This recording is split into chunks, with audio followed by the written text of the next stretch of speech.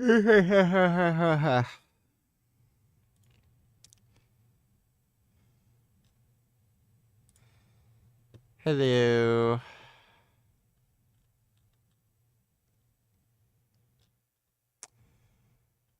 How's everybody doing?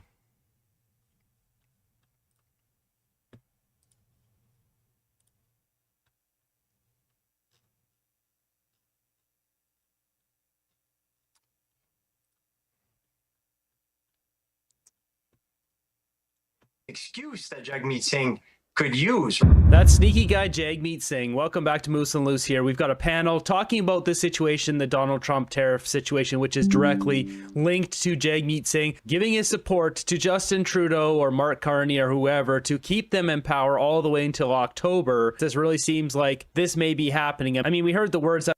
Oh my god. October.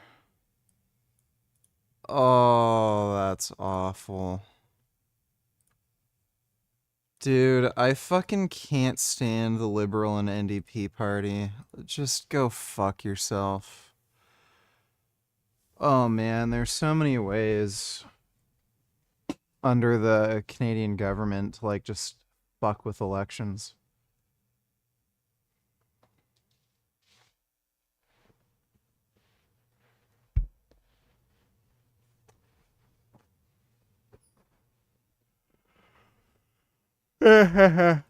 out of Jagmeet's mouth yesterday. He was saying the Liberals haven't talked to him yet, but if they came forward with a plan to save the workers, to help the workers, to help the Canadians who need help, the man is flip-flopping. Let's jump into this. Starting off, check out this clip here on CBC. It says, look how excited former Trudeau advisor Tyler Meredith gets on CBC about collecting potential tariffs and redistributing all that revenue to his favorite pet projects. He's almost foaming at the mouth talking about this. Going to be much harder. And let's also remember, I think, which is maybe Frank has a new vid. Yes, I am aware.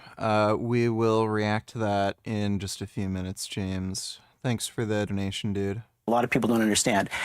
We're going to have, as a government, tariffs, because if we respond on a dollar-for-dollar basis, it means we're taxing the imports that come back across the border towards us, which means if we're doing this on a dollar-for-dollar basis and it applies to all goods and services, the government of Canada could record potentially $130 billion in revenues next year, which would wipe out the deficit and would I think, create an interesting question of how you recycle that in the economy. Do you use tax cuts? I can guarantee you that would not wipe out the deficit. Do you use targeted industrial supports in order to help businesses in an emergency? Do you help businesses with retooling? Do you want to think about, extended employment insurance program supports for training? There's a whole range of things you can do, but I sing the song if you give me $15 to sing to a song. Yeah, we know what you're going to do. You're going to send it to Uganda or Democratic Republic of Congo for agenda. Feel like 25% tariffs on Canada mixed with the absolute cluster state that Canada. So, Kate, these are big things, right? You know, copper fastening your election from foreign interference and responding to a tariff threat that puts you in a recession like we haven't seen since 2008. Singh sort of suggested if the rationale to have an election and at a minimum recall Parliament to discuss these things. Like, we are talking about serious issues facing Canada right now in terms of this tariff threat. Yeah, but that. Yeah, and Trudeau literally blocked Parliament because he's a fucking cunt. There's actually a guy who's starting a lawsuit against Trudeau and the Liberals because of that, because apparently it's unconstitutional. That won't benefit the Liberals, so that's why they won't do it. It's always about the Liberals and not about Canadians.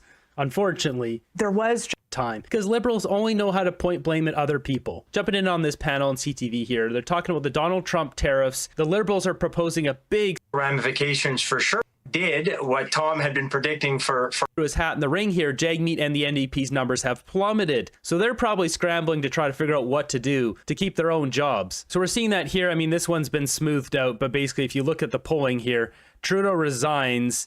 And Trudeau was sliding before he resigned. He resigned down here. Jagmeet NDP were still going up a bit after Carney threw his hat in the ring, and basically there was no Trudeau running the Liberals anymore.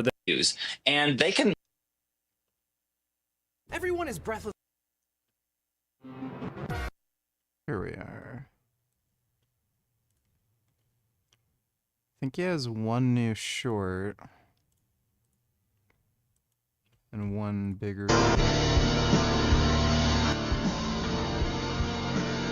I see so many people complain about getting their hours cut. I can only assume that these people don't know you can apply for unemployment. You don't have to lose your job to get unemployment. If you're working 40 hours a week and they're cutting shifts and everyone's working less hours, you are 100% eligible for unemployment, and they will pay you up to what your original wage was supposed to be. And I'm guessing that the government doesn't really want you to know this, and most people don't really want you to know this. I made a video about this maybe even 2 years ago now, just getting that information out there to people, because as I said in the beginning of this video, I can only assume that these people don't know this as they are complaining about getting their hours cut. If anything, they should be cheering, oh, my hours are cut. I get to be paid unemployment for free.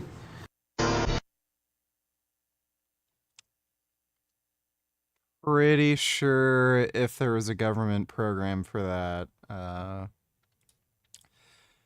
the government doesn't particularly mind you knowing, if I had to guess. Yeah, Trudeau resigned. What's up? How are you guys this week?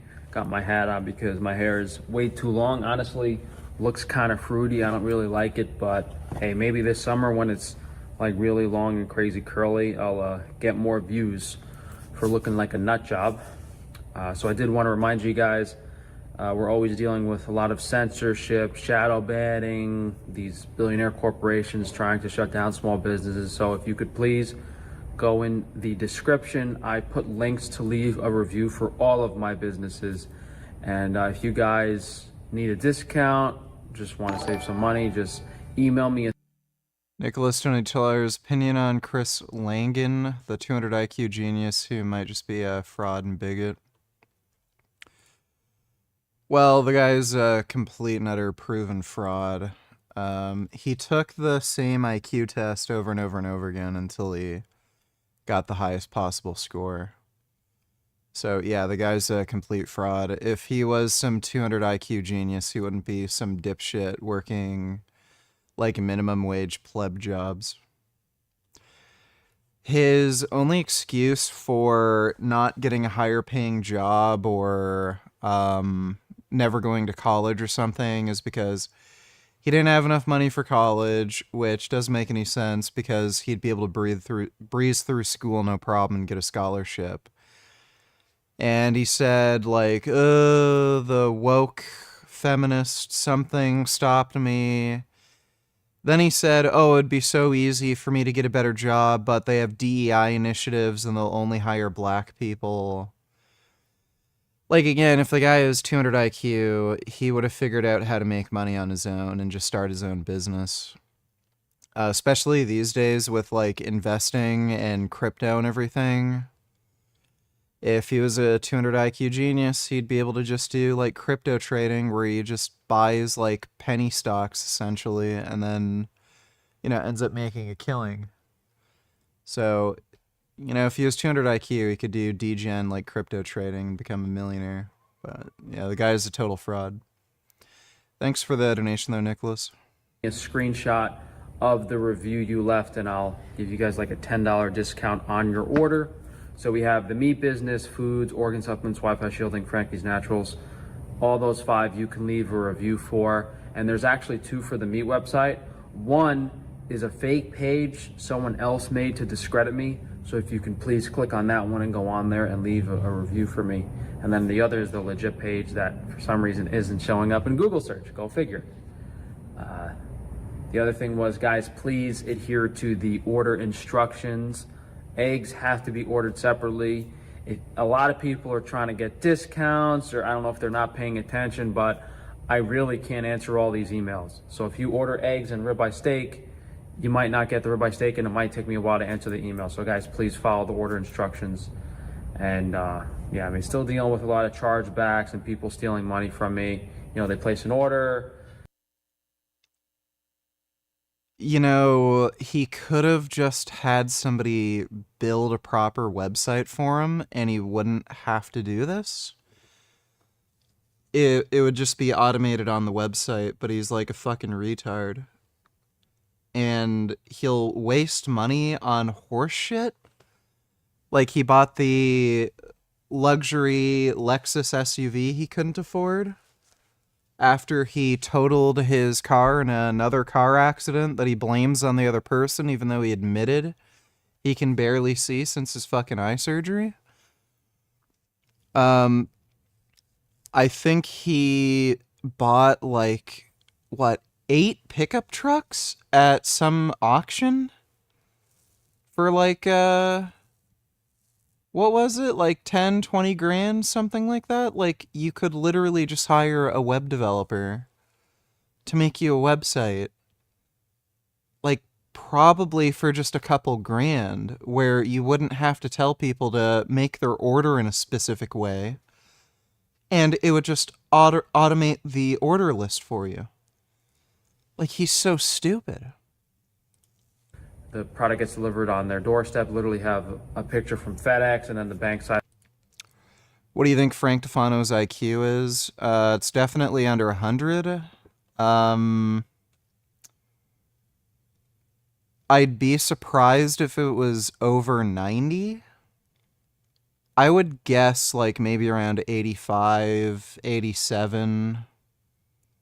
So mid 80s to high 80s would be my best guess. He's pretty fucking retarded. Like, he's a really, really dumb guy. Not only that, but he's just outright delusional. But he's really stupid. He does things that is beyond, like, impulse control or lack thereof, or delusional. Like, he just does stupid things.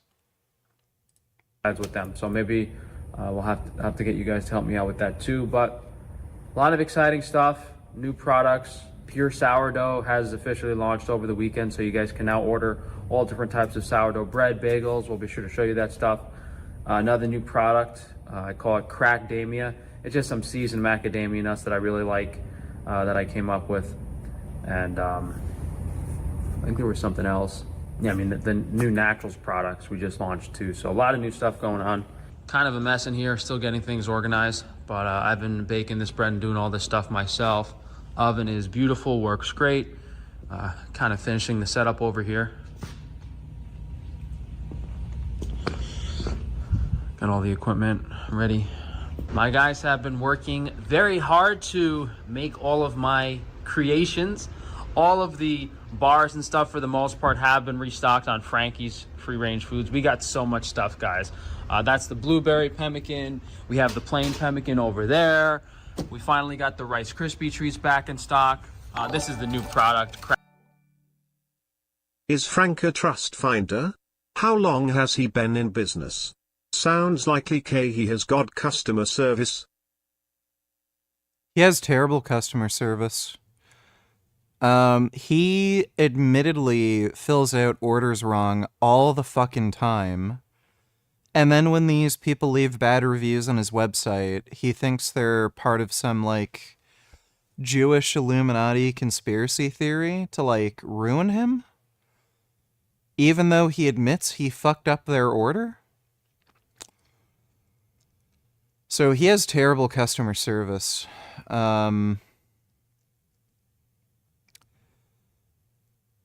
I know his parents are rich. I don't think he's ever been given a trust fund, though. How long has he been in business? It's been like at least 3 years now, I think. Thanks for the donation, James. Crackdamia. We don't have a new label or bag yet, but these are so delicious, guys. Please don't buy these if you're trying to lose weight. You will eat the whole bag till you're sick. These are so delicious. I've never gotten my IQ tested. I don't know what it is. Just try them out, guys. Crackdamia. I think I'm gonna give this away next week, or well, I don't have that much, so I'm gonna make some more, and then we'll do a giveaway on it so you guys can try it out.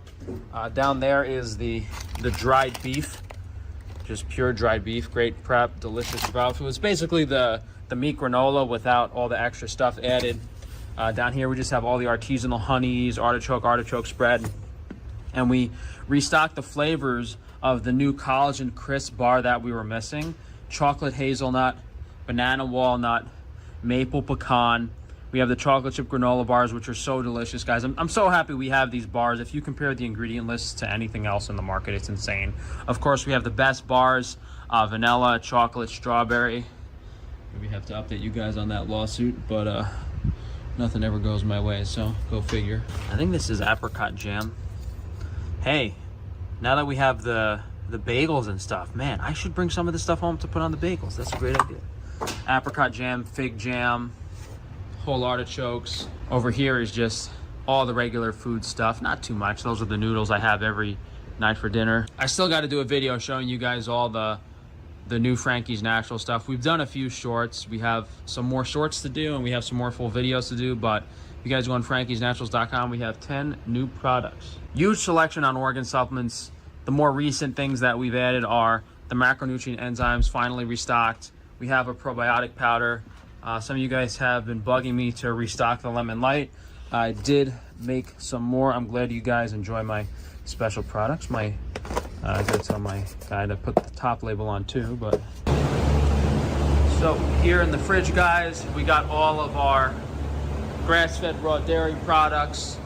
The main restock this week is we finally have a lot of goat milk back available, and it's at an affordable price. So if you guys have been missing the goat milk, we have it. I think it's like $4 for the raw goat milk packaged in. How about no? I wonder how many people have actually gotten sick from buying this raw milk from Frank. Because, like, it's being made by dirty Amish people and shit. Do you think it's ironic that Sneeko went on Vitali's Catch Predator show when he believes in a religion that condones child marriage? Yeah. Well, he's even in favor of getting rid of the age of consent completely, which is highly retarded. We live in clown world, dude. And unfortunately, all of these big creators, so like all the people who've been willing to associate with Sneeko, you know, Bradley Martin, Vitali, Fresh and Fit, like you name it. They either have absolutely zero moral standards, and they'll invite on like anti-Semites who are in favor of, you know, child exploitation, like Sneeko. Either because they're sick, degenerate scumbags just like them, or they, again, have no moral standards. All they care about is clout, money. So, oh, Sneeko's popular. I'll have him on my podcast. My podcast will grow. More money. I'll platform an anti-Semite who thinks it's okay to rape children. I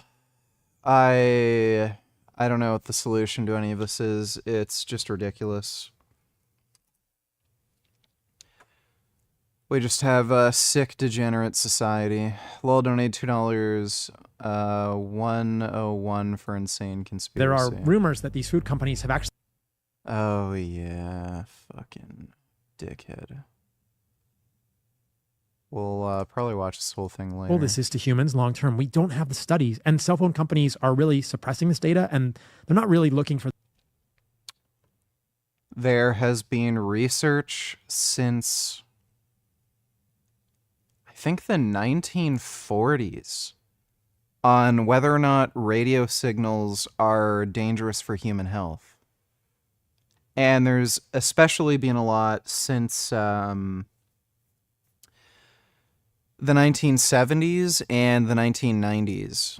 So, again, just communications technology was getting more popular. Radio was big. And cell phones, started to become a normal thing.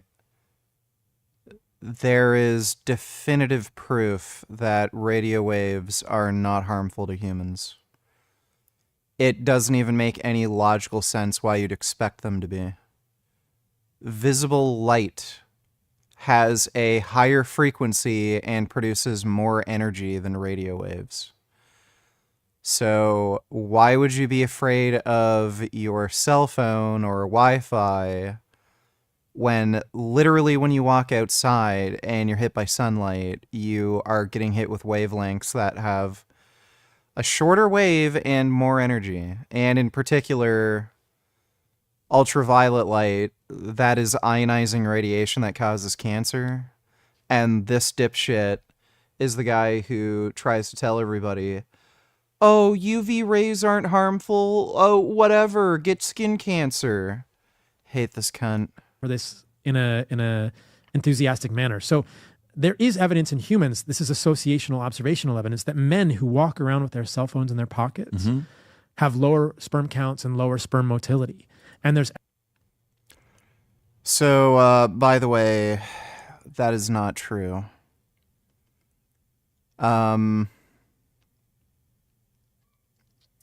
I think there was it was either one or the other. They either had lower sperm counts and it was only one study.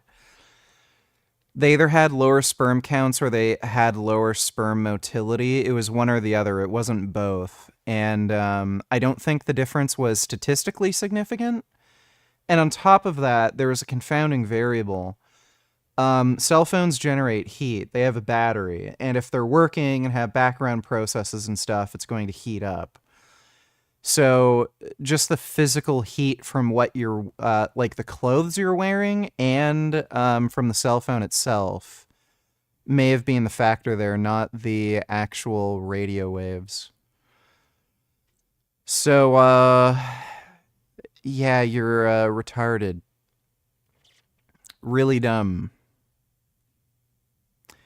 By the way, like, doesn't it say a lot about somebody, like, being such a little fucking bitch? They're afraid of their cell phone.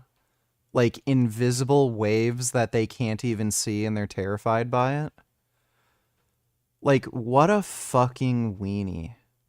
You have to be such a fucking pussy. Evidence in a petri dish that if you put a cell phone and you put sperm in a petri dish above the cell phone, that the sperm motility changes and they look like they're not as healthy. So RF. Yeah, so Paul, those are individual sperms that have no protection through any kind of tissue or material from radio waves. They're getting directly exposed.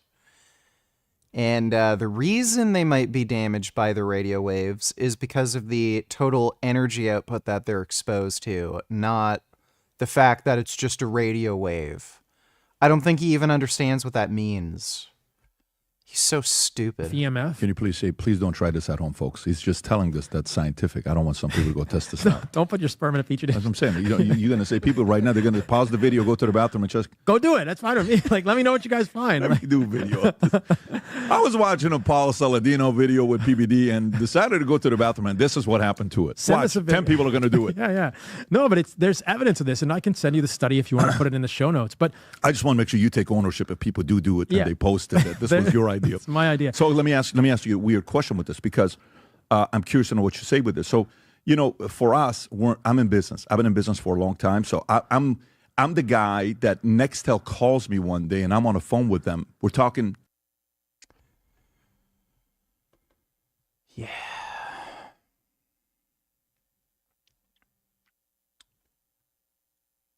Can I get a strawberry refresher with 1,000 strawberries? Yeah. Literally 3 strawberries. Thank you. Okay, you got a strawberry. I am running 26 shelter dogs for 26 miles. Training starts today. Let's...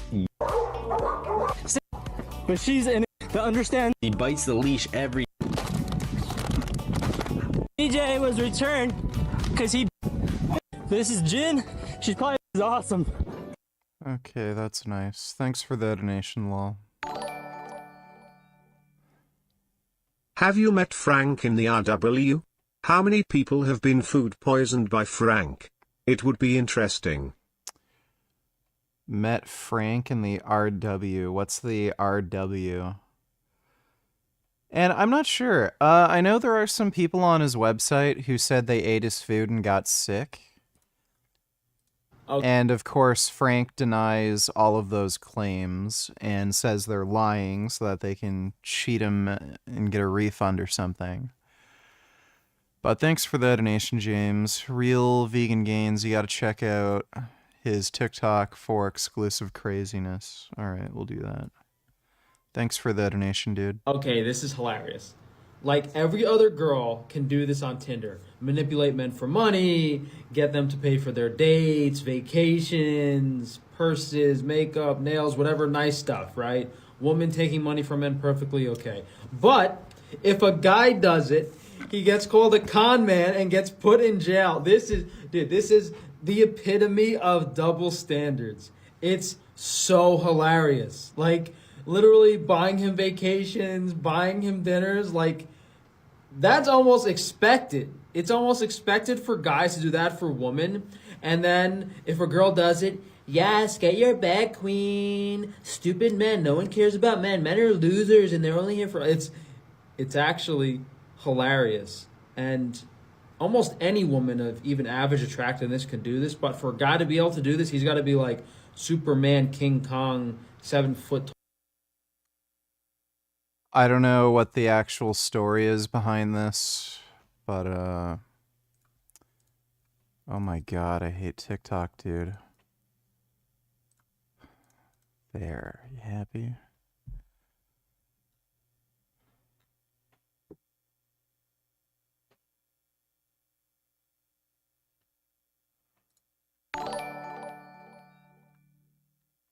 It makes me glad we shall be extinct soon. I don't think we're gonna be extinct anytime soon, but thanks for the donation, Dodo.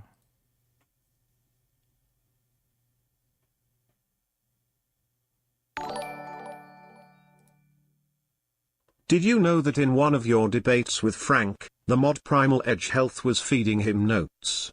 It's visible at one point when Frank screen shared. Yeah, people told me about it. Didn't really help him much, did it? Yeah, of all people to rely on, Primal Edge Health. Thanks for the donation, though, Speed Racer. Crimson Shaboinky donated $2. Nigga, call Avi, invite him to come explain his Elon salute theory. Well, it's on his Twitter. You can go look it up. Every person on the left is calling it up straight. Nazi salute. Even the more sensible ones like Destiny and Loaderbox. Well, again,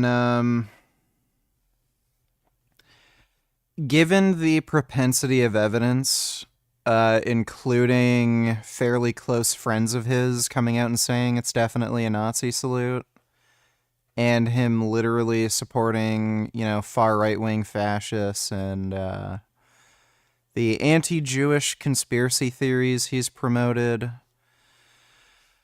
I would say, yeah, in all likelihood, he deliberately, you know, tried to do a Nazi salute. Thanks for the donation, though, Crimson.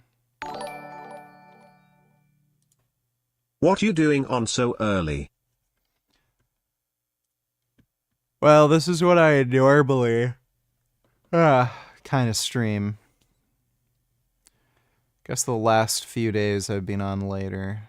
But thanks for the donation, even though. Alright, you guys are actually pissing me off. You can't do anything. You signed a contract. You have buyer's remorse.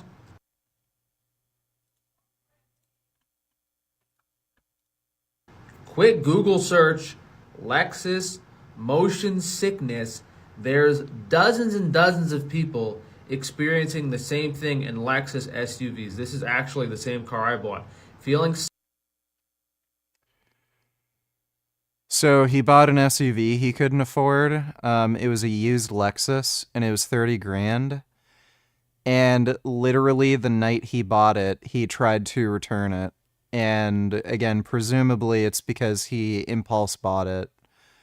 And then looked at the financing contract, and then, you know, he's probably paying something like $800 or more per month for the financing, and then he figured he couldn't afford it, so the dealer wouldn't accept it back. And this guy is so bad with his finances right now, he resorted to canceling his credit card and just leaving the SUV at the dealer and taking the hit to his credit score and everything.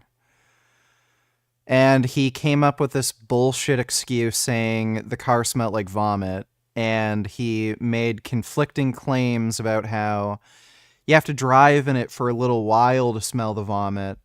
And then he said he cleaned the car out with a steam cleaner and everything, and then immediately he could smell like this horrible vomit smell as soon as he stepped in. So his story changed. First, he said you have to drive in it for a while to actually smell it, and then, oh, it's so bad as soon as you step in, it's horrible. But if that were the case, he wouldn't have bought it in the first place. And now he's doing this dumb cope where it's like, oh, you think I'm joking? Everyone says Lexuses cause motion sickness, and obviously somebody's gonna vomit in the car. Oh, dear God. Sick Lexus RX 350. New 2024 Lexus NX 350h. Motion sickness. Floaty driving. RX 350s. Best SUV. Motion sickness problems. This person was saying they took a Lexus for a test drive and got really motion sick. While I was looking this stuff up, I found it. Frank, a Lexus is not unique to any other car. It has 4 wheels and drives forward. People who are prone to motion sickness are going to get motion sick in any car. Now usually you start streaming at 8 not 6. No, it's usually been around 6 these days. Thanks for the donation though, Dodo. Another thing that I was experiencing with the car, which is lane keep assist vibrational issue. So whenever I was on the highway, the steering wheel was vibrating for no reason. And I've experienced motion sickness in vehicles before. Every single time in a Tesla, that's like pretty common. Like people always complain about getting sick and nauseous in Teslas. I've had it happen in some Ubers, but never in the front seat of a car while driving. So with this Lexus, that was the first for me. I'm very familiar with the motion sickness, nauseous feeling. I mean, should these car manufacturers start posting disclosures about the way they're manufacturing new vehicles, whether it's the suspension, the drivetrain, the motor, something's making people sick, and I can't.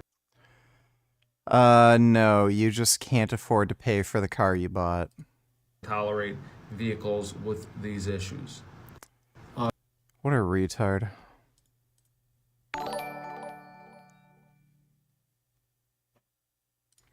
Jerry donated $2. Would you say she is overweight?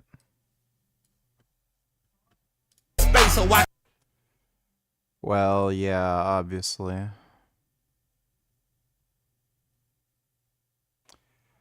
Yes, she is clearly overweight.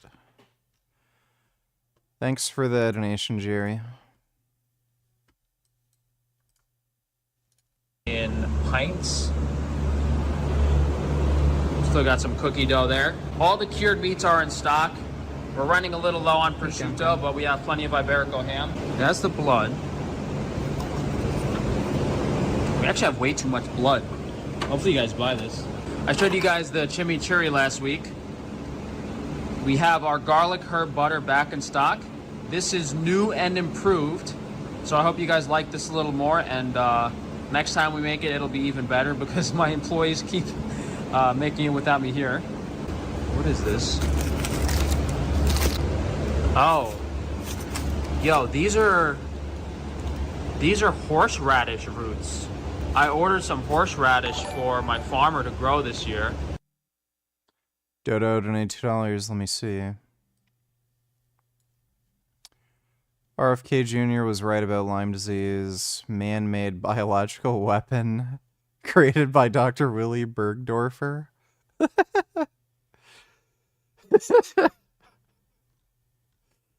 That's good.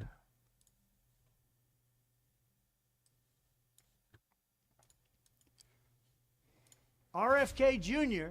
is a Democrat plant, a radical left liberal.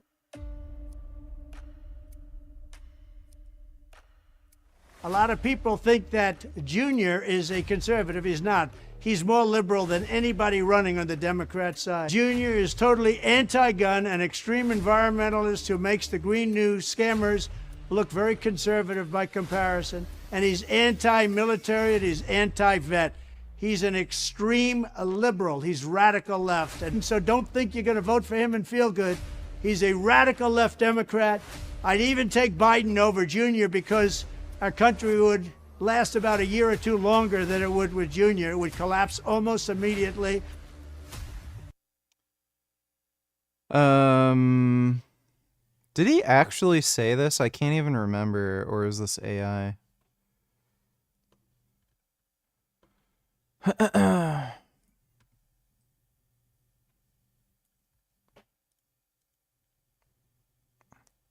Senator Bennett may have just ended RFK Jr.'s chance of being nominated. Did you say that COVID-19 was a genetically engineered bioweapon that targets black and white people, but spared Ashkenazi Jews and Chinese people? I didn't say it was deliberately targeted. I just quoted an NIH-funded and NIH published study. Did you say that it targets black and white people, but spared Ashkenazi Jews? I quoted a study, Your Honor. I quoted an NIH study that showed that. There's no NIH study that said that.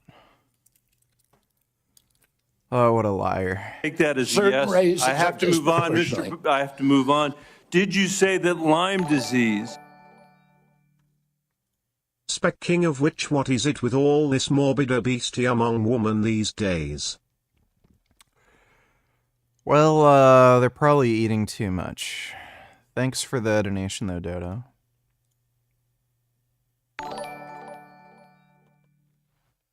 What do you think of retards on public transportation that have loud-ass phone calls in front of everyone as if it's some fascinating story everyone has to hear? I wanna strangle these people. Are they as bad as people that leave their carts in the lot?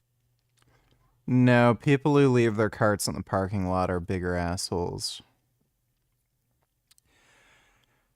I don't really encounter that, or, well, I haven't used public transit in quite a while, but I never really encountered that whenever I use the subway. Maybe it's more of an American thing. Thanks for the donation, Rectangular Tits.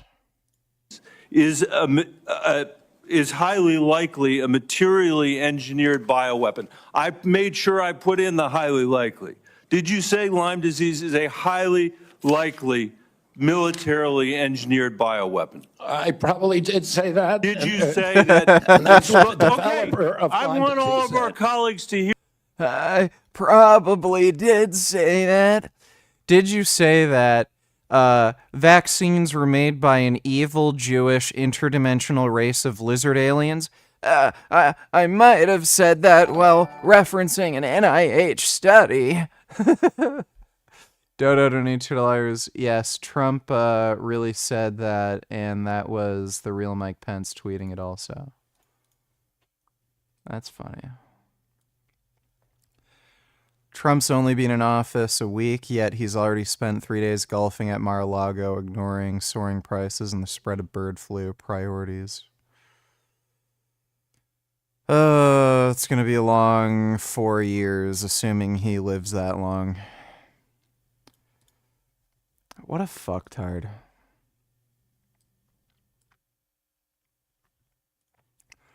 Nancy Pelosi versus the market. Track politicians' portfolios on Quiver.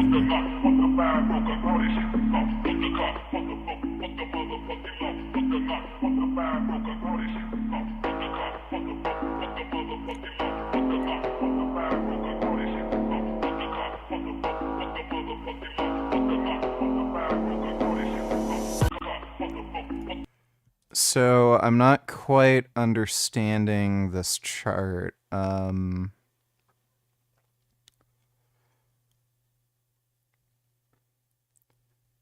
Oh, it says she's making like basically better capital gains than the S&P 500.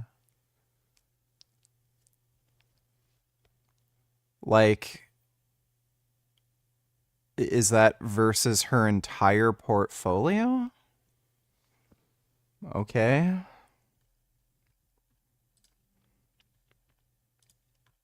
Formerly, there'd been no Cold War in South Asia, but once Eisenhower allies with Pakistan, all of a sudden the Russians are in there too. The United States allied with Pakistan and gave them a big military aid treaty. And here's Nehru, Prime Minister of India, and he is horrified. A military pact between Pakistan and the United States changes the whole balance of power in this part of the world, affects us most, especially the United States must realize that the reaction of India is going to be, you're arming the Pakistanis. Whom do you think they're going to shoot? It'll be us. And the Indians were just appalled that we did this. And afterward... We already watched that whole video, Dodo. Thanks for the donation, though. Really, what happened to the days when women were trying to be careful with how much they ate in order to stay thin and healthy? Well, I guess they don't care anymore. Thanks for the donation, Dodo.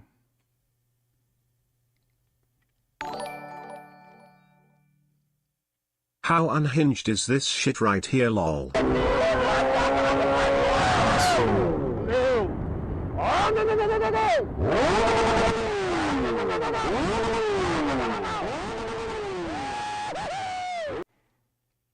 In the court system. Yeah, it's pretty retarded. That's why you have to pay such high insurance premiums, because of dumbasses like that. Yep. I would say these sorts of people account for like 90% of motorcycle fatalities. Thanks for the donation, though, Unicorn Jizz. Hear it, Mr. Kennedy. I want them to hear it. You said yes. Did you say that exposure to pesticides causes children to become transgender? No, I never said that. Okay, I have the record that I'll give to the chairman, and he can make his judgment about what you said. Did you write in your book, and it's undeniable, that African AIDS is an entirely different disease from Western AIDS? Yes or no, Mr. Kennedy? I'm not sure if I made that. Okay, I'll give it to the chairman, Mr. Kennedy. And my final question, did you say on a podcast, and I quote, I wouldn't leave abortion, to the states. My belief is we should leave it to the woman. We shouldn't have the government involved, even if it's full term. Did you say that, Mr. Kennedy? Senator, I believe that every abortion is a tragedy. Did you say it, Mr. Kennedy? This matters. It doesn't matter what you come here and say that isn't true, that's not reflective of what you really believe, that you haven't said over decade after decade after decade, because unlike other jobs we're confirming around this place, this is a job where it is life and death for the kids that I used to work for in the Denver public schools and for families all over this country that are suffering from living in the richest country of the world that can't deliver basic health care and basic mental health care to them. It's too important for the games that you're playing, Mr. Kennedy. And I hope my colleagues will say to the president, I have no influence over him. I hope my colleagues will say to the president, out of 330 million Americans, we can do better than this. Absolute banger. Yeah, dude, fuck RFK. I really hope he doesn't get elected.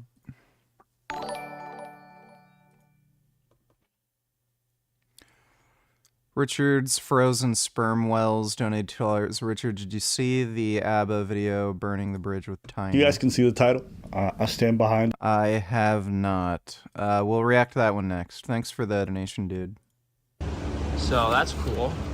You guys see how crazy I am doing all this stuff? If you guys try the new chimichurri, please let me know. Down here we just have all... Did I accidentally click? Yeah. The fuck? Zneba donated $2. It's a bit long, but really interesting. The girl who runs this channel is pretty sharp. Think you'd enjoy her content. Hello, my gentle and of course very modern apes. Some big news just came out. You Not interested in that video.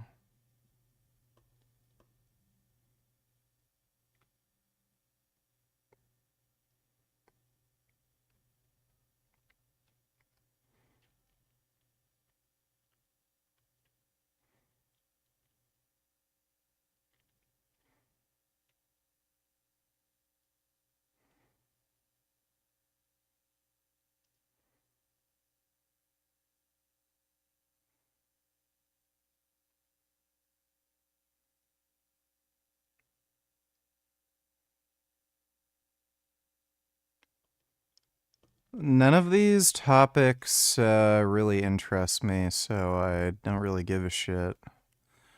Thanks for the donation, though, dude. Dodo donated $2. Let me see.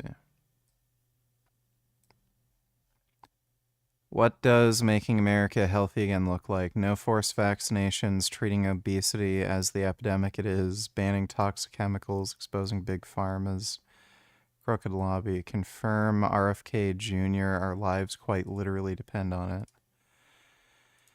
Yes, Nancy Mace, the woman who's terrified of trannies and think they're all gonna rape her in the bathroom. That fucking lying bitch. Uh-huh.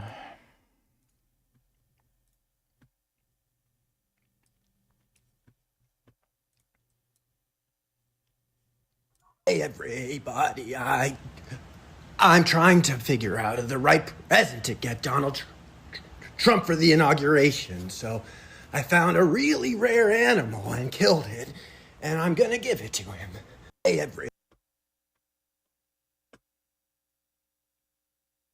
Group that is going to do great under Trump is the super rich. They are having a moment, and they want us all to know it. Take tech mogul and yassified data.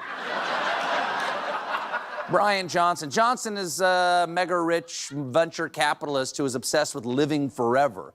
And he just unveiled an unexpected new way to measure his youthful virility, because last week he posted screenshots showing data. Don't care.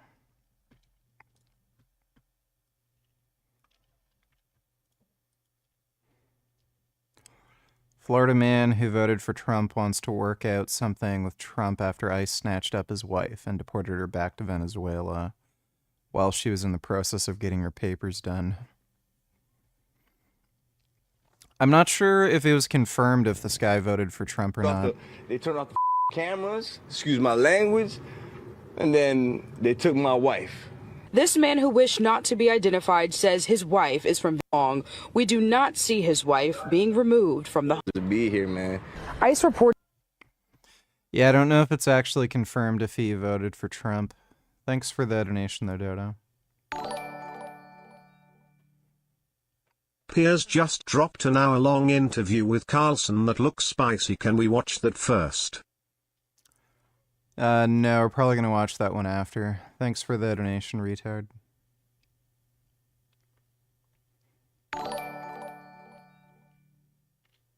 Honestly, if RFK gets elicited, it might be the end of humanity thanks to bird flu or the Nerovirus thanks to his ignorance of vaccines.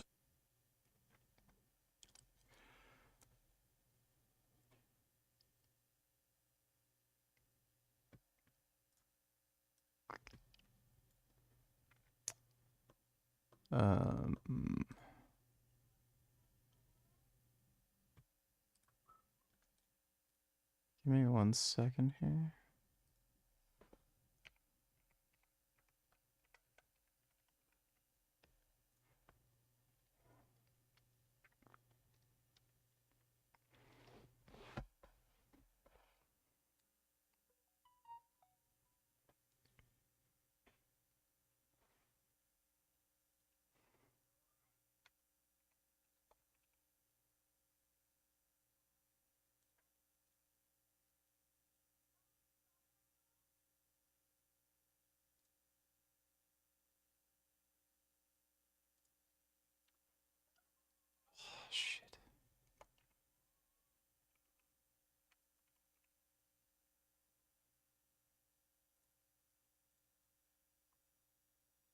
Jesus Christ.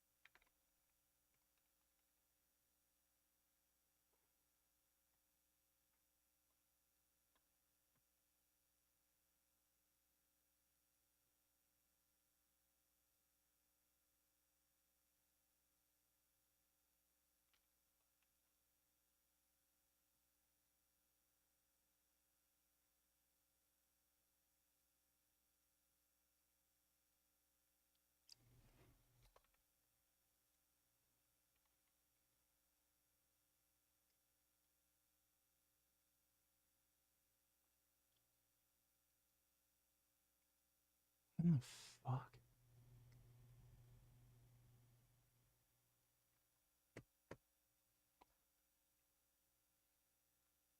Oh, son of a bitch. Give me a minute.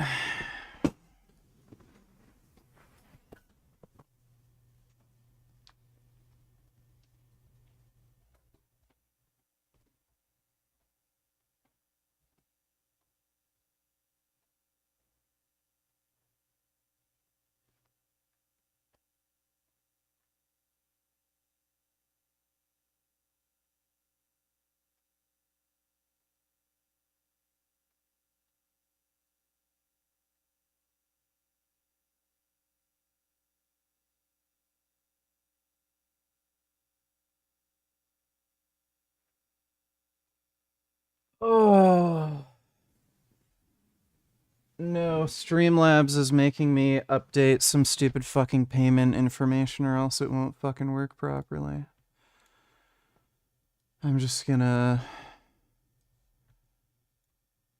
do this real quick right now.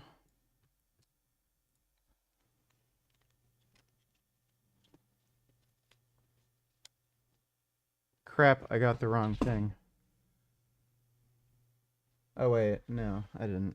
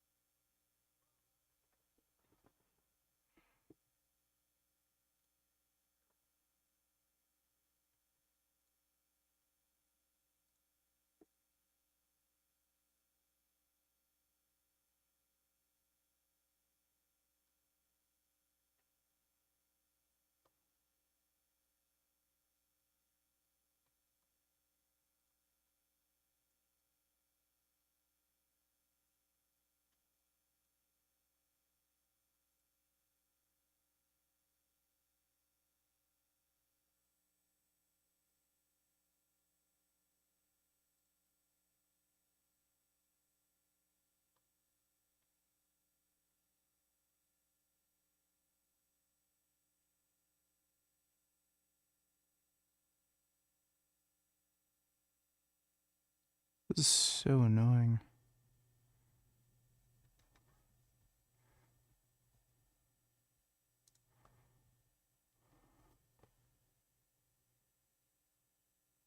What does it say? 25/01/28.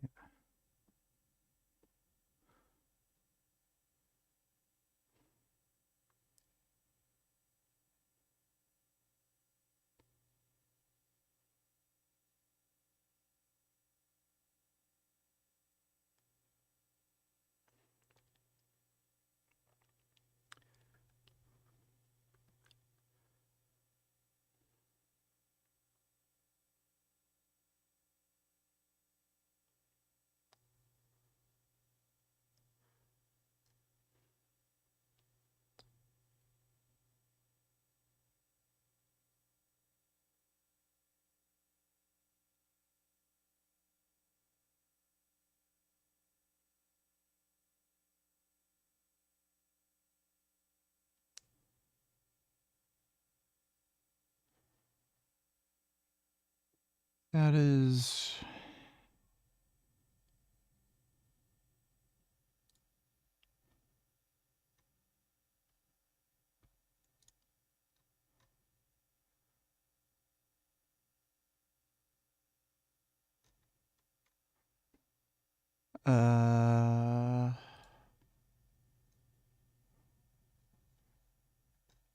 Oh, that is so stupid.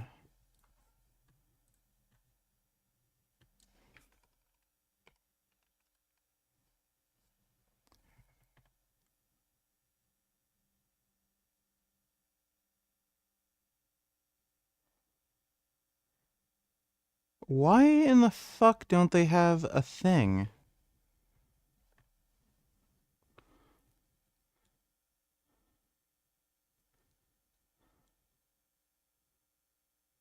When was the 28th?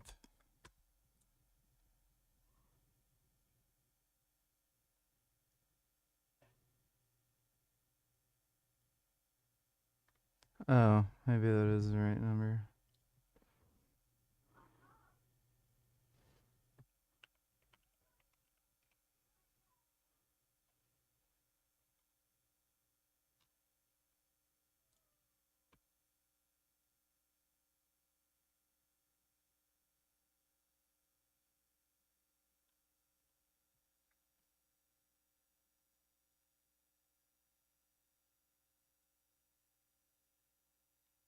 What in the fuck?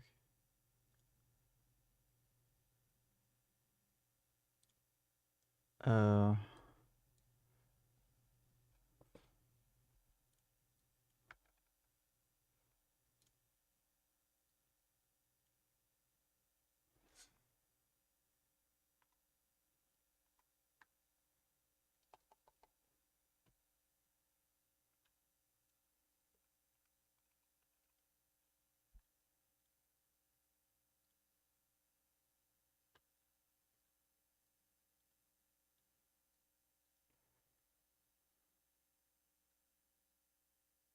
Give me 1 second.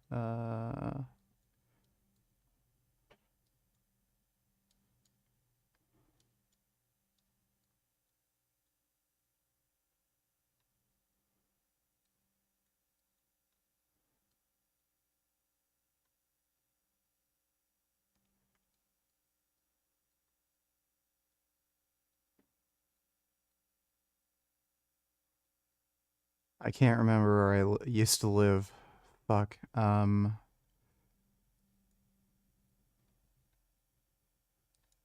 Wait. I'm getting close.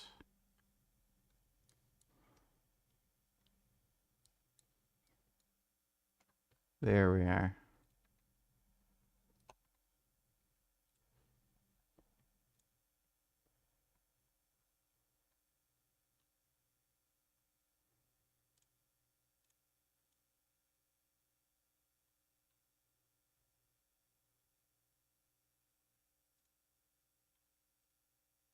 What in the hell?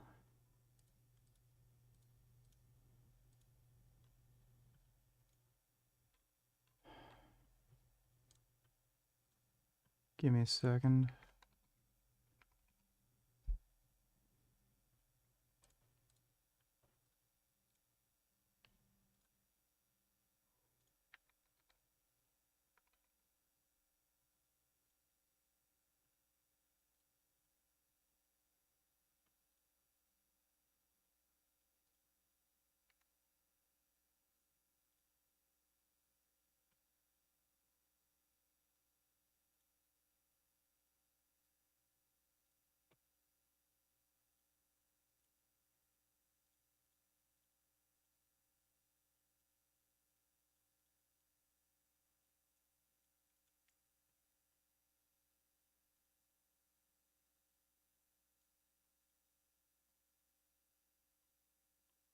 Okay, well, it's fucked. I'll have to figure that out later. That's great. That's just great. I love that. Thank you. For no fucking reason.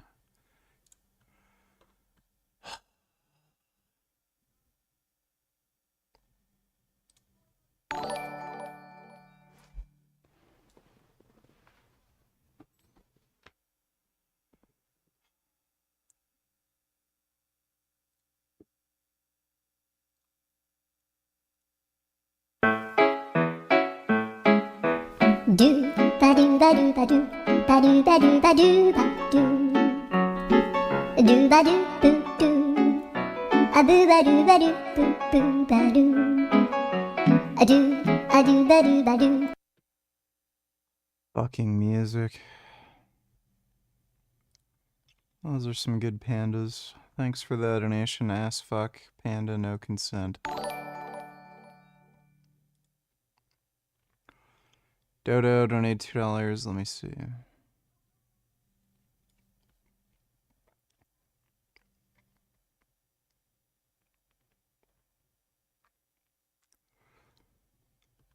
Yeah, that's Americans.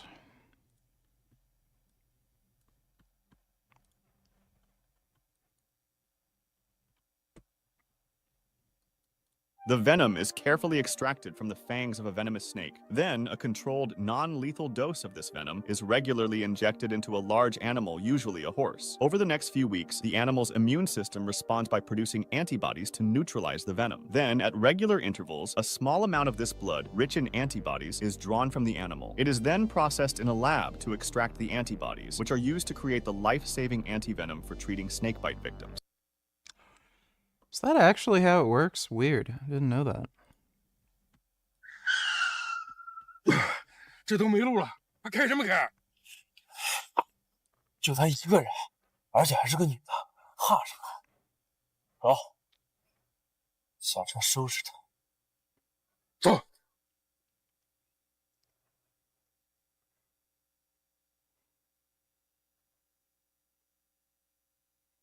你们赶紧把文物都交出来！如果你们现在幡然悔悟的话，警察或许还会从快处理。但是你们如果执迷不悟的话，将来你们就等着把牢底坐穿吧。哎，臭丫头，多管闲事儿。我看你是觉得自己活得还不够长。我虎形受命，就干嘛去了？系统力量这么一直积累，我感觉我能徒手揭开坏人的头盖骨。我是不是出现幻觉了？好好说话不会是不是？非要那么粗鲁干？老李，你还在那愣着干什么？赶紧帮忙啊！好。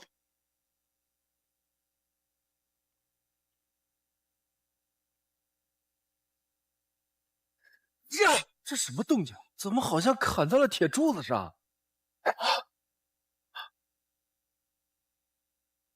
怎么撕不动？你们一个两个的都有刀，欺负我手无缚鸡之力是不是？拿来吧你们！嘿，在啊！收！还想跑？ Well, that's bad. Thanks for the donation, Dodo.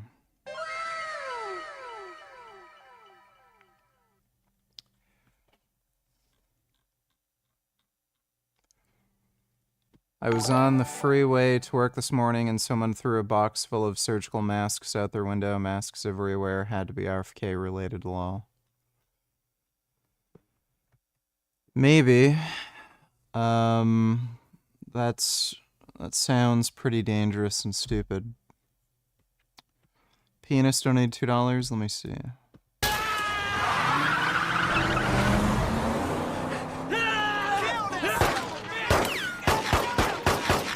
Now keep driving, you black spear chucker piece of shit, nigger!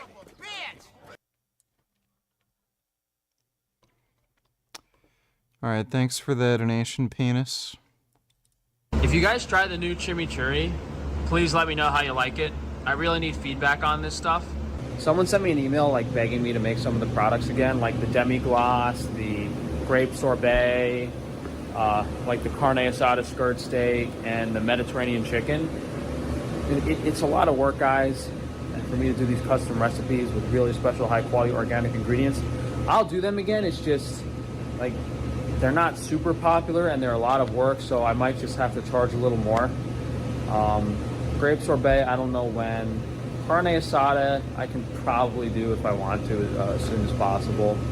And the chicken, maybe next time we get some more chicken in, that might not be.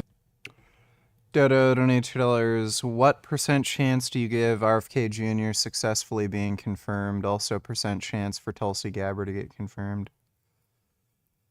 I would say probably 20% chance for Tulsi, maybe a 40% chance for RFK. Think they're going to vote on RFK Jr. confirmation today, so we're going to find out soon. If not today, then maybe within a few days. Hope Dr. Avi is happy. Yeah.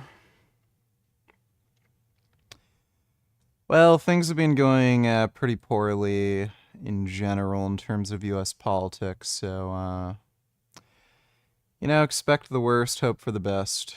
Thanks for the donation, Dodo. For a little while. Into the freezer. I showed you guys last week, we have a whole new seafood selection from Alaska, halibut, sockeye salmon, and cod. And then we have some classic stuff. I really like this shrimp and carbonara. I'm gonna take that home for dinner tonight. We got the salmon as well here, scallops, and mahi-mahi. I mean, the more relevant seafood that we've been selling is the caviar, but it's nice to have some other fish. My guys are hiding. Oh, that's the old sourdough bread. I am a literal racist, donated $3. I'd like you to meet your new pitcher, Amanda Whirlinger. Jews, figs, niggers, and now a girl? Grab it fast, hunk.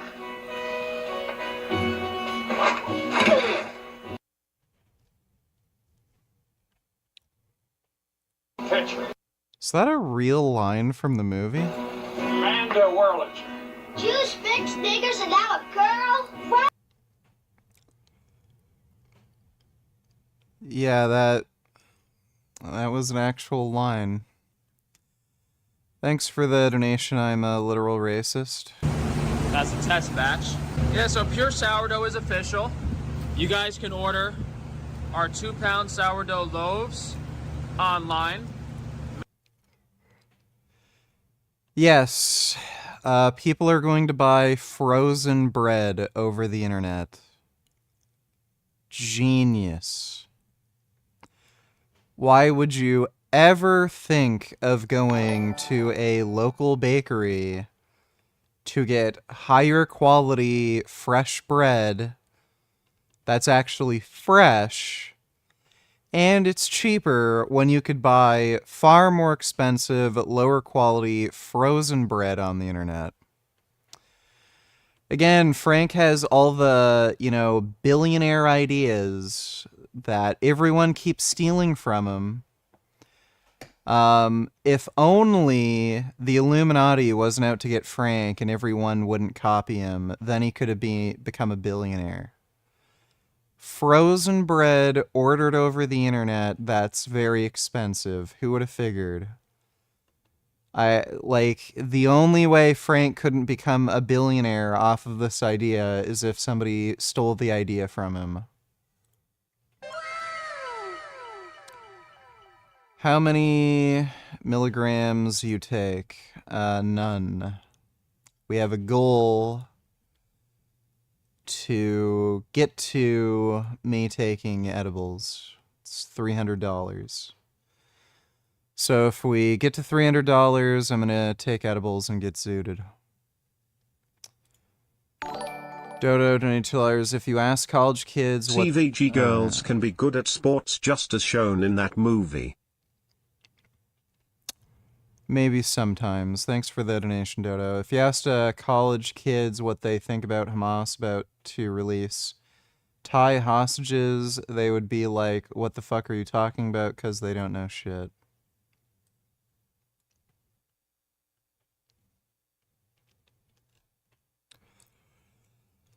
Yeah, they don't.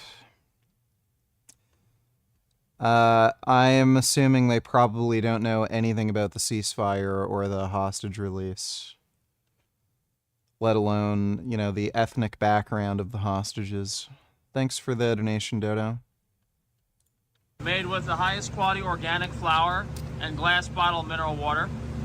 We might try to slice this next time. It's just the bread slicing machine was kind of breaking it. Here we have some everything bagels. We sold out of plain bagels already. I gotta make some more. I guess we're sold out of hamburger buns too, so we're gonna try to restock everything this week and get you guys everything. But Pure Sourdough is official. We also restocked the cod liver oil. I'm just not sure where my guys put it.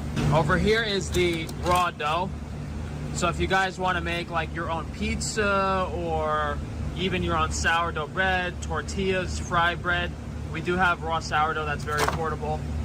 I think those are actually the two last plain bagels. Oh no, we do have some hamburger buns. My guys just have stuff all over the freezer. So these are the hamburger buns. These turned out really nice too. We're gonna try to do some. He's selling frozen hamburger buns?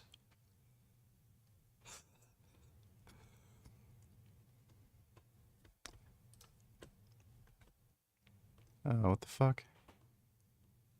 Why is this? Oh, he linked the, he linked for the Google reviews.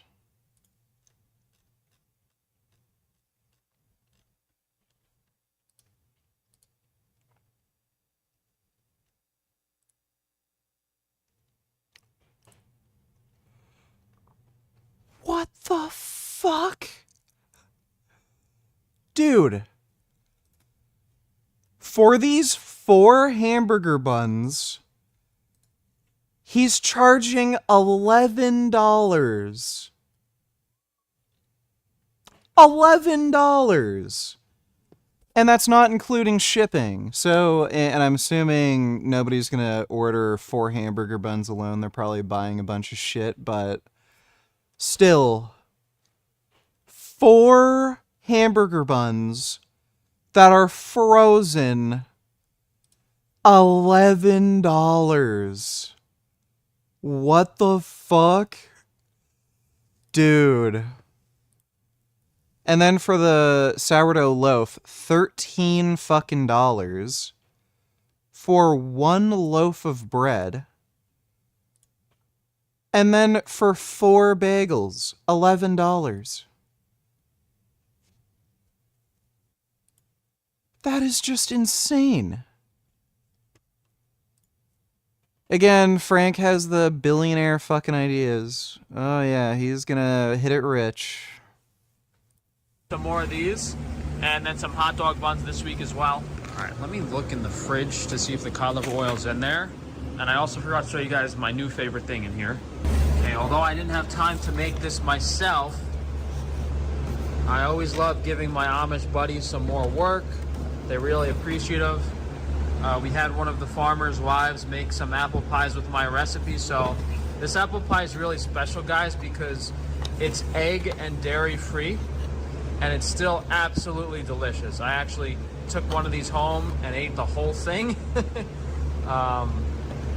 So if you guys want the highest quality organic apple pie, egg and dairy free, I think this is $15, which for the quality, guys, is, I mean, I would eat this thing every day. I have to look at the ingredient pricing, but I think that's about as low as we can go on this. I'm sure anyone else would charge like 25 bucks because of how special this is, but no one else is making this stuff online, guys. It's like organic coconut oil, fresh organic Granny Smith apples, all the highest quality ingredients. Really went out of my way to do this for you guys. So I think they're all sold. We'll try to get some more next week. And if you guys want like blueberry pie or any other pie, let me know. For me, I'm kind of just cool with the apple pie for now. And as I said, I'm not exactly sure where my guys put the cod liver oil, but we do have that back in stock. We might sell the cod livers individually by themselves, and I might try to do my own jarred cod liver in glass, but we'll see. I don't really think there's so much stuff to show you guys in general, but all the new stuff this week, I think I've showed you guys everything. As usual, I'm still always trying to do new products, and I'm excited for this bakery stuff because, we're going to be doing new stuff every week. Like, I might just try to do a full rye bread and some cinnamon raisins.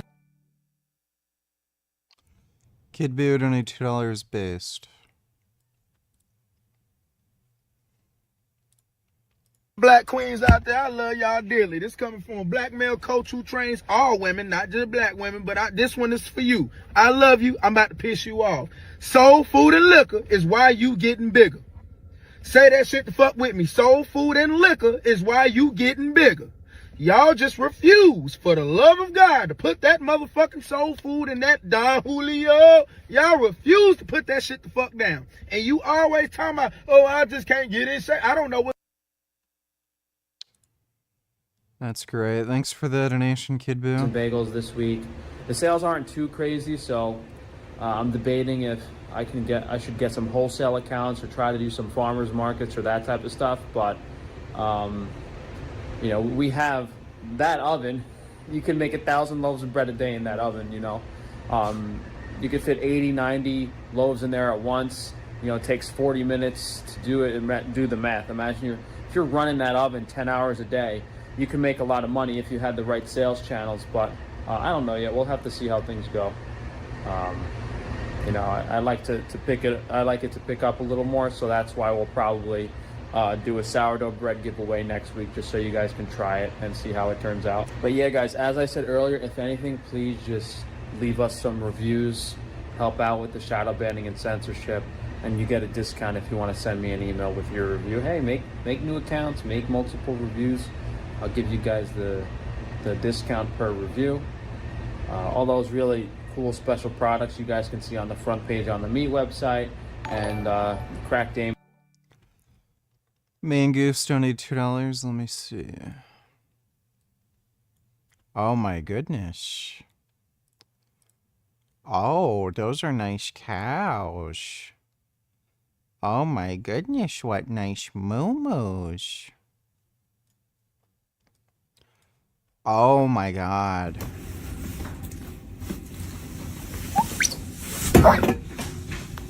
Oh. Wow. Oh, I love this video the most. That's a good Hyrax munching. Look at him munching his lettuce. Oh, that is some good munching. What a nice Hyrax. Just munching some lettuce. Oh.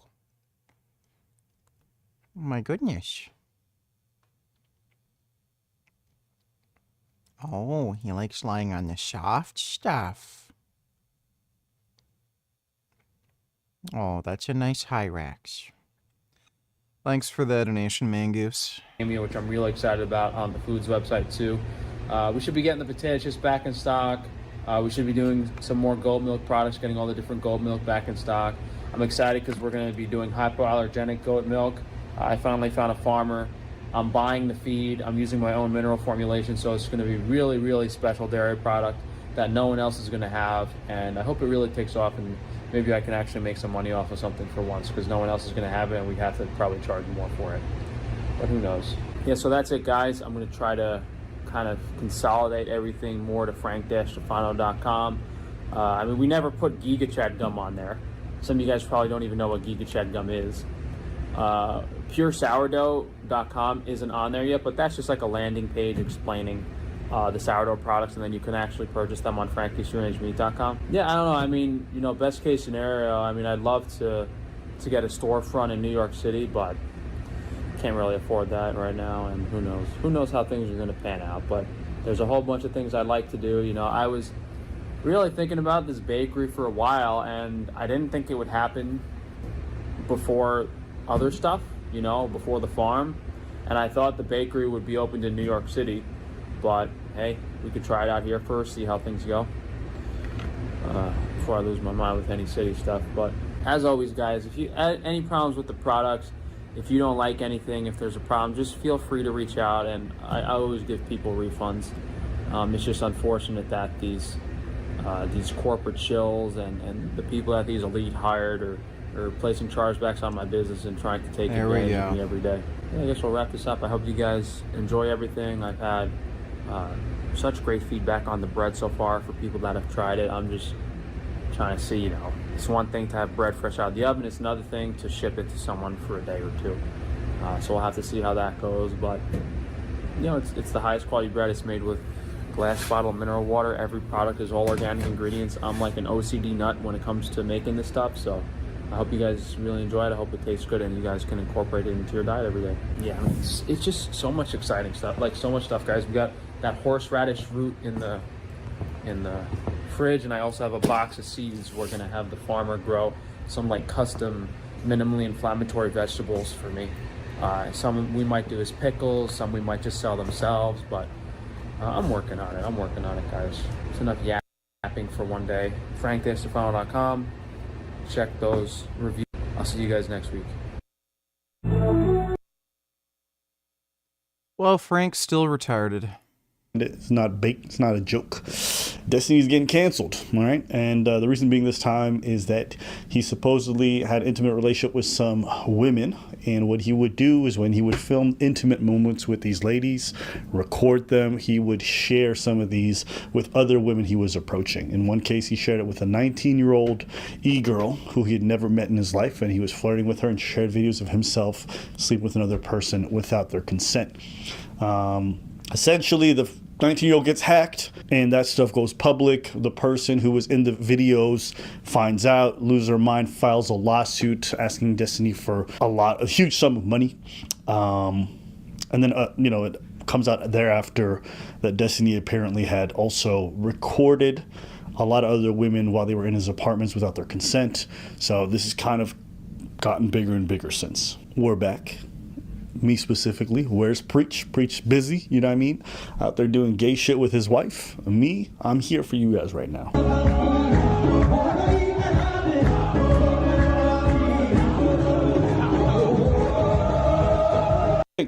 I'm gonna take my time away from my people so I can go spend time on the internet to talk about white on white violence. You are bugging. And if you guys are wondering where Preach is,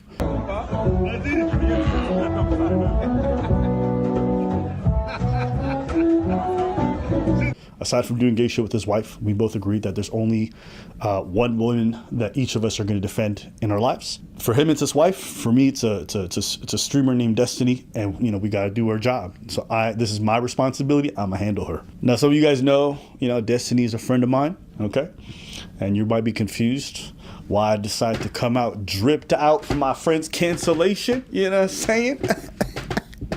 Looking kind of fresh. And again, you fucking idiots! This is a fairly serious matter, and people wanted to hear my opinions. And I'll be honest with you, for all the bad things that are happening to Destiny, I don't feel bad. The reason why I don't feel bad, and this might surprise some of you because some of you don't know this, me and Destiny have spoken about his dating behavior for a very long time. We've talked about it on stream, off stream, and I've always been very vocal about the fact that I think he's very fucking dysfunctional with how he handles his dating life, with how he prioritizes pleasure over everything else. And I think the root of a lot of these issues in this whole situation is that he prioritizes his own selfish desires over other people's well-being, over what's good for his business and his career. And now it's costing him more. It cost him already some things in the past, and he's always been very much in denial about how it affects him negatively. And now it's costing him even more. And I'm, to this day, not entirely sure if he's ready to really acknowledge the impact it has on him. Do you think I'm self-destructive? Yeah. If you engage in hedonism, I would say you're self-destructive. I say the same thing about Destiny. I think he can be self-destructive, and I don't think you would entirely disagree. So wait, I completely disagree. I don't think I'm self-destructive at all. Hold up. I was actually curious. You don't think that to some degree your hedonism doesn't bite you in the ass? Nope. I think I have a really good engagement with most of my hobbies. I think I do it pretty well. I think that my mental functioning is very high. I think my career is incredibly successful. There are parts of my life that I can improve, but I think that people look at some of the standard markers for trouble and they, for some reason, project a ton of stuff onto me. But I think I'm living like one of the healthiest, fullest lives that I possibly could. Constantly. He's sending other people's nudes to random e-girls because he's an uncontrollable gooner. BG has small PP for 6'3" black. Donated $2. Why is Frank looking gayer and gayer by the day? Can a man go to a plastic surgeon and ask him to make his face look gayer? I mean, I'm sure some people have asked. Thanks for the donation, though, dude.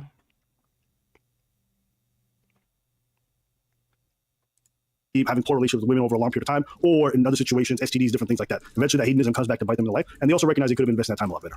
So wait, what do you ask us about this? Like, what was your idea of this? Yeah, it's not like I have like 100 kids and 5 million STDs and like. No, you just constantly. Okay, I'm not gonna talk about it. Well, you might as well. But no, you drop the accusation. Go for it. You just constantly. Say it. No, say it. No, shut up, Melina. Shut up. Let him talk. What do you mean? Constantly. Anything you do in life that's going to increase like your ability to like have fun or do like crazy stuff, or whatever, is always going to carry with it like the risk of death, right? Absolutely. Like you have no chance of dying by falling out of a plane unless you go skydiving. But that's not an argument. It's never skydiving. But it is an argument against maybe skydiving 1,000 times if you don't want to die though. Well, if you want to skydive 1,000 times, then fucking skydive 1,000 times. Like what's wrong? Damn, what happened to all the self-empowerment shit that you guys were talking about earlier? I mean, it just depends on whether or not you want that outcome. If you're saying like, oh, I don't want this kind of destructive thing, or I don't want to end up dying by skydiving, then maybe don't skydive every other day. Yeah, but I'm not complaining about that. You guys are. If your lifestyle choices are like, damn, I would never want to deal with like a crazy girl or anything like that, that's totally valid. I think it's totally fine. I accept that that's probably true for most people. But like, I'm okay with the trade-off on that for like all the benefits that I get. I like f***ing a lot of people. I like traveling a lot. I like doing drugs. I like my stream shit. That's like super fun for me. To be like, well, doesn't bad stuff happen sometimes? So you shouldn't do it. That doesn't compute to me. Like, I feel like I'm living a super amazing life, and I feel like there's a lot of shit that happens all the time. I understand it might be a lot for some people, but it seems weird to be like, oh, well, I think that you're like secretly like hurting or damaging society because of some negative outcomes. Like, or others, because I think the main thing with this is you have to think about the activity. The activity involves hurting others. Like even Destiny, as good as he is at what he does, probably could admit he's broken a lot of hearts. He's disappointed a lot of women. He's made a lot of people upset. It's not just how he feels about it. When you involve other people in this kind of pursuit of pleasure, other people get hurt as well. I stand by what I said at the beginning. I don't feel bad for Steven whatsoever because he knew what he was getting into. He was brazen about it. When he was warned, when he said, hey, this is a bad idea, this is a bad lifestyle, he said, I don't care, I want to have fun. It's fun for me. That's why I like these mentally ill women. That's why I like doing this stuff. That's why I can't keep my dick in my pants. It's because it's fun. Well, I'm like, all right, then. When it fucking inevitably blows up in your face, I'm not going to have no sympathy for you. You can be my friend, my worst enemy, I don't give a fuck. If you engage in behavior repeatedly after you're warned, fuck around and find out, and that's what Steven's doing. But I don't want to make it just sound like a happenstance of hedonism that no. Some of this stuff is also just morally bad in regards to what he did with recording these women and all this other shit. And if he gets sued for it, he loses money, then it is what it is too. You do the crime, you do the time, right? So no, all these people will be like, oh, Abba, stick by him, he's your friend. I already told y'all. If my friend goes out and murders a bunch of people, I don't give a fuck, send his ass to jail. And if my friend does some shit like what Steven just did and he's gonna lose a bunch of money, I'm not gonna cry. All right? I would tell my friends and I would warn them beforehand, hey, don't do that, don't do that. You go and do it, then, hey man, that's your problem, bro. You didn't listen to me. You're not gonna get my sympathy at this point. Nope. My sympathy is for when a tragedy happens, not when the inevitable does. Yeah, what you're hearing from me right now is disappointment and a bit of anger. But I'm angry at myself. Let me say. You know, if there's anything that this situation and that most of the people in these online spaces have taught me, is that these are not serious people. The problems are not serious. The way they engage with relationships is not serious. It's a lot of juvenile bullshit. You know, while I was on vacation, I was just hearing glimmers about this stuff. I was like, yo, turn that shit off. Because I'll be honest with you, if you touch grass and you hear this stuff, you're like, y'all some fucking losers. You realize like this is a story about socially retarded people, mentally ill people, all engaging in sexual behaviors and sexual, and they're not ready for it. You know, but I also have to have some humility and admit that I've tethered myself to that world. I entertain, I dip my toes into it, and you know, having spent some time there, was it a bit entertaining? Sure, but it was entertaining like it was when you go to the zoo and you see a bunch of freak animals do a bunch of circus monkey tricks. And that's it. And now that it's gotten to the point where it's kind of spilling over into real life and you're realizing that these people behind closed doors are doing weird shit, it's time to take a step back and be like, okay, we've had our fun at the zoo. It's closing up. Time to head home. I'm not interested in being part of the act. I'm not interested in being in the enclosure. I'm not interested in befriending any of the other freak animals that they want to bring in. It's just a weird assortment of people, and it's so different than my real life. Like, why am I wasting time with this? This is not beneficial for my business. This is not beneficial for my personal life. I'm not learning anything about social interaction, so I have nothing to gain by being around this. And despite Destiny being my friend, there's a lot of things that I just don't agree with, that I don't want to be associated with. To keep a long story short, for those of you asking, like, all right, well, what are you gonna do going forward? This is a conversation I had with Steven already. I just told him I wouldn't show up on any of his stuff in the future, and I don't think that's that big of a deal because at the end of the day, he's gonna be doing mostly political stuff from now on, so it's probably for the best. But I just don't want to be associated with it. And there's a few different reasons, so I'm gonna try to go with it, and I'll kind of just break down everything. But there's a couple things I gotta get out the way. One, listen, I might be the only person in this orbit who hasn't fucked one of these women, including Destiny herself. I'm not friends with any of these people. I don't talk to them really offline, so I kind of just keep my distance. And that's generally true for me and most content creators. So you don't see us doing too many collaborations. I don't hang out with these people. This whole idea that I wouldn't criticize Destiny, I think that's also nonsense. If you spend any time watching debates between me and him, we argue, we yell, we get very animated, and we disagree strongly. And there's dozens of debates. So this idea that I wouldn't take a stand if I saw something I didn't like, I think people can't understand why I'd be friends with him, or they can't understand why I would agree with anything he says. And so the only thing in their head is like, okay, it must be friendship or whatever. I don't operate that way. If I disagree with you, Preach is my brother, and I disagree with him every day. So if you don't think I'm not going to disagree with Destiny, you bugging, okay? And there's a lot of content creators who, they thought we was cool, and I disagree with something they said, and now they don't want to talk no more. So the idea that I wouldn't, disagree with someone to avoid burning a bridge, no, I'll deal with anybody. Because at the end of the day, I think what I actually believe is more important to me than maintaining these kinds of cordial relationships. I don't care about having access to these people. That includes Destiny and anybody else. Actually, one of the craziest parts about this whole story is the fact that Destiny trusted a 19-year-old Discord lady, okay, named Rose is Coming, with sex tapes of other people in his life. Nigga, if that's not compromised judgment, I don't know what the fuck is, okay? I wouldn't trust a Discord member with my first name, and that's just public information. He was giving other people sex tape. But if there's one thing that nobody would ever say about Destiny, is that he makes good personal life dating decisions, okay? There's a couple things that bother me. It's like, and I've said this to Destiny too, like, this dude really has a penchant for going after mentally ill women, okay? Women with like severe depression or just like these kind of like dainty, smart ass fucking. Well, what other girls are gonna fuck him, right? Like, it's Destiny. I'm honestly really disappointed in Decentity, and to think we used to have so much respect for him. Hell, you even talked to him in your streams. Like, I'm disappointed in him, but I'm also, you know, like, yeah, it's also Destiny. Like, what do you expect? So, like, I'm not too surprised this came out, but it is disappointing to see that sort of behavior from him. Thanks for the donation, Dodo. Feeble looking small white women, like that's his type, and a lot of them got like self-diagnosed BPD or some bullshit. Like he just likes that. I don't know. To me, the fact that there's a pattern with a lot of these girls is a bit weird. And when he's asked why he likes bringing on these self-destructive women in his streams and in his life, he says it. It's because it's fun. It's fun for him to bring on women who are probably going to, you know, at some point negatively impact his life in a huge way. He knows it's going to be short-lived. He doesn't care because it's fun. That's a moral failing to me. Okay. That shows to me that you don't really care about how you affect the other people in your life when these people become atomic bombs who affect everyone in the area. And it tells me that you don't really care that much about your career when you attack, again, who will fuck up things in your area. And this comes down to the thing about like, oh, you know, if everyone consents, it's fine. But it's not. If you know that the people you're going to be involved with are only short-term partners, and you constantly see the after effect of most of your hookups and your interactions leaving a trail of broken hearts and disappointed people, that's a moral failing. Sure, it's not illegal. It's not criminal. But I can still look at that behavior and like, yo, you just spend time dating these women and it's just hurting all of them. You have no intentions of committing to most of them. Like, I do not understand this argument. Destiny does not have to be Captain Save-A-Ho. Like, if these girls are fucking retarded and they think that they can get a long-term relationship with them and then they don't get the relationship they want, and then, he didn't stay with me, he had sex with another girl. Why is that, like, a moral issue to date them in the first place just because they're going to get butthurt that you have the relationship on your own terms? Like, that's just beta cuck shit. That's their fucking problem, not yours. W. $20. Compliance is the currency of patriarchy. The currency of whiteness is compliance, especially American westernized whiteness.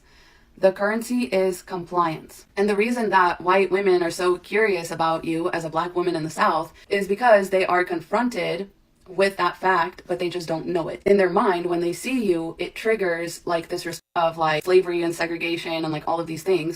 Same thing that I noticed about women in America too. As a Ukrainian woman, like I was not so used to women just like hiding their... She's not Ukrainian. Like, her family history might be Ukrainian, but she's clearly not Ukrainian. Their joy, their surprise, their anger, especially. Like, white women really hide their anger because that belongs to old, very meticulous, very collected psychopath. You know, like when... Yeah, Ukrainian women do not have this, like, retarded feminist and, like, intersectional ideology. They just don't, and just you can just hear from the way she talks, she sounds extremely American. Why is she saying as a Ukrainian? This is like me saying, as a Caribbean man, I'm not from the fucking Caribbean. Like, I grew up in Canada. Do I sound like I'm from the Caribbean?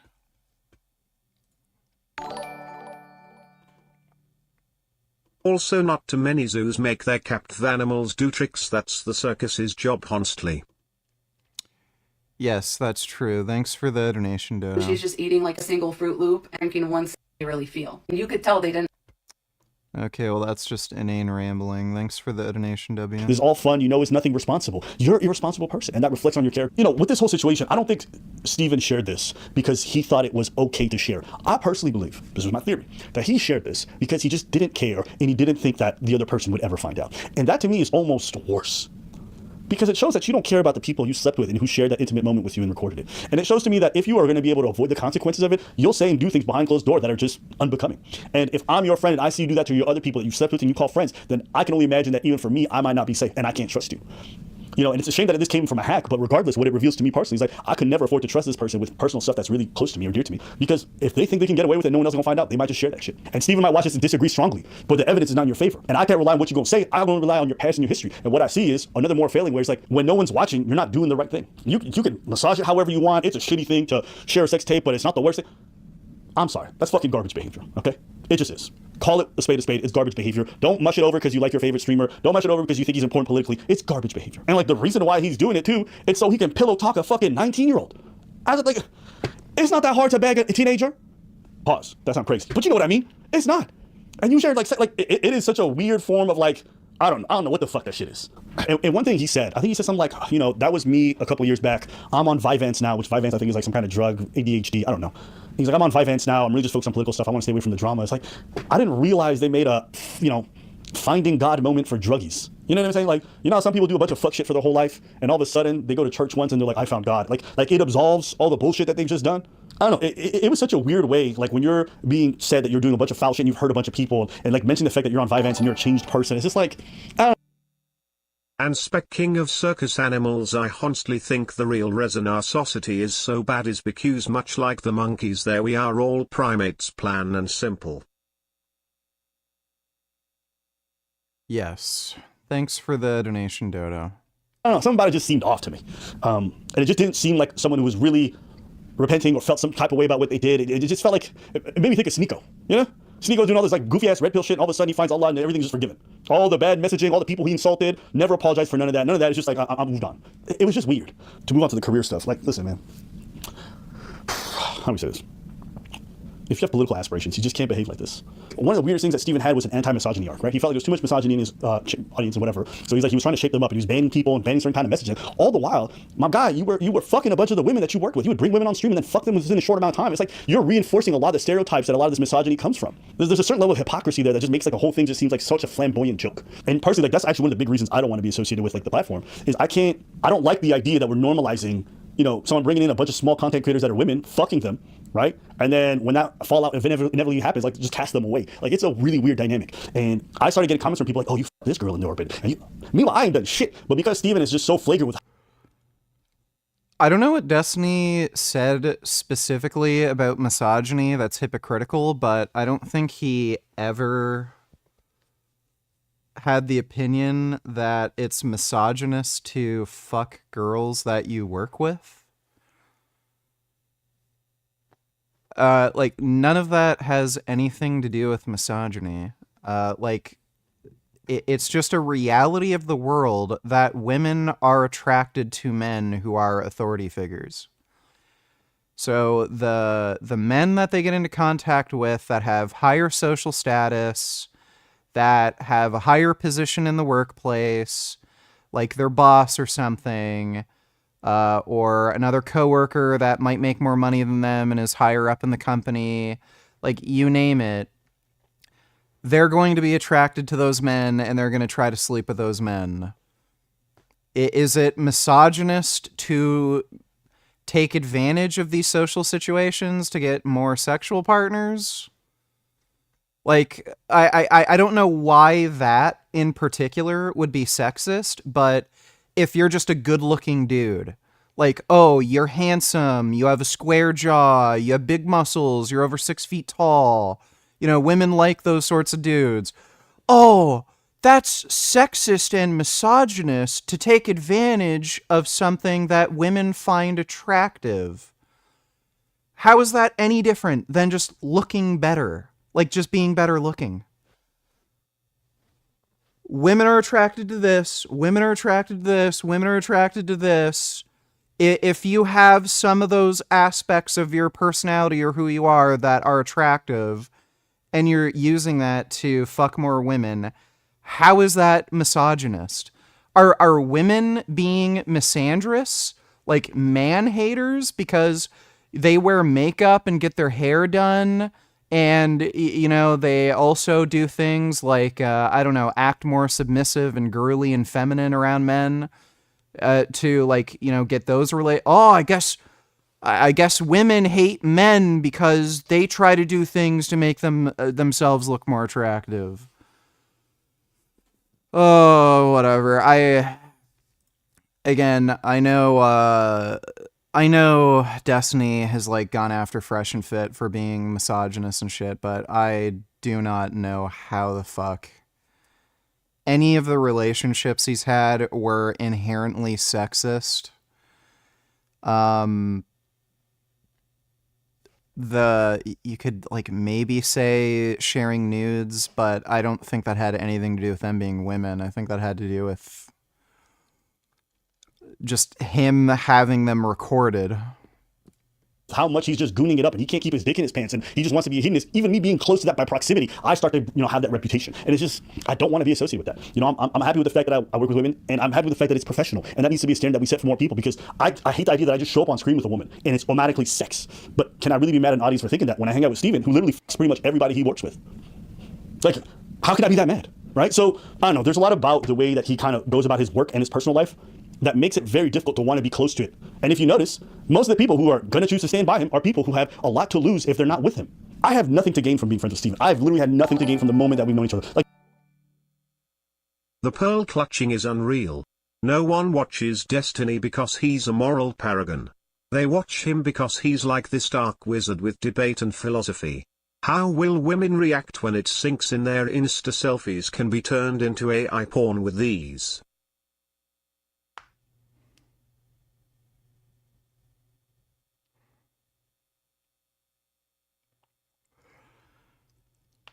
Like, I don't know how much of his audience are really going to care about this shit, but in terms of his ability to work with other creators, he's pretty much screwed there. So that's going to be a barrier for money making to some degree, but thanks for the donation, retard. don't get me wrong, Steven's done a lot of good things for me personally on the low in terms of behind closed doors and helped me out with certain things. And I'm always going to be appreciative of that. And in that regard, he's been very stand up for me, and I'm grateful. But professionally, outside that, it's been pretty bad. Like, a lot of people want to stop working with me. A lot of people want to complain about the fact, and I never cared about any of it. Why? Because I just like Steven. I saw him as a friend, so I was cool with it. I didn't care if people wanted to stop talking to me. I didn't care if fans got mad. I didn't care if people questioned. It didn't bother me at all. But when he engages in actual behavior that I think is reprehensible, and I'm like, bro, what are you doing? This is fucking stupid. And his response is, I like to have fun. I don't care. Then it's just got to be a come point where I'm like, all right then, I just gotta cut you off because your definition of fun is fucking toxic. And unfortunately, we live in a world where optics matter. How you carry yourself matters. The things you say, the choice of words, the way you carry in your personal life, the way the drama spills out, it matters. And I don't understand how Steven can really say that he wants to be a serious political advocate if he doesn't want to manage his personal life in any way that's serious. Like, why should the DNC involve you in anything that they want when your personal life looks like a fucking train wreck that's gonna be bad PR for all? Are you a fan of the BMW M cars versus the Audi R's performance line or Mercedes AMG? If you had to pick between the three, what would you choose? Do you have any experience with any of the vehicles? Well, I've never driven them personally, but the BMWs are far better generally in terms of performance. With Mercedes, if you want a similar level of performance, you're going to have to spend a lot more money compared to BMW. But yeah, the BMW M are the best. Then Mercedes AMG, and then Audi. Audis are garbage. They have worse performance, they cost more, and they're horrendously unreliable, and they also don't offer replacement parts like BMW or Mercedes, especially Mercedes. They have way better part support. Thanks for the donation, Barry.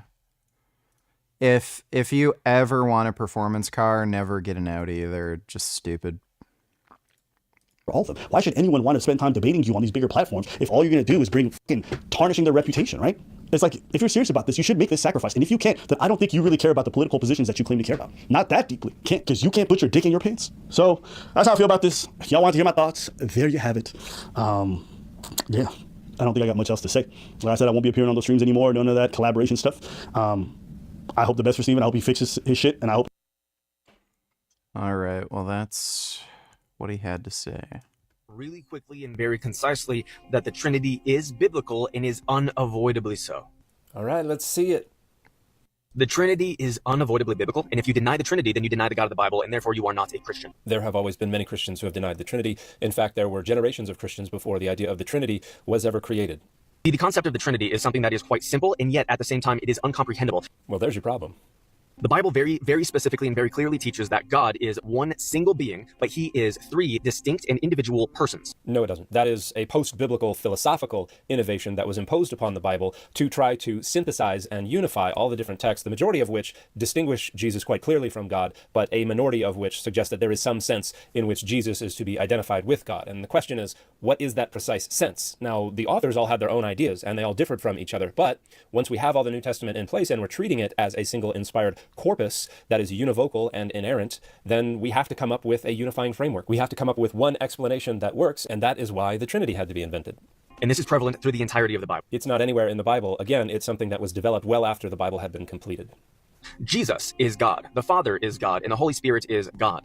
No, the Father is represented as God throughout the New Testament, and the Spirit is represented as God's active force operative in the material world. Jesus is represented as divine and, in some sense, as presence in God. Oh God, why are we looking at more of this Christian nonsense VG? Well, if somebody donates $193, I'll take some THC gummies, get zooted, and we can watch Piers Morgan right away. How about that? Thanks for the donation, Dodo. Fun fact: you usually can't just buy a BMW M car off the lot, they are special order cars. I personally think they're slept on. People don't realize how well balanced and fast those cars are, in a straight line, and especially the track. Beastly cars for real. Yeah, I know, a friend of mine just recently got one. In terms of price versus performance, I don't think you can really beat that. Like, they're ridiculously fast. To get anything that would beat it, you have to spend, over double what those cars are worth. So they're pretty dope. Thanks for the donation, BMW lover.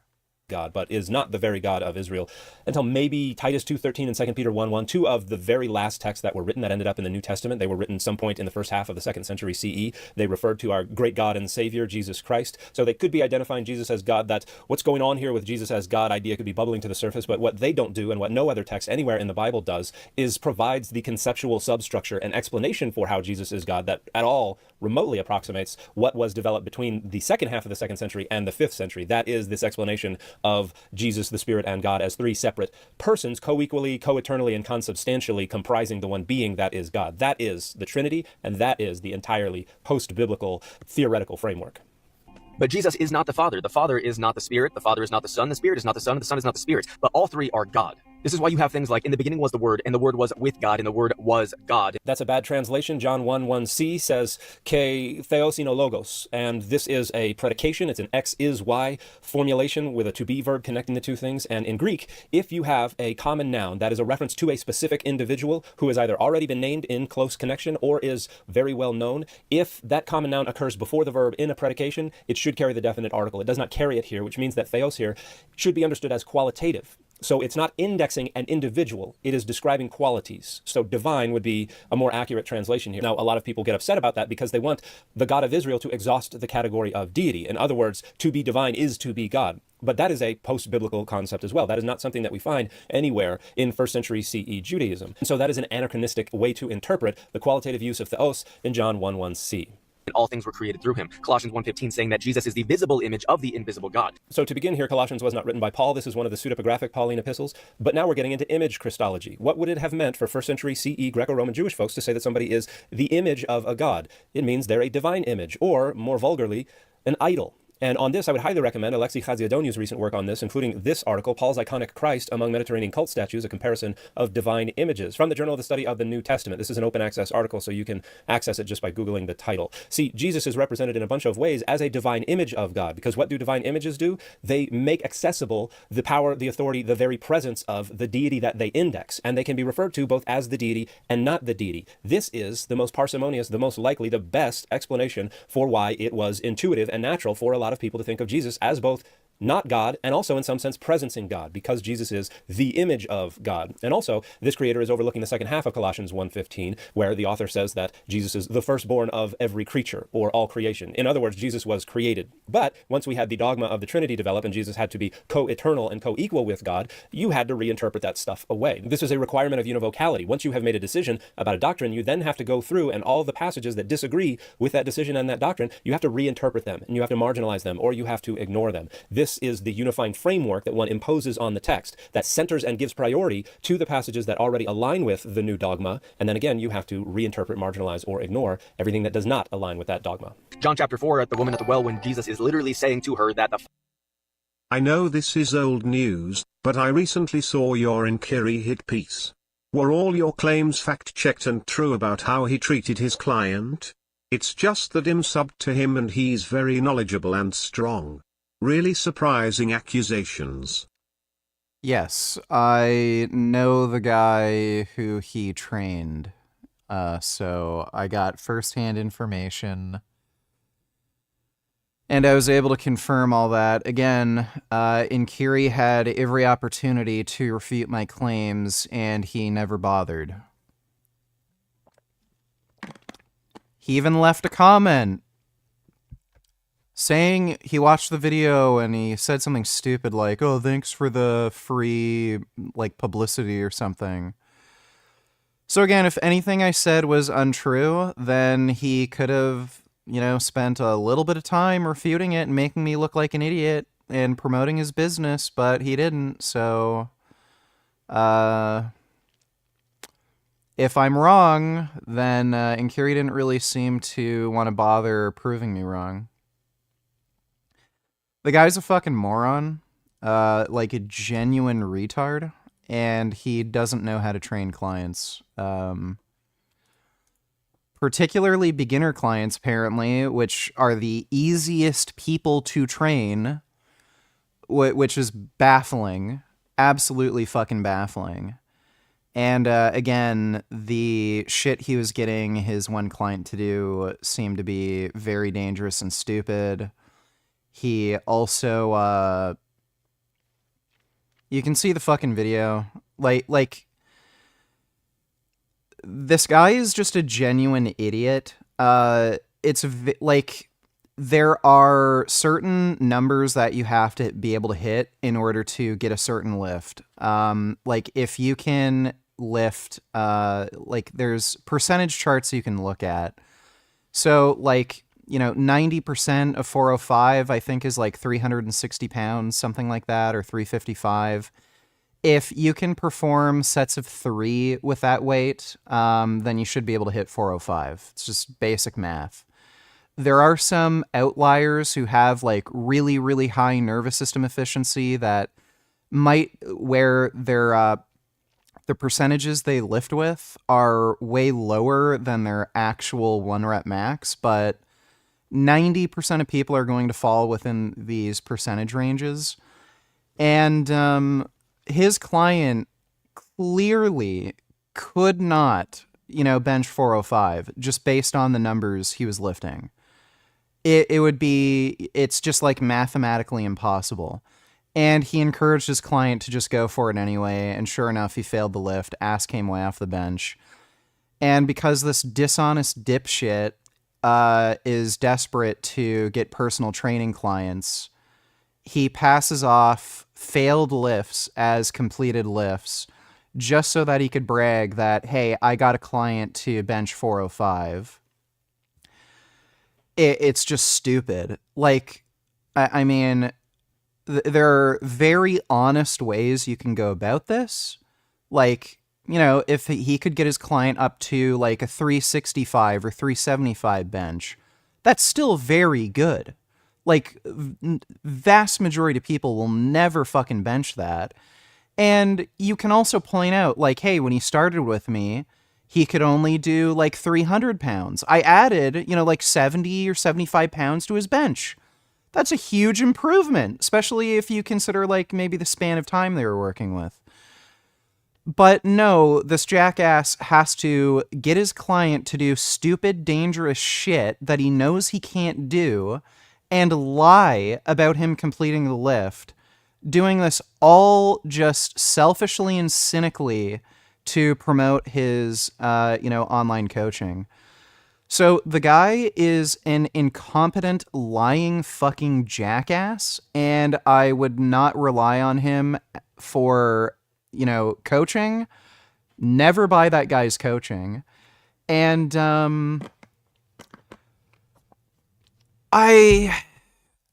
the information he posts on YouTube is not terrible.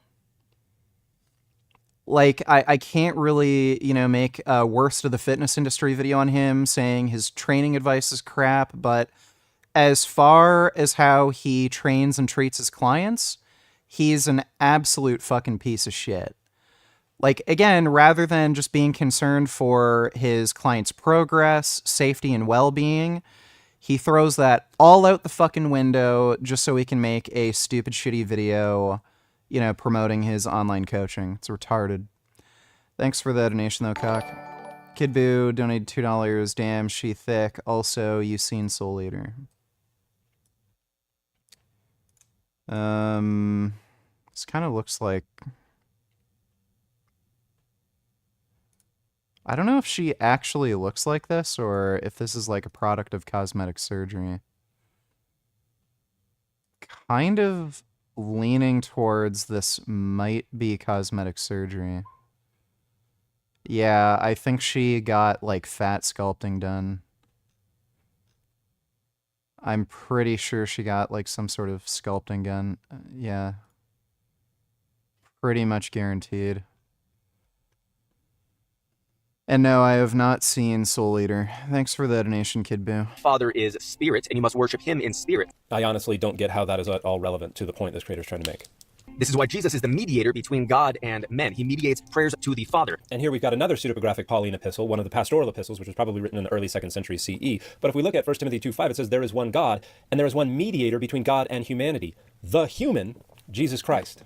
We are to pray to the Father through the Son by the power of the Holy Spirit. Prayer itself is proof of the Trinity if you're actually praying to God. It's absolutely no such thing whatsoever. If you're praying to God through Jesus by the power of the Holy Spirit, there's absolutely nothing in that identifies all three of those entities as a single being constituting three co-equal, co-eternal, consubstantial persons. None of this has anything to do with prosopological exegesis or with any ideas about consubstantiality or anything like this. Just identifying these individuals as three separate entities does not mean the Trinity.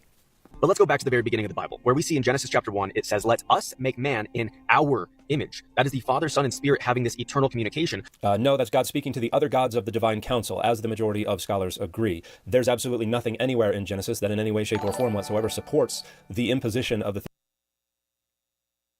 Tool donated $2. Are her tits fake?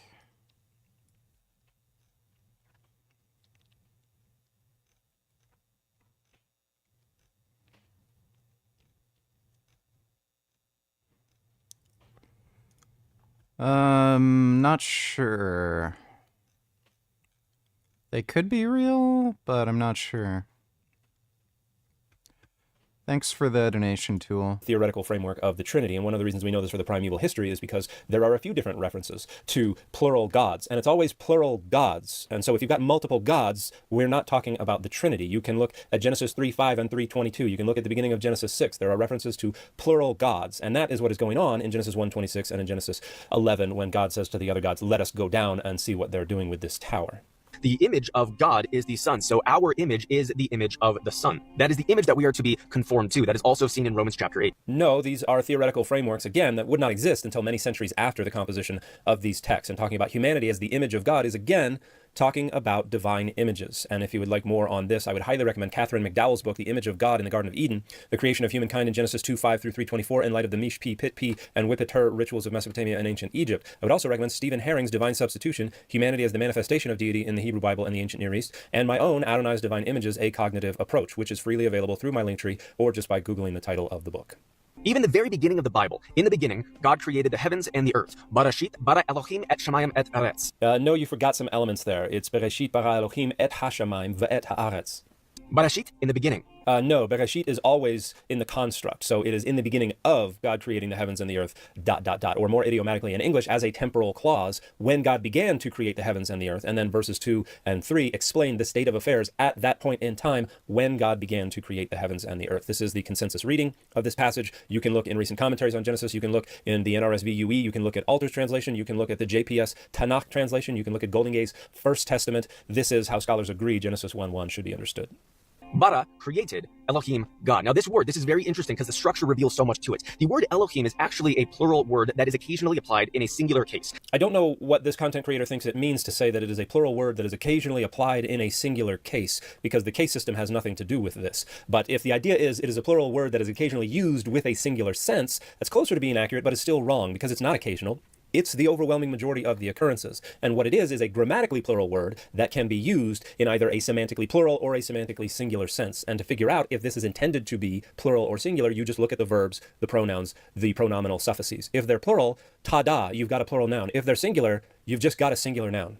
Now, Elohim next to bara, which is a singular act of creation. That means that that one act of creation emanated from a singular point. So that Elohim, that plural, had a singular act, which means that there was a plurality that had a singularity to it. So that plurality had persons, it had one being, and that singular being was doing the single act of creation. This is absolutely laughable eisegesis, which betrays this content creator's just abject ignorance, not just of Hebrew, but of how language in general works.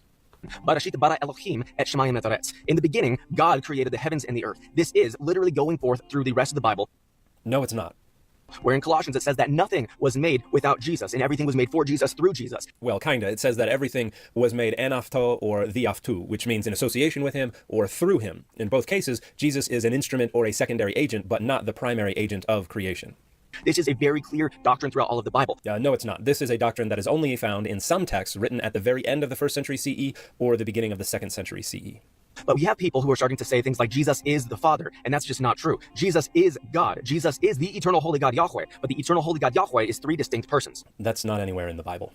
Whenever you look in the Gospels, you see in all 4 accounts, it makes at least a reference to Jesus being baptized. In John chapter 1, it references the Holy Spirit descending on Jesus. When did that happen? During the baptism. But whenever you look at Matthew, Mark, and Luke, you see the very specific account of Jesus being baptized in detail. And at this moment that Jesus is baptized, you see it say that the heavens open up and you hear the Father say, "Behold, this is my beloved Son with whom I am well pleased." At the same moment that you see the Holy Spirit descending like a dove onto the Son. That is 3 different persons and all 3 are referred to as God. No, they're not. Only God the Father is referred to as God in those stories. All 3 are referred to by the single name, Yahweh. No, that name does not occur anywhere at all in the New Testament.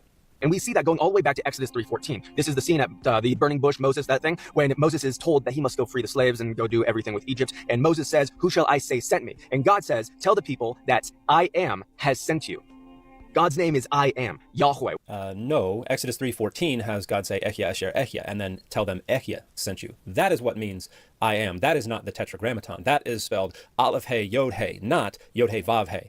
It's based on the same verbal root, maybe, but it is absolutely not the Tetragrammaton. Whenever that's translated into Greek, it is ego eimi. So you have many cases where Jesus calls himself by the eternal holy name of God in context, John 8:24, John 8:58, Mark 14:62, and many, many others. So the Greek phrase ego eimi could be used as an indirect and coded reference to a version of the divine name, but again, it is not the Tetragrammaton. It is how the Septuagint renders 2 different pieces of divine self-identification. First, Ehya, a very different word that we find in Exodus 3:14, and then Anihu, I am he, which is found in Deuteronomy as well as in Deutero-Isaiah. But in context, Jesus never once says, my name is ego eimi, or I am ego eimi. We find some uses of the phrase ego eimi, I am, in contexts where there seems to be some kind of deictic use of this phrase as a way to kind of wink at, again, this indirect reference to divine self-identification, which is not the Tetragrammaton, but is a way to identify with God. And in my book, Adonai's Divine Images, I talk about the fact that in Exodus 23, 20, and 21, we have this reference to the angel of the Lord, the angel that is sent before the Israelites to take them out of Egypt and to guide them through the wilderness, who has the authority to not forgive sins because God says, my name is in him.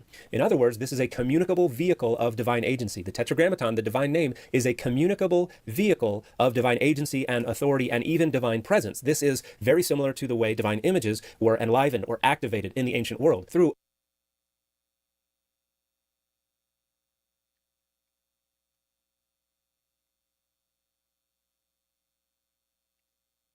very strange. A ritual that superimpose the divine name on the image or open their mouth to allow them to breathe or something like that. So we see in Greco-Roman period Jewish literature divine mediators who are authorized bearers of the divine name or have the divine name in them, such as Yacoel in the Apocalypse of Abraham. In much later rabbinic literature, Metatron is the one who bears the divine name, who could be referred to as the Adonai Katon, the little Adonai, because they have God's name. The Son of Man is associated with God's name. And guess what? Jesus is also a bunch of times associated with possession of the divine name. We see it in John, we see it in Philippians, we see it elsewhere. That is the communicable vehicle of divine agency. So when Jesus says, hey man, ego e me, wink wink, the idea is not I am the God of Israel. The idea is, guess who's got the name of God? Guess who is the authorized bearer of the divine name? Guess who, in virtue of being the authorized bearer of the divine name, has the power, the authority, and manifests the presence of God? This is all stuff that had already been in existence within Judaism and Greco-Roman Judaism for centuries prior to the birth of Dodo donates $2. This whole debate is so worthless. Don't these Christians realize how vague those gospels are, and that we can all we can do is interpret or even make up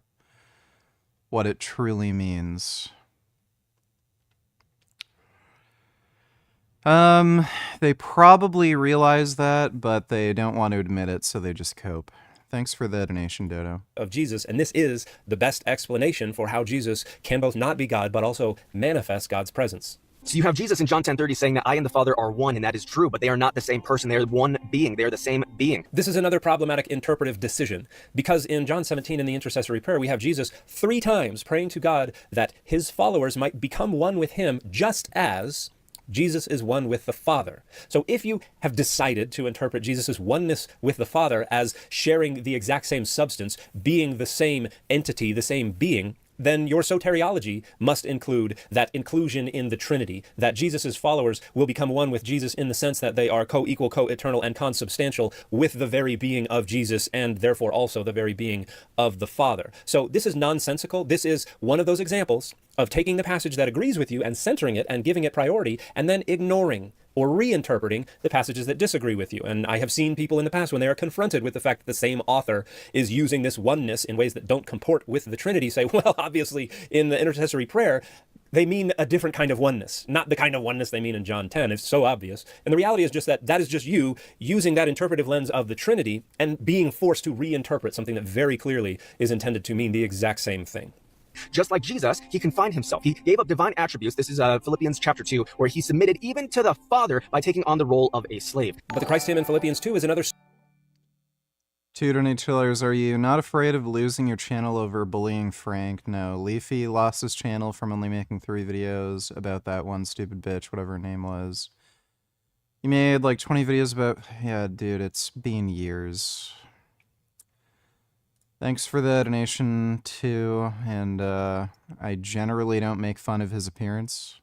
Strike against understanding Jesus as God, because there we have the text say that Jesus was in the form of God or the form of a God, but then decided to take on the form of a slave. And scholars are in pretty widespread agreement that this does not mean that Jesus shared one essence with God, but just that Jesus had the outward appearance or filled the role of a deity, the way that God would. And you can look in Reuben Booner's Messianic High Christology for discussion of this. You can look in Andrew Perriman's recent book, In the Form of a God. You can look in Paul Holloway's recent Hermeneutic commentary on Philippians. You can look at Paula Friedrichsen's paper on High Christology for discussion about how this is sometimes interpreted wrongly by Trinitarians as a reference to Jesus sharing the same essence with God, but the scholarly consensus is that it's saying absolutely no such thing.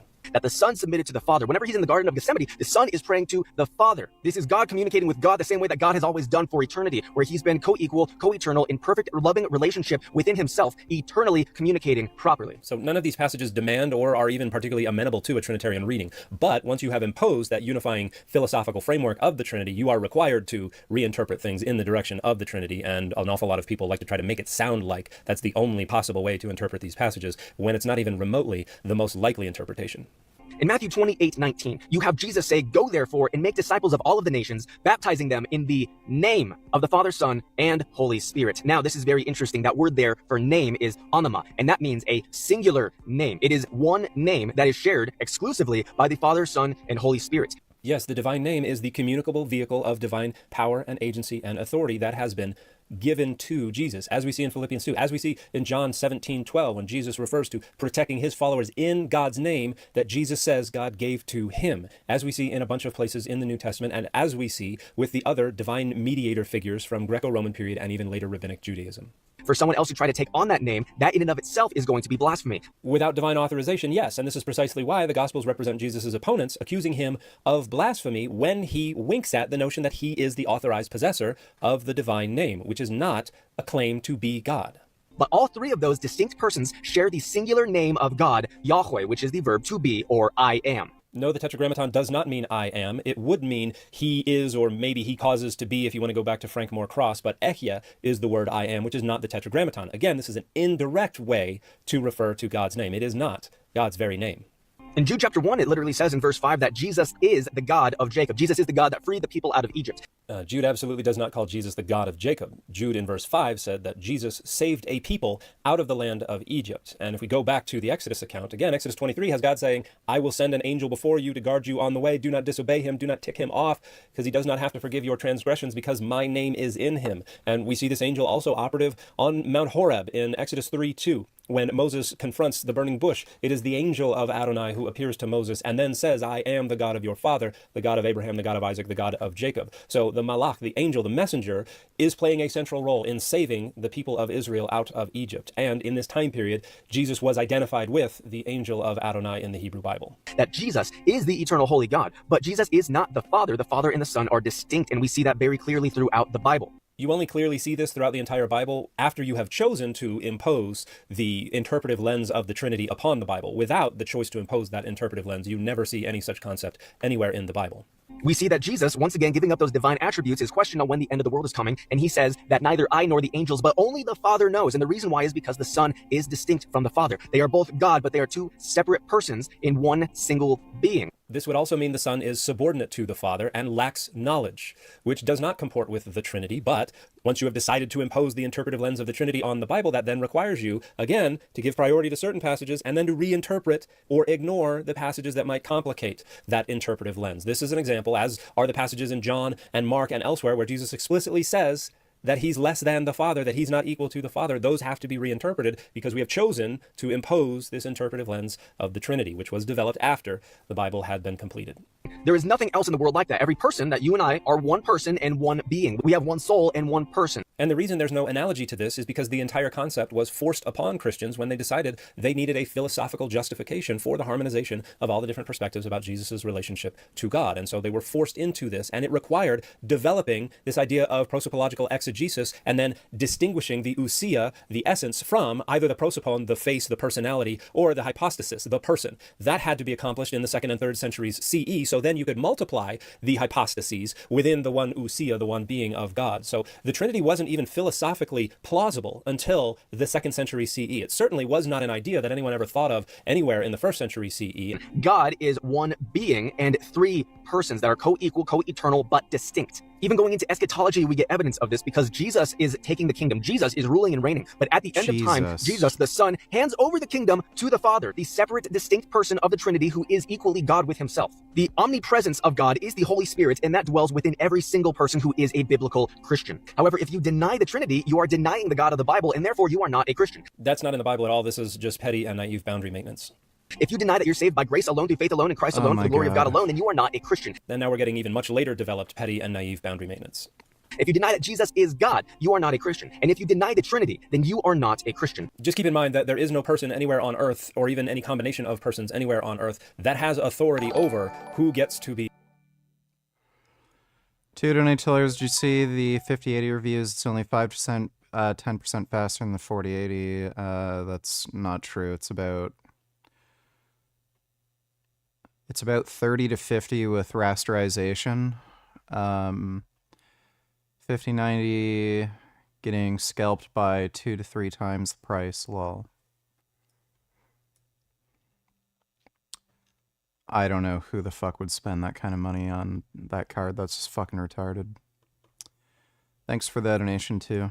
Be a Christian. Again, this is just petty and naive boundary maintenance. Modalism is an absolute heresy to think that the Father becomes the Son, he changes modes, he alters his position, his being in order to do that. That's not how it works. No, that was a position a lot of early Christians held. Another was subordinationism, which was even more widely accepted among early Christians, and both of those would be rejected as heresies later on in the history of the development of the Trinity, not because the Bible says so, but because philosophers decided that this didn't fit within their particular soteriological models, and once they had the weight of empire behind them, they could enforce their new ideas. God is eternally Father, Son, and Holy Spirit, and yet God is one. Shema Yisrael, Yahweh Eloheinu, Yahweh Echad. Hear, O Israel, Yahweh is God, Yahweh is one. Again, do not pretend to know biblical Hebrew if you very clearly do not know biblical Hebrew. Adonai Eloheinu does not mean Adonai is God. It just means Adonai, our God. It is an appositional phrase. And then Adonai Echad, Adonai is one, is just mono-Yahwism. There are a bunch of different takes on the Shema, and absolutely none of them have anything at all to do with the concept of the Trinity. God is one being, three persons. I hope this made sense. Go ahead and share this with a heretic. Check out my store at taco-talks.com. Go consider supporting me on Patreon. We're going to start doing a lot of live stuff. I do exclusive content stuff over there. There's a group chat. We can all talk to each other. Nice and fun stuff. Follow me on X, Instagram, and YouTube. Yeah, I'm good. And the fit for this video has been Daredevil.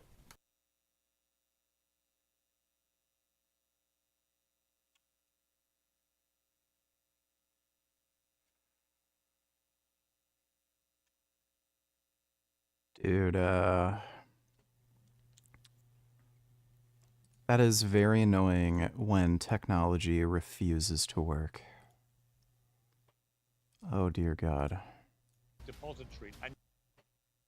That is super annoying. You tried to make the shot yourself and you concluded it wasn't an impossible shot. Nobody wants to believe that something of that magnitude could take place with one person. It has to be a bigger story. Regardless of what is in this next release of documentation, I don't know that it's going to end up satisfying a lot of people. No, didn't see the new Last of Us Season 2 screenshots.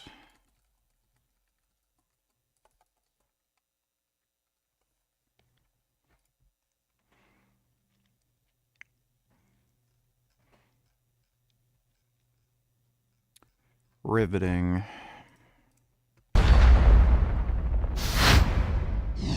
Well, amongst the blitz of executive orders unleashed by President Trump during his first week in power, one particular decree caught the eye of conspiracy theorists everywhere.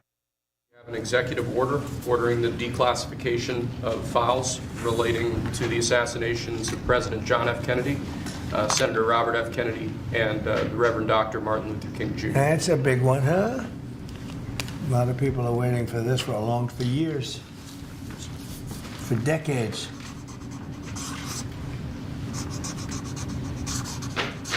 And everything will be revealed. Okay? Give that to RFK Jr. Yes, sir. Okay? Well, the official narrative surrounding the assassinations of JFK, RFK, and Dr. Martin Luther King, namely that all three were killed by lone gunmen, have long been questioned by those who suspect wider involvement. That includes the man many say has been the catalyst of Trump's dramatic declassification edict, RFK Jr. Well, here's how he reacted to the news of the executive order. Do you think that that's the right move to declassify those documents? I think it's a great move because we need to have more transparency in our government, and he's keeping his promise to have the government tell the truth to the American people about everything. Well, I'm joined to debate all this by my three guests, each with their own unique perspective on what these declassified documents could reveal. Jefferson Morley is a journalist and historian. He's written extensively about the JFK assassination and the CIA. Michael Franzese, once a capo in the Colombo crime family, thinks the mob played a critical role in the killing of Kennedy. And the former CIA officer Mike Baker, who says he's not a conspiracy guy and that Oswald could have made the shot on his own. Well, welcome to all of you. Let me start with you, if I may, Jefferson. You've written a lot about this. Your belief is that the most likely theory, and we may discover more meat on this theory bone, is that JFK was killed by enemies within the United States government. And by that, do you mean the CIA? The CIA and the Pentagon. That's what the preponderance of evidence that's come out in the last 20 years tells us. Yeah. So explain to for those who are not as expert as you are, just explain, right, Jefferson, for those who have not as read as much as you had, but what are the key things that have emerged in the last 20 years that have led you to that conclusion? Three things. One is the testimony of the doctors who tried to save Kennedy's life.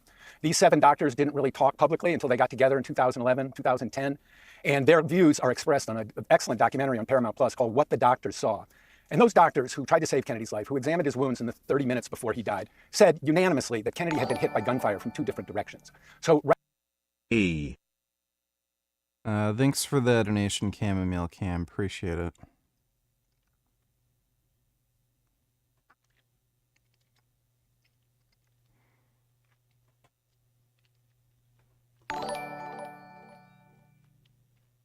What do you mean that's not true? What is this then? 5080 sucks balls, and Nvidia should be ashamed for releasing this shit and even calling it a next generation card. Okay, benchmark results. The 50.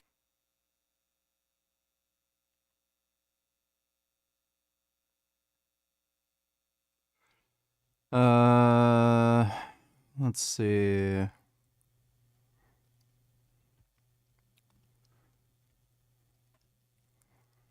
That's game average.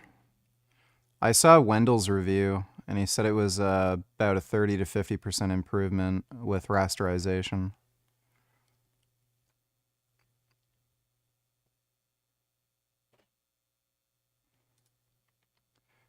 Black Myth Wukong gives a fuck.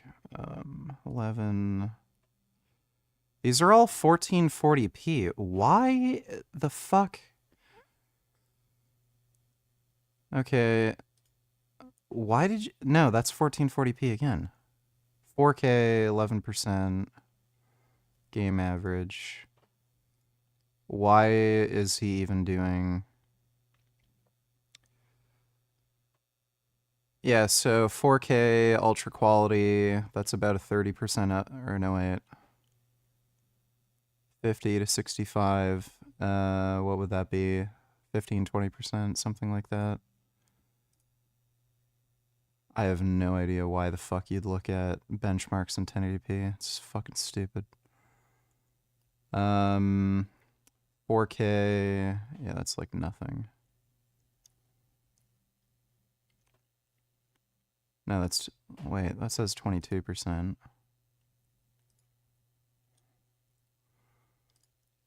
Yeah, like, I don't care about 1440p benchmarks.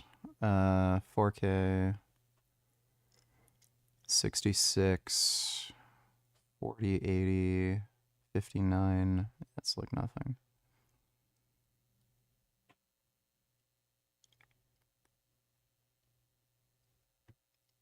Okay. I only saw Wendell's review. I have no idea why they do 1440p or 1080p benchmarks. Like, why the fuck are you getting a 5080 if you're going to play in 1080 or 1440p? It's stupid. Dying Light 2.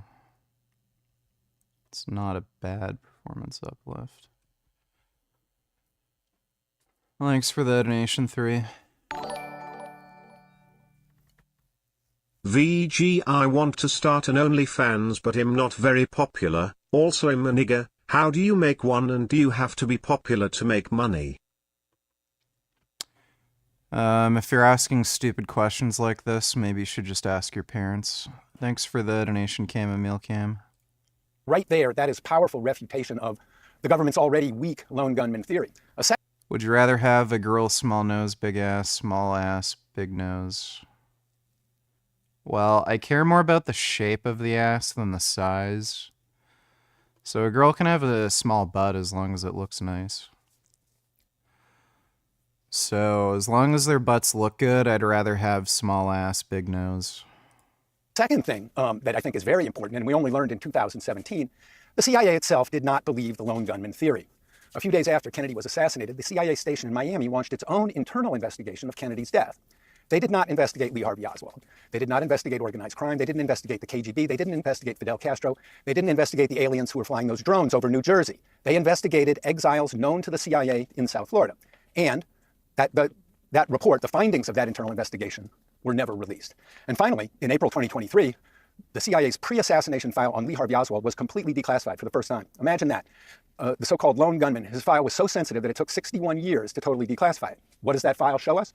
It's not a smoking gun, but it does show that Oswald was not, repeat, not a lone nut. He was a known quantity, known to a handful of CIA officers working for counterintelligence chief James Angleton. So with that as the fact pattern that we now have, that the Warren Commission conclusion is not correct and something else happened, I think what we're going to find out is in these files that are to come, we're going to see more of the fact pattern that has emerged in the last 20 years, that the Warren Commission is wrong and something else happened probably involving people in the U.S. government. It's interesting because, Mike Baker, you are a former CIA officer. When you hear these theories that maybe it was an inside job effectively by the US government, maybe the CIA were involved, do you think that's even remotely feasible? Well, look, never say never, right? And one thing I've learned in 40 years of investigations and operations is, until you've got all the evidence in front of you, you can't rule anything out, right? I mean, that's good common sense. I have a feeling, though, that once they release the remaining documents, and I think people should understand that a vast majority of the documents have already been released, right? So we're not talking about a lot of records here, right? And my concern is that there won't be a smoking gun, as we just mentioned, but I think that it won't stop a variety of the conspiracy theories. I think it's going to be an unsatisfactory release, is what I guess I'm saying here. I think what it will show is what was just pointed out was, yes, Lee Harvey Oswald was a known quantity for a reason, for a counterintelligence reason, right? He had moved over to the Soviet Union. He had lived there in an unsatisfactory manner in his mind for some time. He had traveled down to Mexico weeks before the assassination to meet with the Cuban consulate. He was desperate to prove his value to the revolution, right? So yes, he was known. And I think what the release of the documents may show, as opposed to a smoking gun and satisfy all the various conspiracy theories, is that it was inadequate work on the part of the CIA and the FBI in terms of following up on Lee Harvey Oswald. Michael, let me ask you a question as a CIA officer. The director of counterintelligence of the CIA knew that Lee Harvey Oswald was in Texas in early November 1963. Is that an intelligence failure in your mind? Was Kennedy's assassination that's what I mean. I think what we'll see is, well, that's what we've already it's apples and oranges, but somewhat akin to what we saw in 9/11, a failure to coordinate across the board, right? So the FBI, the CIA doesn't say that, by the way. Yeah. What's that? The CIA, by the way, and no investigative body has ever said that. What the investigative bodies were told was, and I quote Director Richard Helms under oath, we only had minimal information about him. Is 180 pages of material on Lee Harvey Kid Boot and Killers, it's women like this is why men are saying fuck it. I've been made aware that the last couple of weeks that the males have hated my video that I was talking about my breakup, and I was saying I broke up with my boyfriend, but he was a good guy, treated me well, but he was not my husband, so we broke up. They had a problem with that because basically what they're saying is good enough should be good enough. But let me tell you one thing, good enough was never good enough for me. I live my life on 10 with everything that I do. I'm not going to look at something that's good. He didn't make enough money. And think that it's husband, because here's what it is. Good enough is right here. This is a good boyfriend. This is a husband. My goodness. And a lot of y'all date. Yeah, whatever. Who cares? Who cares? Thanks for the donation, Kid Boo. Oswald minimal? Yeah, look, again, from a counterintelligence perspective. No, it's not. I mean, it's plainly not. I know, but we got to have a conversation here where one of us only talks at a time. Yeah, okay. But I mean, my point is, from a counterintelligence perspective, Lee Harvey Oswald is exactly the sort of person that the agency and the Bureau should have been focused on, right? And so what I'm saying is, should they have lied to the Warren Commission about that? Yeah, may well show that was not being done, and I think it could be embarrassing to the government, and may well have been the reason why in 2017, during Trump's first term, some of the material was kept classified. Okay, but Mike Baker, before I go to Michael Francis for the mob side of this in terms of theories, you actually went to the Dallas Book Depository, didn't you? And you tried to make the shot yourself, and you concluded it wasn't an impossible shot. In other words, it was possible that the theory that Lee Harvey Oswald just fired this bullet that went through two people was what happened. Yeah, look, the point being is that the shot itself was not a difficult shot. Right? There was no wind. It was moving in a straight line. He had recce'd the location ahead of time from a operational perspective, and he had sufficient training as a Marine. It's not hard to say, okay, oh my God, there's no way this guy could have made the shot. So my point is, he could have made the shot. Again, I go back to the same thing. It's like with MLK, Martin Luther King, which I think is definitely an investigation that needs to be dug into much harder. Right? You can never say never until you have all the evidence in front of you. So I'm not drawing a line under this and saying we know for a fact what happened. I'm just saying that the release of the remaining documents will probably not be a satisfying experience. Right, I think you may be right. Let's bring in Michael Francis if you're waiting very patiently. I want to tee you up, Michael, by playing a clip. This is RFK Jr.'s daughter-in-law. It's pretty obvious that Lee Harvey Oswald was a lone shooter. There's just no evidence whatsoever indicating two shooters, and the initial report about like how fast the shots fired was wrong. the break in between shots was pretty substantive, and it's a relatively easy shot to make. Hey, Gum Gum. What are you up to, Gum Gum? Yeah, come lay down. Come sit on me. That's a good kitty. Yeah. This is a good cat. You're so good. What a good boy. You're a good, sweet kitty. Just loves cuddles. It's a good boy. Law, who is come out and said this to Tucker Carlson. Let's take a look. And I feel something of a responsibility to get to the bottom of that, at least in my lifetime, for my children. You know, I mean, my daughter Bobcat is Bobby the Fourth, so her great grandfather was RFK, and I want to be able to look at her and for her to know whether or not her own government was involved in these assassinations, and if so, what's been done about it to make sure that that never ever happens again, that there's never a coup like that in this country again. And I think when you look at the collaboration that was going on in those days between the intelligence community and organized crime and the mob, you know, there were very blurry boundaries. Yeah. Michael, you know, you said if you believe Lee Harvey Oswald acted alone, then you believe in Santa Claus. One of the big theories, of course, is that both the Kennedy brothers were, you know, thick as thieves with a lot of the mob, and that this was not a connection that should be ruled out. Explain why you think this might be one of the theories, and it may be we get more information about that if these files get released. Well, Piers, I can only tell you what I've heard my entire life, and that was from the time Kennedy got killed. You know, people in the mob hated Kennedys. You know, and normally guys in the mob don't want to take credit for things like this. They'd rather not talk about it. Not the thugs, I mean the people in charge. People like Carmine Persico, who was the boss of the Colombo family, Tony Salerno, boss of the Genovese family, and my father, who was very high up at the time. You know, it goes back, I was 12 years old when Kennedy got killed, and I just remember my father saying things to my mother, don't feel bad about these guys, were rats, they double-crossed us, and so on and so forth. Cut to the time that I was in the life, and, you know, I heard consistently from Persico, from Tony, from my father, that what I believe it came down is that the CIA had come to, they said the CIA, people in government who were part of this assassination plot with the Kennedys, came to us afterwards and asked that Oswald be killed. Jack Ruby, I don't know why people deny that he wasn't mobbed up. He was totally mobbed up. You know, from the time he was in Chicago, he had relationships with Sam Giancana. He had relationships with Joe Campisi, who was really the boss of Dallas, who was very close with Carlos Marcello in New Orleans. And he also had cops on his payroll. He was able to get entry into Oswald.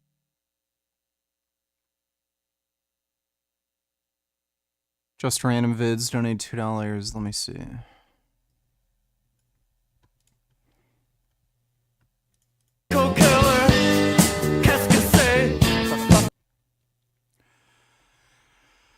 Yes, add shitty music to a video to make it terrible.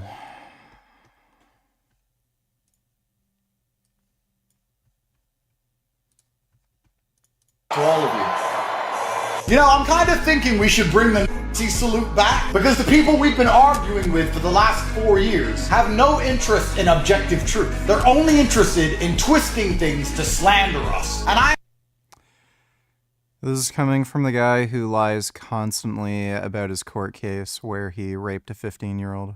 I'm tired of us being on the defensive and explaining ourselves to people who have no interest in the truth. If I was Elon, do you understand that from now on, every time I appear anywhere, it would be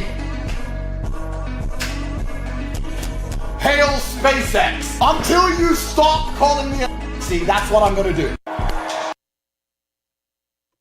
Yeah. I get why they look disappointed now, lol.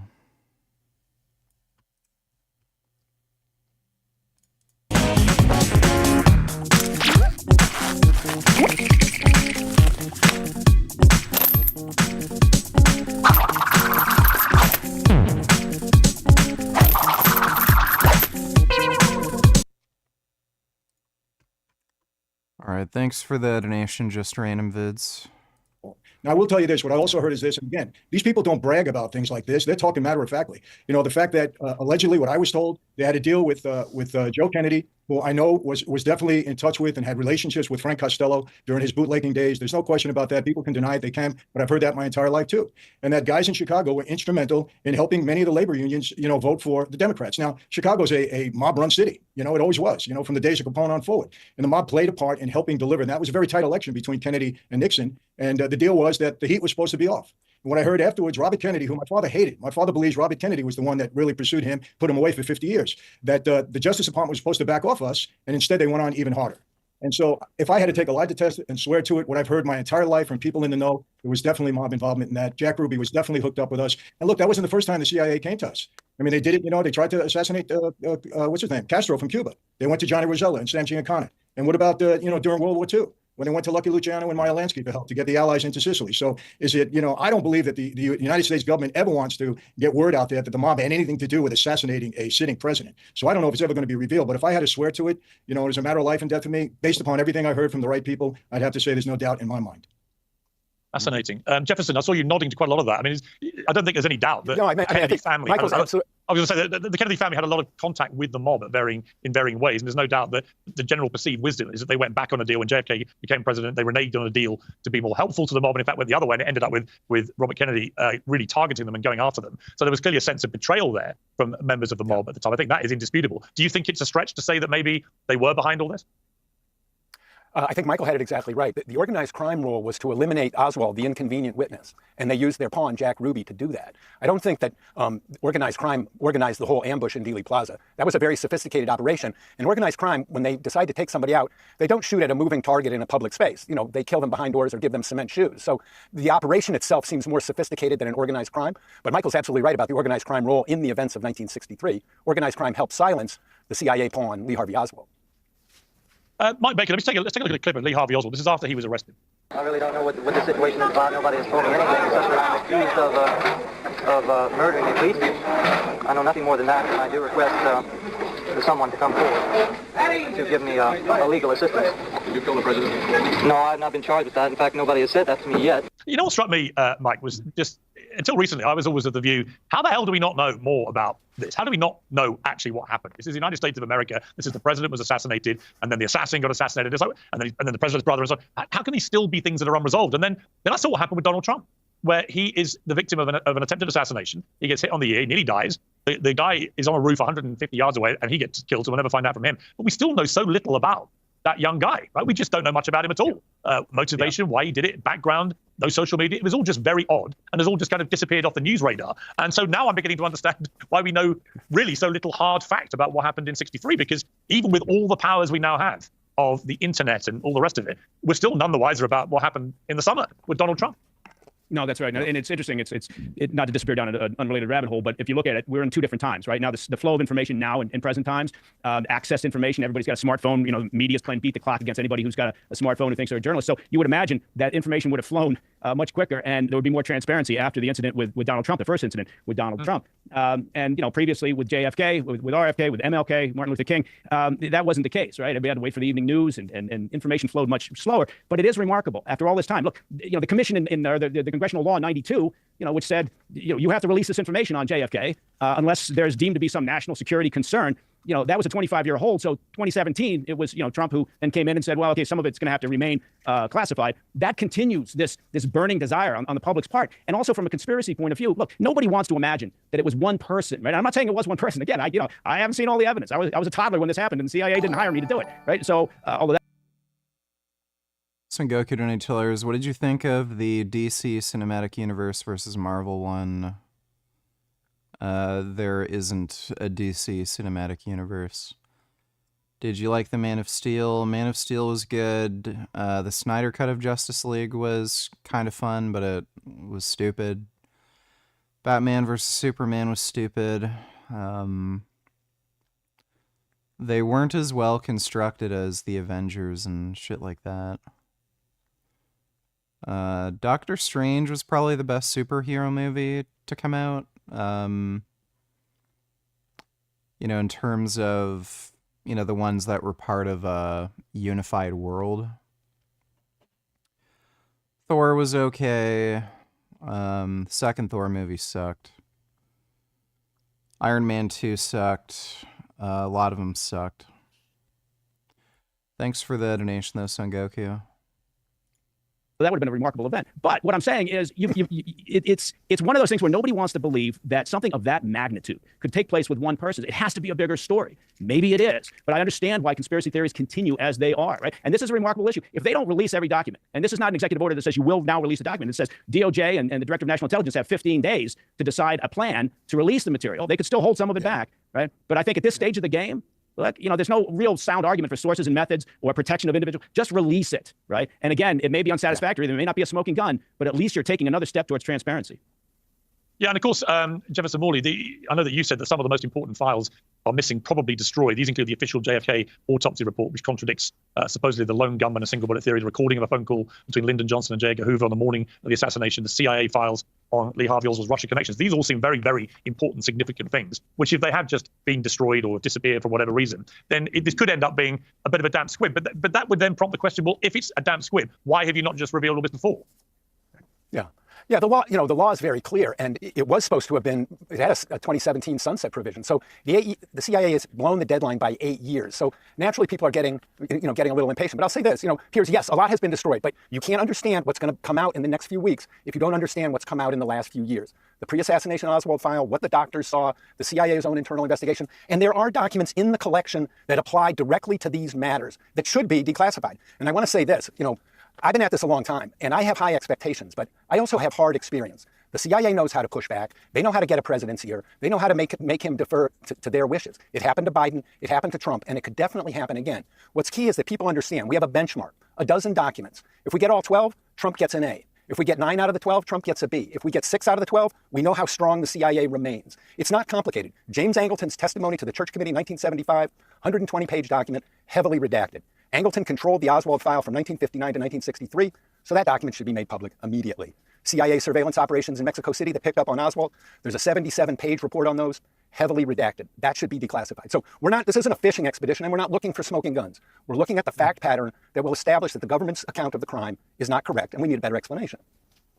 Michael Francis, I mean, if I was an American Michael Francis, I mean, you have a right to know this stuff. I mean, this involves the assassination of one of your presidents, the assassination of potentially the next president in Bobby Kennedy, and then the assassination, obviously, of Martin Luther King as well. We haven't got to that, but in terms of JFK in particular, yeah, I watched Naomi wrestle. She was hot. The American people, I think, have a fundamental right to know this stuff. Absolutely, Pearson. What I would like to see if they deny the fact that Jack Ruby had mob connections. Because if they deny that, then I know this whole thing is a sham. Because he absolutely 100% mob connections his entire life, going back to Chicago. And then I think, Campisi, who was a very powerful mob guy in Dallas, he had, connections with all the strip clubs and the places that Ruby was involved in. Because you don't hear much about Jack Ruby. They just see he was some lone nut, If they lie about his connections, then that says it all to me. I wouldn't believe anything that came out of that from that point on, because he was definitely connected to us. Let me ask you, Michael, with the mob theory, Michael, it's such a big thing to do, whoever you are, to be involved in the assassination of an American president. You were in the mob a long time at a pretty high level. Could you ever countenance the idea that would happen, that you would have the mob in any way, any one of the families, being directly complicit in the involved assassination of a president?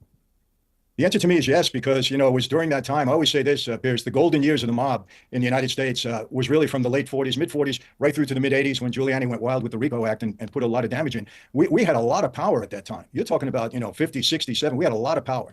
And, Sam Giancana, very powerful guy, Carlos Marcelli, all the 5 families in New York. We had power and connections, and it's not inconceivable. Again, the CIA, I think it's a matter of fact that they came to us on 2 occasions. And why would they not come to us at this point in time, too? We had the ability. And look, Jack Ruby had the connections. He had a lot of connections with the police department. He was able to get into that area that night. I don't know if they questioned him. I mean, the guy had a gun on him. How did he get in there at that point in time? Look, it's absolutely not out of the question. And like I said, Piers, if you had to give me a lie detector test and my life depended on it, everything that I've heard points to mob involvement in that. And again, I want to, reiterate what this other gentleman said. I'm not saying we were involved from day one, but I know that we hated the Kennedys. There was no question about that. As a matter of fact, I think there was one, Sam Giancana was caught on tape saying we killed the wrong Kennedy, because it was really Bobby, from what I understand, that went against Joe Kennedy and John Kennedy and still continued going after the mob when he was supposed to back off. And I think I heard that there was some kind of discussion about that Frank Sinatra came back and told Giancana they can't control Bobby. I heard that also. So no, there was a lot of stuff pointing to the fact, but I'm telling you, the key is here, if they deny that Jack Ruby was not all mobbed off and had mob connections, this whole thing is false. Fascinating. Finally, Mike Baker, I mean, the problem is we live in a conspiracy-fueled era now, where the social media in particular makes a conspiracy theory out of everything, right? I mean, there's just nothing that can happen now without immediately absurd, crazy theories. from a CIA point of view, is that a good or bad thing? Does it help mask, some pretty secret covert activity? Does it muddy waters? Does it get in the way? What do you feel about the sort of ongoing tsunami of conspiracy theories? Yeah, look, it's that's a complex question. There's an upside and a downside to it, right? In terms of, if you, from an operational perspective, if you've got a lot of noise that you've created out there and a lot of different, dead ends that people can run down, then yes, it could benefit you from an operational perspective. That's why you have covert action campaigns, propaganda campaigns, disinformation campaigns, misinformation campaigns, right? Because it can be beneficial from an operational standpoint, right? That's why any intelligence service that's got the resources and the motivation engages in that sort of behavior as well. So again, it's, we live in a time where, do you have more conspiracy theories now than ever before? Well, yes, you do, because of the speed of information and the access to information that people have in general. But the JFK situation, I have this feeling, call me cynical, but I've looked at it a lot. I've looked at the MLK. Again, I would like to make a final pitch that Martin Luther King is something we should be talking about on another segment. And there's a fascinating thread between RFK and Martin Luther King. Like Robert Kennedy, he authorized some of the wiretaps on Martin Luther King, right? So there's connections here that are very, very interesting. But I just think this conspiracy theory, regardless of what is in this next release of documentation, even if it's a full release, I don't know that it's going to end up satisfying a lot of people. It's interesting. We're talking this week about this, and we will obviously have to wait. Maybe get you guys all back when we get them declassified and revealed, if they reveal them all. But we're also Tesla earnings call was today. Tried to hide massive revenue drop with Bitcoin. No joke. Stock price tanked but somehow recovered after hours. Look up today's chart. $TSLA. Definitely planned for it.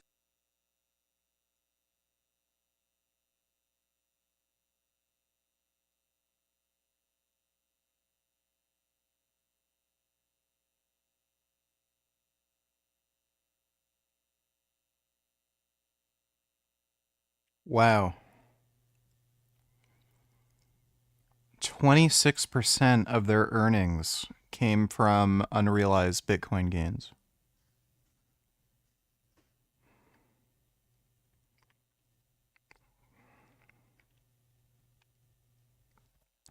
That's crazy. Tesla is a terrible company.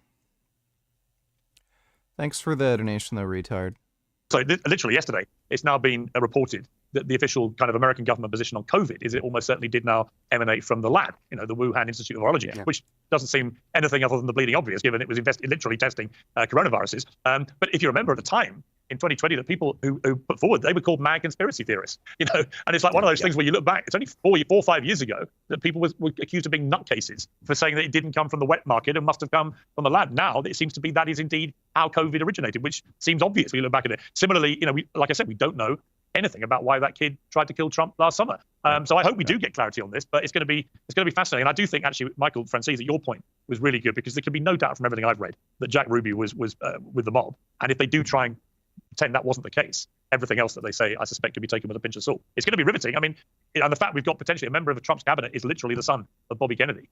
When this all goes down, is going to be fascinating. But for now, I will leave it.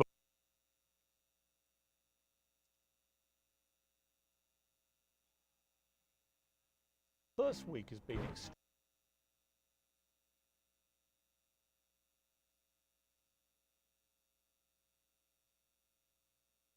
I've never seen anything like it. It's shocking to me. So you don't have to obey anymore. And all the liberal white ladies are like, oh, yes, you do. Stunned by the reality of Saudi Arabia compared to what I've been told it was like. I have been, but I've met so many people. I have so many friends who, where were you? I was just in Riyadh or Al Ula, or I was, vacationing with my family in Saudi. I ran into 2 Orthodox Jewish guys from Brooklyn in Riyadh.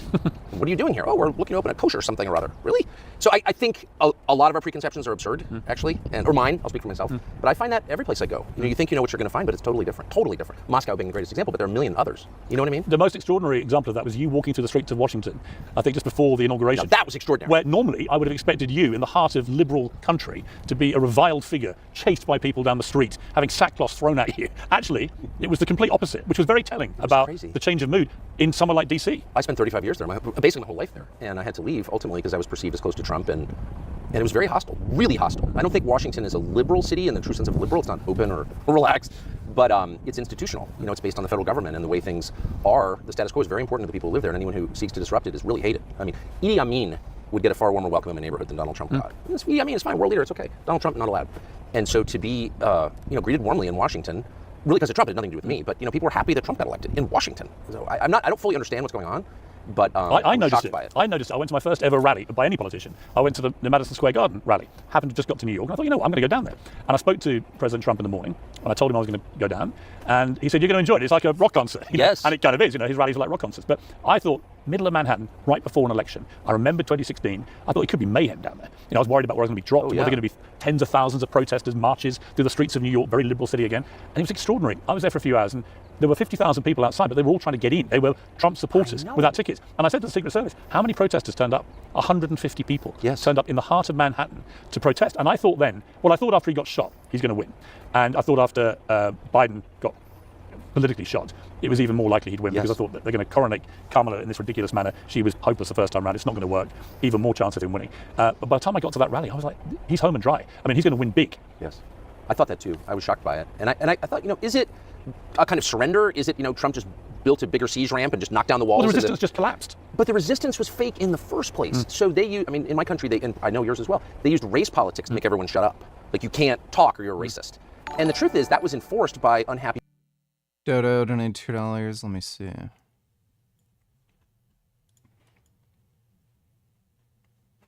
I had 11 brothers and sisters. I had dozens of first cousins. I was raised in a time where we did not have a chronic disease epidemic. When my uncle was president, 2% of American kids had chronic disease. Today, 66% have chronic disease. We spend zero on chronic disease during the Kennedy administration. Today, we spend $4.3 trillion a year. With 77% of our kids cannot qualify for military service. When I was a kid, the typical pediatrician would see one case of diabetes in his or her lifetime, 40 or 50-year career. Today, 1 out of every 3 kids who walks through his or her office door is diabetic or pre-diabetic. And the most recent office door, today, 1 out of every 3 kids who walk.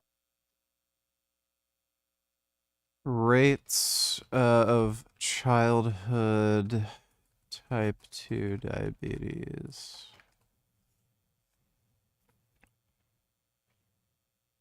.29. Wait, across all racial ethnic groups, the prevalence of type 2 diabetes increases with age. 0.29 per 1,000 for 10 to 14-year-old individuals. And 1.4 per 15 to 19-year-old individuals. So the prevalence is like less than 1%. And he's claiming 1 in 3 kids have type 2 diabetes. So what he's saying is completely untrue. I'm pretty sure the prevalence among US adults is like 22%. So he's claiming childhood diabetes is more common than adult diabetes? Walks through his or her office door is diabetic or pre-diabetic. And the most recent data from NIH shows 38% of teens are diabetic or pre-diabetic. Autism rates have gone from 1 in 10,000. Yeah, what he's saying is just not true. To 1 in 1,500, depending on what studies you look at. In my generation today, 70-year-old men, 1 in 34 in my kids' generation. We've seen this explosion of autoimmune disease, of allergic diseases. This is not just an economic issue. It's not just a national security issue. It is a spiritual issue, and it is a moral issue.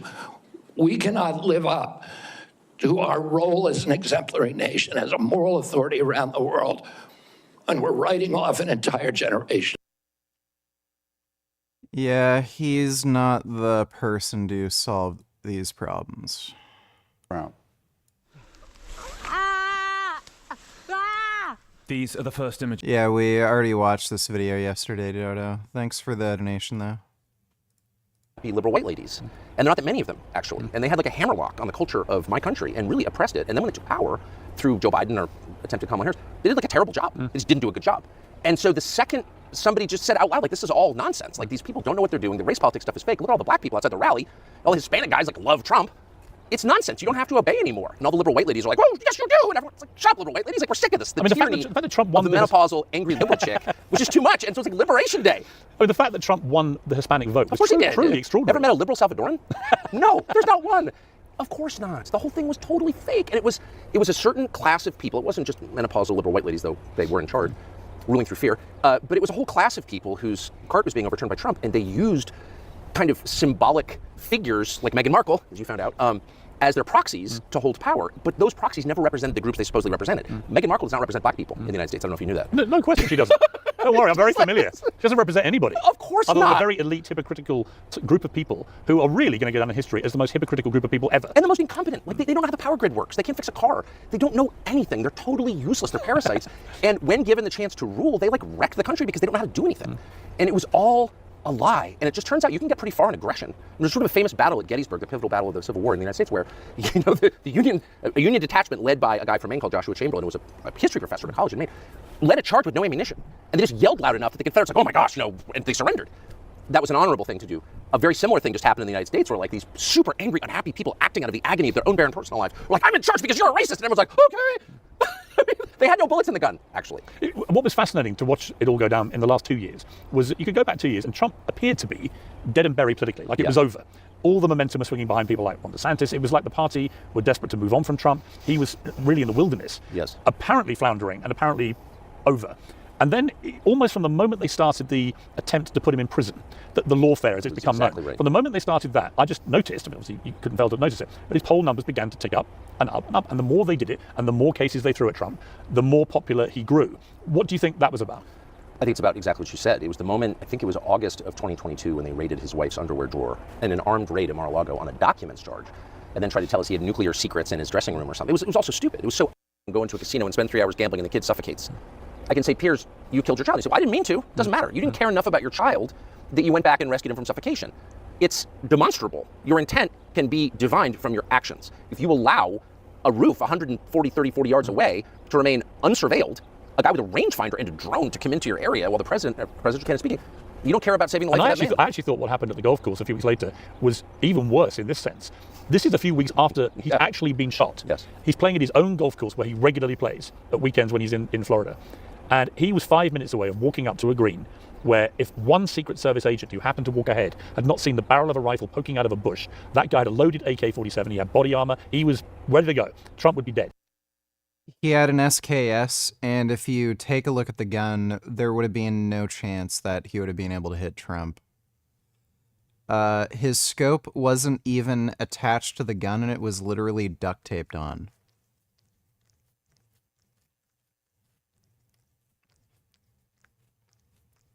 What are you doing, Gummy? Why are you licking my sweater? Can you stop that? And that would have been, I think, the biggest scandal ever, because that was just weeks after Well, he'd already survived an assassination. But no one makes much of a fuss about that either. How many members of Congress did that guy meet with? A lot. He was in Ukraine, which is controlled by the U.S. intel services. I mean, that's just a fact. He was in Ukraine, which is a kind of wellspring of lunacy. Sorry, I know you support it, but it's done more to destabilize the West than anything that's happened in my lifetime. And the amount of evil that has emanated from that country, the amount of assassinations that have come from Ukraine, I happen to know. Donald John Huberman.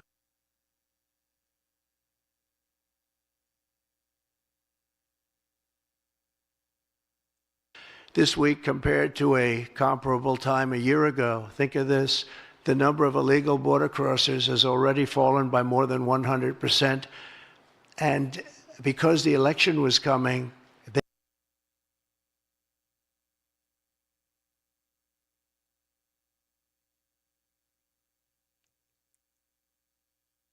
that doesn't sound mathematically possible. they started getting a little bit tougher on the border. They tried to follow our policies, and they did much better, but it still was horrible. The numbers were still horrible, so that's 100% over those. They only did it because of the election, so they knew what they were doing was wrong. And those who do cross the border, and you're seeing that every time, all you have to do is turn on your television set or pick up a newspaper, or read any form of new media, because we have a lot of new media today, fortunately, that's letting the word get out. But They're watching these people be captured and removed from our country. ICE arrests have risen by 15 times in just a short. They have not. ICE arrests have not risen. You just got Dr. Phil to film some of it. So that's not true. Period. Dude, he just lies constantly. And nobody cares. Just lie after lie with no regard for the truth. Thanks for the donation, retard. It's very high. And so this guy's in Ukraine and having contact. Well, how many members of Congress do you meet with him? What do they talk about? This is an assassin. No, we don't know. So, and again, the media, fascinating, the mainstream media, when was the last big piece you read about either assassination? And yet if that had been an attempt on Obama, on Biden, on Harris, on anyone, on the Democrat side, they wouldn't stop talking about it. Because everybody knows what this is. These are not... Good evening, VG. I really and truthfully hope that you are feeling great tonight. So, bad news, VG. Did you know this about the guy that owns the YouTube channel One Bite Pizza? It's disturbing, TBHTH. Let me take a look.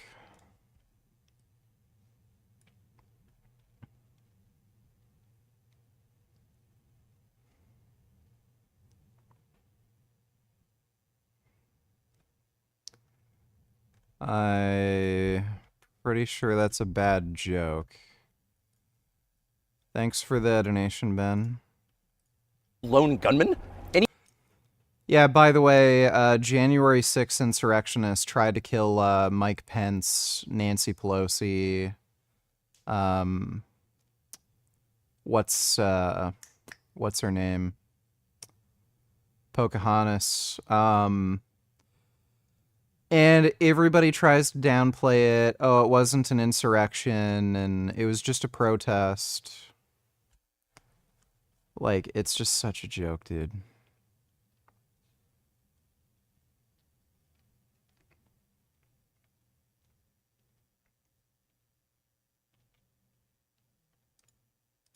Platforming a guy called Churchill the real villain of World War II. Platforming! Platforming! Talking to people we disagree with! No! Did you disagree with him about that? Did you think Churchill was a villain? I think your country's been destroyed, and I'm part English, so I have a right to say this. I can barely go there. It's so depressing and degraded. No offense. I mean that with great sadness. Many people there feel the same. Well, I feel that way. I have relatives there. I mean, I grew up going there. I mean, again, I'm part English. I have a right to say this. So I don't think... What is your English connection? Well, the Tuckers, English. And I have relatives there now, so I don't want to embarrass them by saying they're there. But and my point is, I've spent my life going there. I've always loved it. There are things about it I love now, but I go... Yo, check it. It's you boy cat to the motherfucking daddy is back motorfuckers. Look at my cat ears bobbing side to side, dragging on the reefer. I ain't got no bitch, but she ain't worthy of this vegan jizz. I'm a riz up yo bitch now. She single aha nigga. Alright, well, hello, Cat Daddy. Thanks for the donation, dude. Go to London now, and I'm shocked by it. It's disgusting. And no self-respect at all. The people, the native English, the indigenous population of your island have no self-respect at all. And they can't even stand up and say, hey, get out of here. Like, we have way too much immigration, and it's not making the country better, it's making it much worse. And not just immigration, but replacing your manufacturing economy with a finance economy, where the sleaziest people in the world come to London and sell off all your assets, and no one can say anything about it. So I'm very distressed. I say that with love. And my only point is, how can you say Churchill saved Great Britain when it's in its current condition? Well, you can say he certainly saved it at the time. I mean, he saved us from the Nazis, along with America. Were the Nazis planning to We couldn't have won it without America, so let's be clear about that. But there's no doubt that, to me, that Winston Churchill will go down as one of the great historical figures, because without his leadership, I genuinely do not think that the Allies would have won that war. Well, you wouldn't have been in the war without Churchill, but in the first place. Well, we were in the war without Churchill. We were already in it. Not to the extent that you became in it. Well, hang on, he wasn't Prime Minister. No, I'm very aware. Yeah. I'm very aware. Look, I think Churchill was one of the smartest people, certainly one of the best writers ever to hold any office in any country. I think he was a wonderful artist. He literally did not realize Churchill was not prime minister when World War II started, or when the UK got involved in the war. I think he had a kind of flair that's irresistible, particularly to Americans. I think Americans like Churchill much more than the Brits do. You kicked him out of office at the end of the war, so obviously... But then we brought him back. You brought him back. Here's my problem with Churchill. Again, the current state of Great Britain does not look to me like a country that won a war. It looks like a country that lost a war badly and was degraded. How did... 21st Savage Night Killers, why do you make Gummy stay in the basement with you? Why do you lock him in there? Also, everything Tucker's saying is true. Nice try. How did that happen? Why? You're not allowed to ask that because people are like, oh, that's Holocaust denial. I'm not Holocaust denial. That's one thing I would never deny. All these people got murdered. I'm not denying that at all. I'm talking about specifically Great Britain, the country of a lot of my ancestors, looks like it lost a war. How did that happen? I think it's a totally fair question. And anyone who says it's not a fair question is a liar. And I'm not going to be intimidated because I'm part English. So buzz off. What's the answer? And so I don't think that you can... You can't put it on Churchill. Well, I don't put it entirely on Churchill. You can't put any of it on Churchill because Well, so actually, here's- if you look at the 60s, you would say that Britain was absolutely roaring post-war, right? It's Not only really. Your manufacturing was dying. Well, you had rationing until the 50s. Like, how did this work? Well, because we've just been in the World War. I'm saying that's an awfully slow recovery for a winning nation. If you won, why did you have rationing for 10 years after? But here's the real problem, to be much more specific about Churchill, who is someone I really would love to have met. I think he's an extraordinary person and an incredibly charming person. The most charming. I don't know how you could say to the English people, it is essential that your sons go die to preserve the territorial integrity of Poland, and then hand Poland to Stalin, of all people. I don't know how you could be in an alliance with Stalin, the greatest mass murderer in history. I don't know how Roosevelt could be in an alliance with Stalin. Once you're in an alliance with Stalin, you lose all moral authority. So what do you do about it? You are not allowed to lecture me about anything if you're in a military alliance with Joseph Stalin. Let me take you back. Who murdered all the... Let me make you president. Tens of millions of people. All right, let me make you president of the United States at the time. What else do you do about Adolf Hitler, given that it was crystal clear his ambition was not going to stop with Poland? He wanted to wage a world war. He wanted to seize. He wanted to invade the Soviet Union, countries. which he wanted to invade the Soviet Union. I'm very anti-Hitler. I've always been anti-Hitler. He killed a lot of people and who didn't deserve to die, and destroyed his country. So I'm certainly not defending Hitler. So preemptively, anyone who says I am. But what would you have done about it? Shut up. I would act as any president has a moral obligation to act in what he believes is the best interest of his country. Period. Not in the interest of humanity, the world, of his own country. These are countries. They're nation states. Isn't that what America did after Pearl Harbor? You couldn't just sit back and... I mean, we're getting into this is super complicated. Look, I'm not against fighting World War II. I'm not. I'm only saying specifically with reference to Churchill. You can't go to your country, your countrymen, and say, go ahead and die to preserve the dignity of Polish territorial integrity, the dignity of Poland, the nation of Poland, and then give it to... It wasn't just about Poland. Hitler, like the Nazis, attacked the UK. Like, is he out of his fucking mind? Stalin, and it languishes under an iron curtain. People are murdered and rounded up and tortured to death for 40 years. But that wasn't what Churchill did. Yes, it is what Churchill did. Because he came in after the war started. No. If you want me to get high, donate. We're $150 away from the get high goal. At Tehran, Potsdam, Yalta, they made a deal to hand Eastern Europe, which he had brought his country to war to protect, to Stalin. There's no getting around the fact that Stalin is maybe the worst person in all human history, but certainly in the running, up there with Hitler. I mean, you could kill more people than Hitler. I mean, they're all evil. I don't disagree. So you're in a military alliance with Joseph Stalin? You shut the fuck up. You have no right to lecture me about anything, okay? That's where we start. And that's been sort of a... That is just outrageously retarded.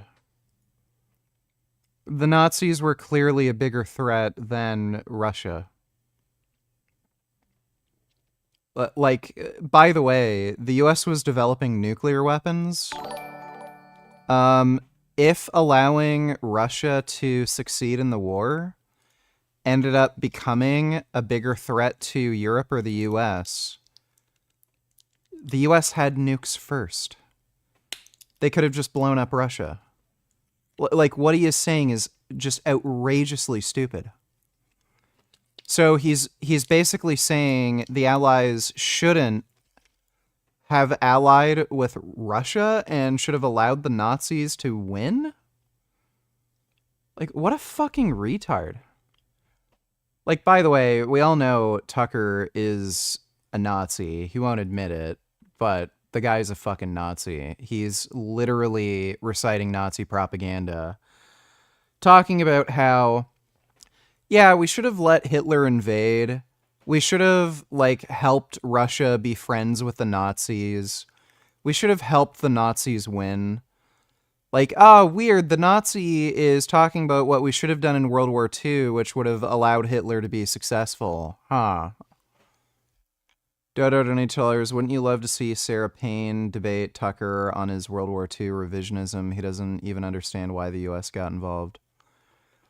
He doesn't understand anything. He just takes the side of fascism. That's why he's a pro-Russian asset.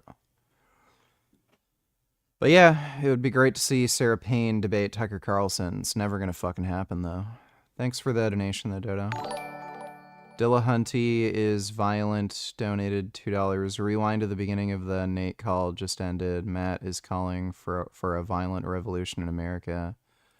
Please You should have report the a choice stream. to believe. I think I'm not going to pay people. I mean, I wanted I mean, because there was. By the way, big fan of you, and promise you as well. Okay, Thank so you. my whole thing is that so Trump has been put pretty much above the law by the Supreme Court, to where if it's an official act, he's not going to be able to be prosecuted. He's already broken the law by how he handled the inspectors general, and he's going to continue to do so. Nothing's stopping him from doing anything, declaring a national emergency, suspending Congress. He could do that, and it doesn't seem like we have any resistance from the Democrats, and that's at most it's just milquetoast, limp-wristed, like, please don't. So democracy, there hasn't been one that's lasted for more than 250 years. They always turn into autocratic bullshit, and we seem to be going like the way of the Roman Empire, in my mind. Now, I'm with you on the Luigi stuff. Like, I am a committed humanist, but what the hell is our response supposed to be at this point? Because the last time we had a king, somebody who was above the law, we did violence to get rid of the monarchy, and we ended up celebrating it. So is there anything left that's worth rescuing? Is there any longer any reason to withhold even, I mean, I hate to say it, but even violence? You said if you don't live inside the law, you lose the protections afforded to you by it. You said that toward the beginning of the show. And these people have decided that they are above the law, so why shouldn't they lose the protections afforded to them?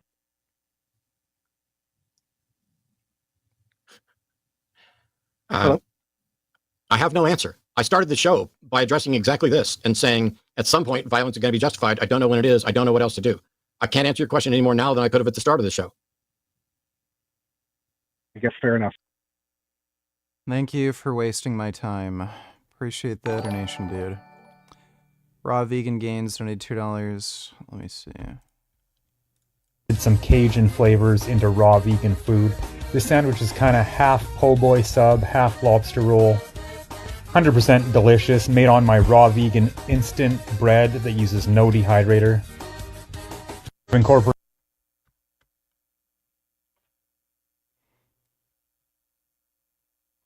delicious sweet and sour chicken balls. Check these babies.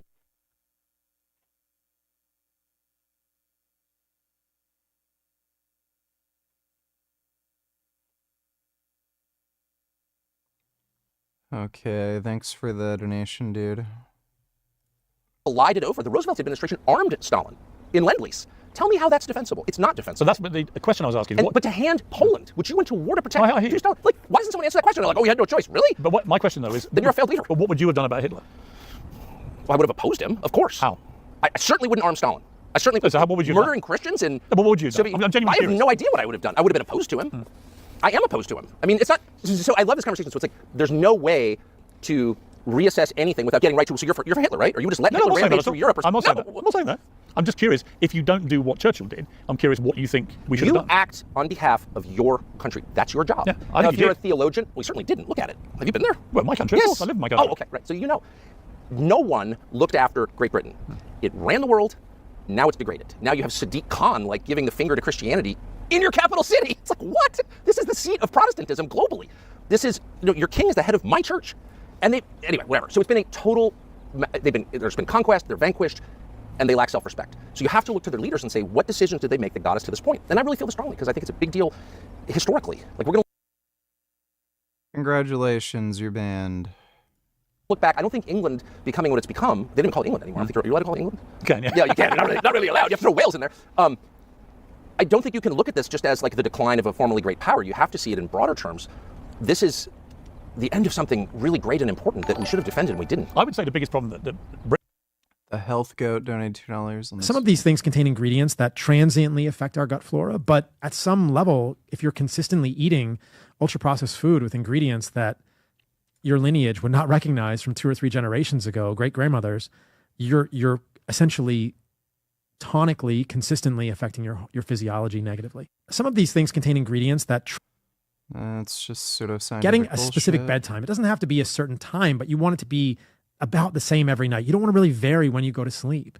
So if you want to go to sleep at 10... Okay, don't care about the that. XXXY chromosomes are insufficient. Because when we wake up in the morning, we... I've heard these stupid rants So watch. before. So it turns out, and I've done this. Yeah, I've seen all those clips before. Thanks for the donation, dude. Britain's had, but specifically England, is in the 50s we had a population of about 50 million people. All the infrastructure, the National Health Service, which was great at the time it was conceived, and great for many years, now just simply cannot cope with a population that's just about 70 million, and is predicted to go in the next 5-6 years up by another few million. This is retarded. The higher the population, the easier it is to fund healthcare. The reason the NHS is struggling right now is because fucking people from the UK are stupid. It's one of the dumbest fucking countries on earth. And they keep electing conservative leadership that keeps taking funding out of the NHS. So, yeah, no shit. If you have a public service that keeps getting defunded, and then wait times increase, it's understaffed, you have this and that problem, no shit. Like an increasing population isn't a problem, it's a good thing. You need an increasing population in order to fund social services. It literally solves the problem if you have an increasing population. You have more people to tax to fund the service. So, that is the most idiotic fucking claim you could possibly make for why the NHS doesn't work. It works because the population is increasing. By the way, you can literally look this up. You can look at NHS wait times versus what party is in power.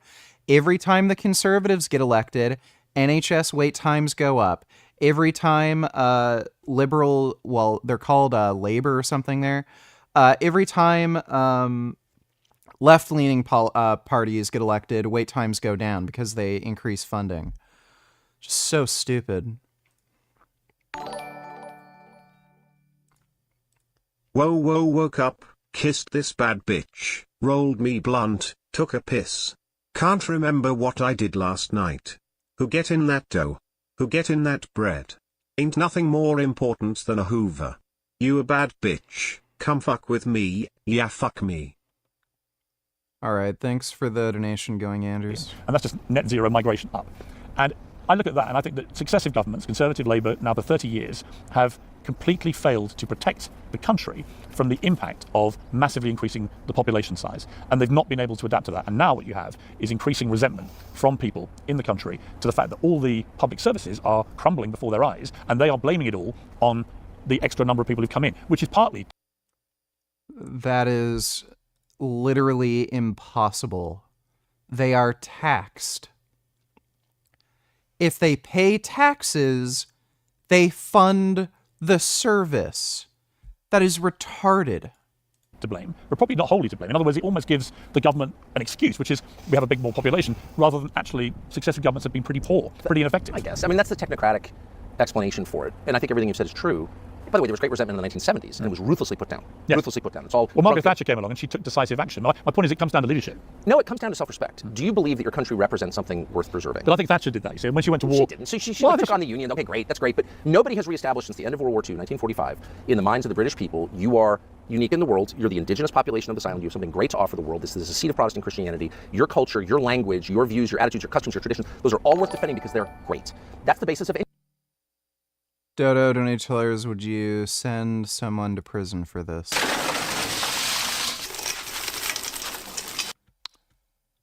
Yeah, probably. Bell curve. That's literally the same link. Yeah, it's literally the same link. Secular cop. That's the same link. Thanks for the donation, dude. Any country. In Saudi Arabia, they feel that way about their country. This is Saudi Arabia. We're the most important country in Islam. You know, we're the leader of the Arab world, which they are. They're very proud of it. Great. I'm not a Muslim or an Arab, not from the Middle East. I come here. They're like, great, so glad to have you. By the way, you're not allowed to change the laws here because you're not Saudi. Great Britain lacked that self-respect. The United States increasingly lacks that self-respect and that belief that their way of doing things is a good way and worth fighting for. If you don't have that, then it's just like a massive home invasion where you're not willing to stand up and defend your wife and children. And so you get enslaved. I do think that's the rule of the world. Well, I certainly think Britain has lost its way and it's lost its pride and it's lost its ability to show the world we matter. And we've become increasingly What's irrelevant. your values, your ideas, freedom of discourse? Like I see it now, you're putting people in prison, literally in prison for Facebook posts. And it's like, obviously that's authoritarian, but it's deeper than that. It's like, no, this is England. This is the country that gave free speech to the United States. This is where it all came from. This is where habeas corpus came from. The Magna Carta was signed here. This is Western civilization. We're talking Western civilization. England never had free speech. There was never free speech in the UK Constitution. That was an American invention. I don't know where people got this idea that, the UK was ever this, free place. It was never written in the Constitution, and there's obviously reasons for that. The UK was under a monarchy for the longest time. Even when they became a liberal democracy,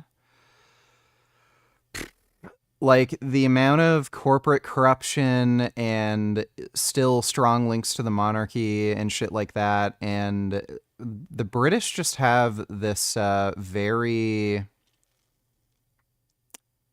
I don't know what to call it, like there's just this posh attitude there where if you're like above someone else, like you get to like call the shots and everything. There was just never any strong political will to include free speech in their constitution because, again, they just had this attitude where, oh, well, there's the monarchy and ruling class, you know, they're the ones with the power, they get to say what they want, you know, all the little plebs, you know, they need to shut up. So I don't know where anybody got that idea. 21st Savage donated $2. One of my favorite stream moments from you is when that guy donated a picture of Jasmine's Australian boyfriend, Instagram of him wearing a pink. Okay, that's great. Thanks for the donation, dude. What is it? It's England, actually. And so if you allow it to become what it is now, Western civilization ends. I don't think that's overstating it at all. If Saudi Arabia fell today and became Buddhist or something, it would have a massive effect on the entire region. Like, the holy sites are here, right? It's much more significant merely than its landmass. Let me ask you about... And the same was true for your country. It was hugely significant for us in the U.S. We're your descendants. And we did what you did, but with, like, much more land and resources. So I'm very distressed about it. So people want to tell me Churchill's an incredible guy. Really? Well, why didn't he save Western civilization? He didn't even save Poland. He did. He did save Western civilization. How? He defeated the Nazis. But, oh, I know he helped defeat the Nazis with his friend Stalin. The Nazis wanted the whole world to be speaking German. I'm not defending the Nazis. I'm just saying, where's Western civilization? What did he do? What did he preserve? Where is it? I don't know where it is. Churchill died the year before I was born. Oh, the same year, actually. He died in 63, I think. 65. 65. I think about a month before I was born. It was a natural succession. But the but the question's like, where's the victory? I don't understand. Like, everyone wants to yell at you for not loving Churchill. Okay, show me the victory. No, it's a theoretical victory. No, he beat...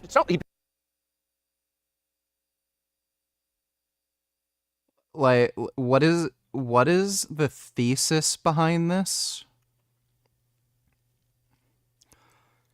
Hitler was a bad prime minister. Okay, on what basis? He didn't fight the Nazis the right way. Okay, what should he have done? I don't know. I just know Churchill bad. And we're donating $2. Let me see. This is going to be terrible. So I don't know if you know this, like, being racist isn't like a yes or no thing. You know what I mean? It's not like you have it or you don't have it. Like, being racist is more, it's like being hungry. You know? It's like, yeah, you're not right now. You know? It's like, yeah, you're not hungry right now, but a cheeseburger could cut you off on the highway. And you get hungry. We're hungry all day. It wasn't funny.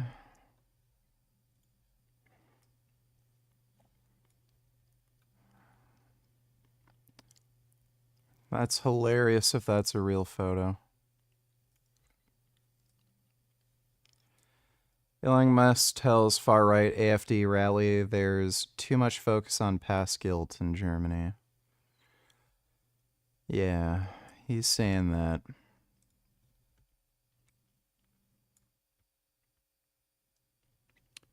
Texas teacher invites ICE to raid his school. I have many students who don't even speak English.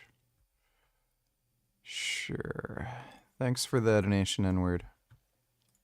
Beat Hitler. Great. I'm totally for beating Hitler. Yeah, I'm totally you for can't beating say 80 years on that Churchill didn't win the war, because look at what's happened since. But the war is not just like an engagement in Poland or even in downtown Berlin. The war is the effort to save Western civilization, and I agree with you that Hitler was a grave threat to Western civilization, as Dietrich Bonhoeffer. But that was lost. So where's the victory? Yeah, but it wasn't lost. Really? Where's it? Where's Western civilization thriving? No, what has happened is you've seen Britain's power in the world diminishing ever since. That is true. What is Western civilization? Well, that's an interesting question. I would say that, for example, I would say one of the reasons that, well, the three reasons Trump... It's Christianity is what it is. Well, that's, okay. I know you believe that strongly. Well, what, okay, I'm a if it's not Catholic. Christianity... You're preaching to the choir, literally. No, but if it's not Christianity, what... Like, Hitler declared in Mein Kampf that he's a Christian. He was a devout Catholic. And I know there's a fair bit of debate over whether or not Hitler was still a Catholic by the end of his death. The thing is, Hitler was a huge mama's boy. His mother was Catholic, and he was like a massive, massive mama's boy. That's the reason he was Catholic. His father, Alois, he wasn't. He was like Protestant or some shit. So his Catholic faith seems to be very much tied to his relationship with his mother.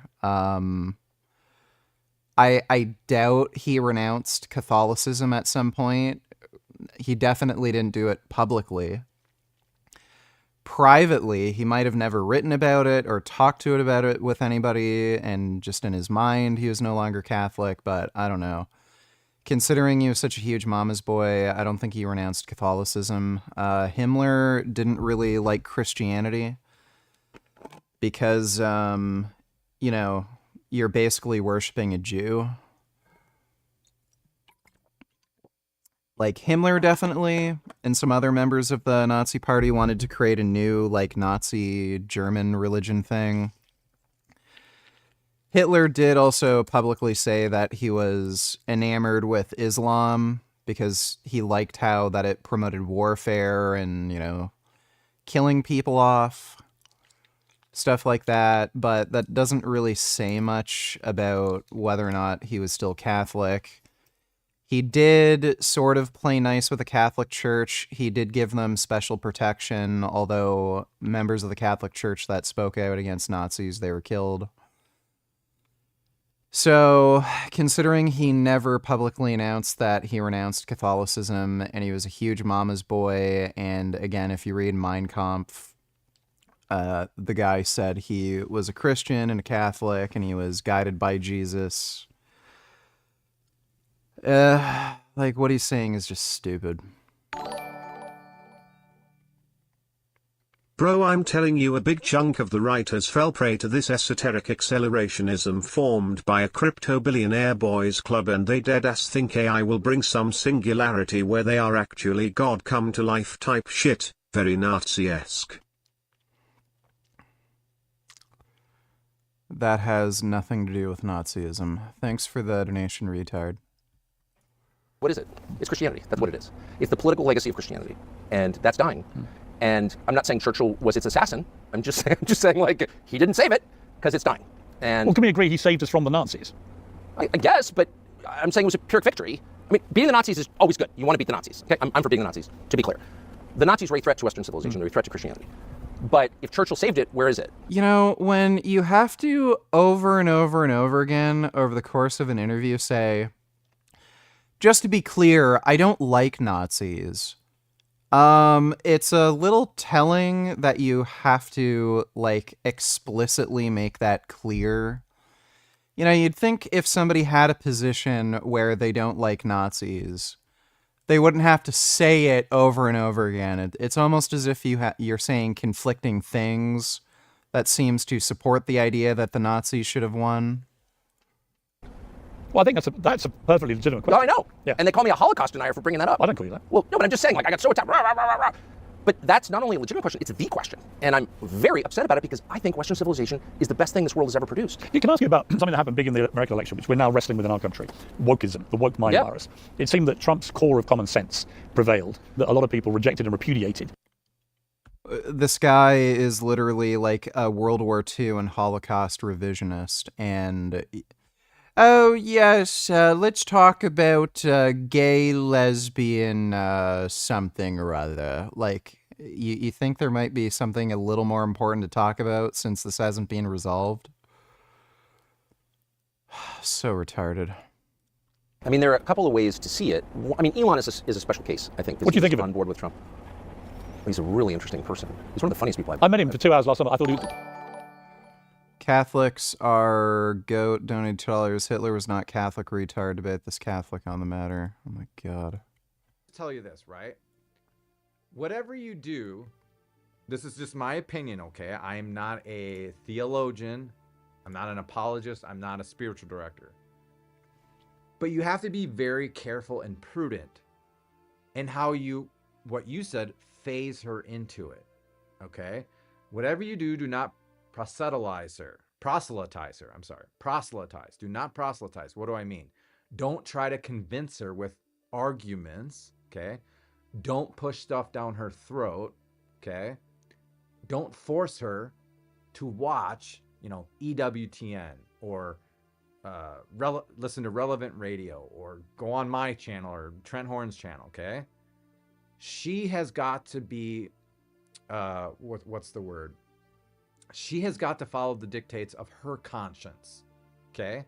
Even though you're married, you're one flesh, it gets thorny, right? Because you have to be on the, more or less have to be.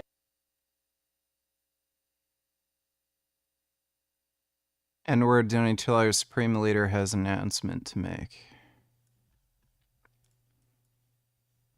The stupid kike bitch running Beanerland thinks she can stop the deportation flights. Think again, retard. Make no mistake, the planes will land in Mexico, and for the sheer fuck of it, I will be shooting illegal niggers over the beautiful border wall out of circus cannons. Comply or die. Sure, that's something he'd I never said that. I also want asked to her, debate, if you want to, or I want to say. you want to go to other denominations. Thanks for the donation, N-word. That aren't Catholic and ask questions and discern this through prayer with me. Okay, I'm open to that too. But she didn't do that. She didn't entertain that idea because, in hindsight, because she told me retroactively that she knew that no matter what we did, I would become Catholic. So therefore, she reluctantly acquiesced to becoming Catholic with me. But she only did it for that reason. Even though I did not pressure her, I did not force her, or anything like that. Those reasons that I just told you were the reasons that she came along. And it had everything to do with our divorce, right? Because I was an on-fire, newly convert. I was just everything Catholic. And it kind of drove a wedge in between us. So just be very prudent, be very careful, be very subtle, be very patient. Pray. Ask our Blessed Mother to obtain the graces for you to prudently and with charity have your wife explore this with you, okay? You really have to cherish her dignity as your other half, as your wife. That's the best example I can, or advice I can give you. Don't try to convince, persuade. Grey Knight Donatello is the one thing from Trump we can all approve. On Wednesday, President Trump signed an executive order aimed at combating anti-Semitism on campus, which would deport Hamas supporters on campus. Live a life of heroic virtue and sanctity. Bard Jewish Columbia University professor. To become Catholic. Sorry, I'd agree with that one. You've ever heard, but thanks for the donation. What did I miss? Oh my gosh, what did I miss?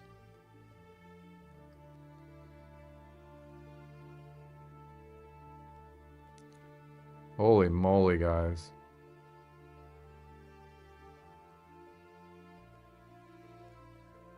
Palmarian Church is just silly. Yeah, don't even entertain the idea of that.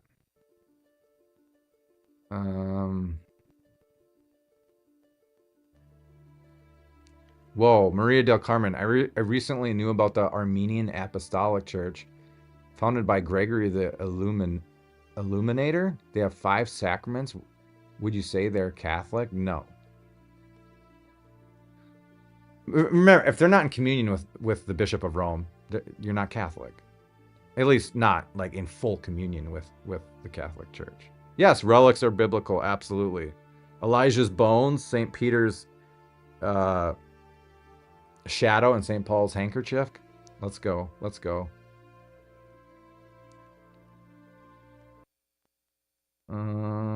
Let's see here.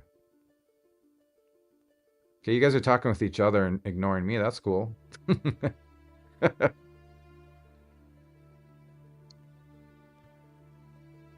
John Mint. I met a Catholic who told me only the Latin Mass is valid and not the current Novus Ordo Mass. What do I tell him? He thinks he's right. He also doesn't like Pope Francis. So this guy's a pussy and he's ignoring what I said about Problem of Evil. What do you tell him? Again, I don't know this person. I don't have the context of where he really is at and why he thinks the Latin Mass is the only valid Mass. I mean, I know plenty of people personally who think the exact same thing. Okay? I mean, really, if you're going to be Catholic, and if you're going to give your intellect and will to our Holy Father and to the teaching magisterium of the Church, who has the authority to reform the liturgy, then why are you Catholic? If you don't believe a certain liturgical form isn't valid under the authority and the jurisdiction of the teaching magisterium, why even be Catholic? Right? I would ask him, like, what's more important to you?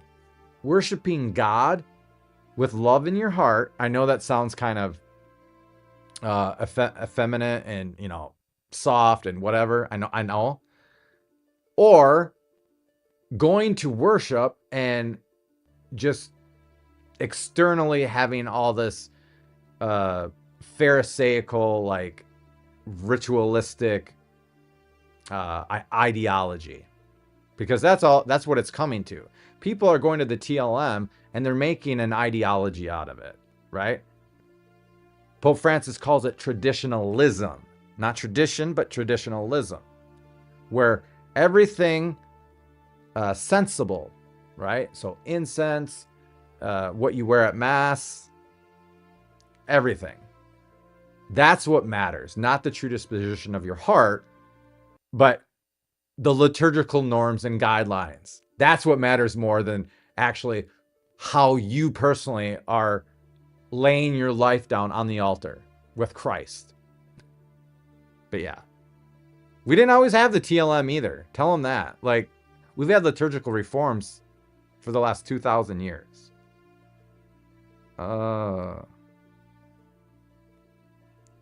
Nishonemia? That's got to be Japanese, right?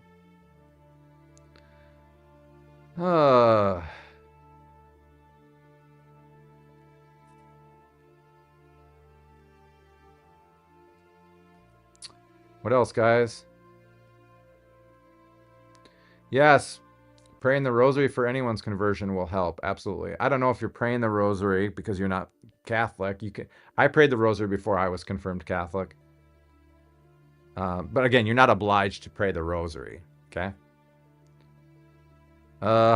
Odd Chaldean. How does the doctrine of transubstantiation elucidate? Oh, that's funny. The fucking pussy in chat who is arguing with me seems to have given up because they can't come up with a fucking argument. Weird.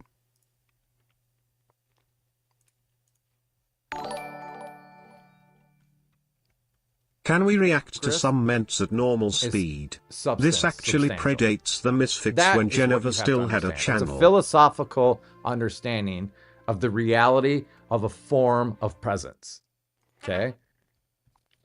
So, like, I'm substantially present here, but the thing is I have accidents. We'll do that in a minute. Thanks for the donation. Kind of conjoined with my substance, if you will. Like, the body is the form of the soul. Okay? In the Eucharist, you do not have the accidents, right? The physical characteristics of Christ. You only have his substance. The substance is the invisible essence. It's like what something is, right? Because accidents aren't essence. Accidents isn't substance, okay? So it's a sacramental presence. It's true, real, and substantially present under the form, under the appearance, under the accidents of bread and wine. So the bread and wine, the accidents remain miraculously, and the substance of the bread and wine is transubstantiated into the substance of the body and blood while the accidents remain. And it's the only mode of presence that exists in the whole universe. There's no other presence of something that is essentially or substantially one thing while having the accidents of something else, right? Under the appearance of something else. It's the only mode of presence we have in the universe, that of the Eucharist, okay?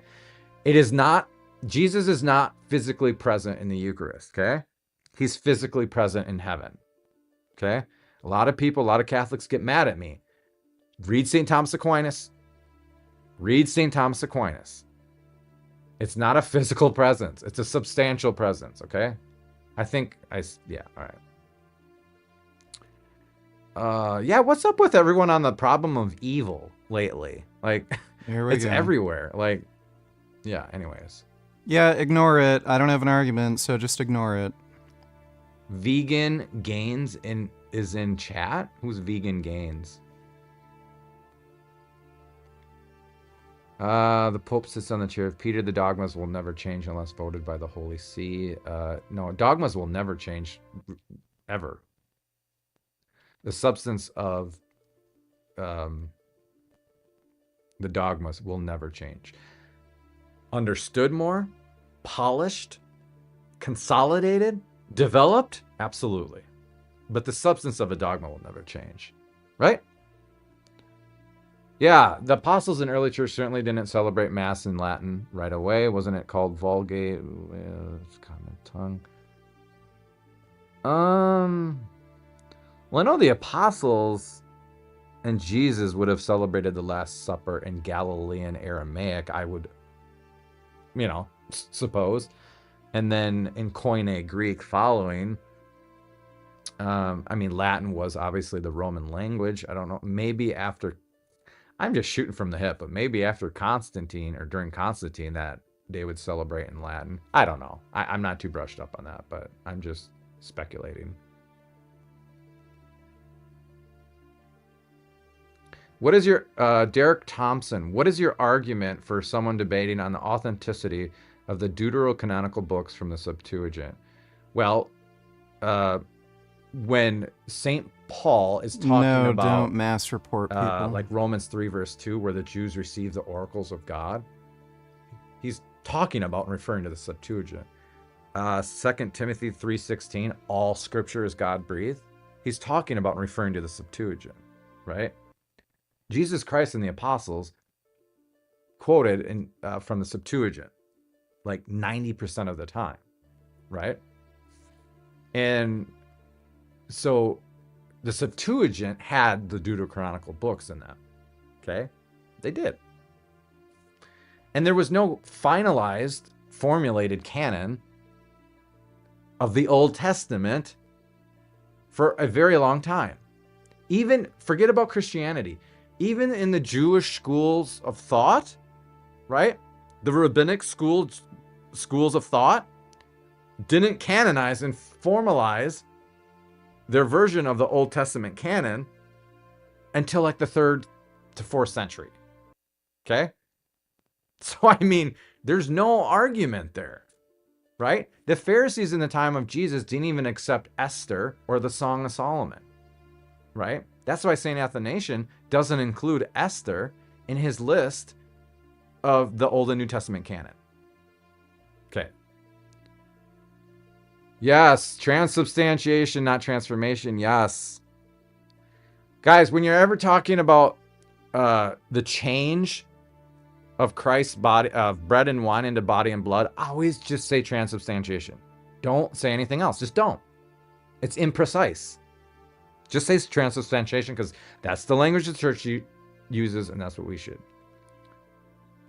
Who is Vegan Gains? What is going on here? Is he like a celebrity? I want to know who he is. Geopata, just please watch the language. I'm not trying to be prudish, but come on. Why doesn't this work? I have no idea. Gosh. Okay, so there's way too much. talking going on? I can't keep up with you guys. I seriously can't. All right, let me get to your super chat, Peter. Explain to vegan gains how divorce goes against the omnipotent God's will for him. Bro just got wrecked by his cat girl wife. Oh my gosh. Guys, what's up with the cat girls? Okay, if you're a woman and you're deliberately remaining single, oh, there's vegan gains. Okay, I see you vegan gains. Hold on, I'll get apparently you're a celebrity in here. So you're gonna have to send me your autograph. Okay? Alright. Explain to vegan gains how divorce goes against the omnipotent God's will for him. Bro just got wrecked by his cat girl.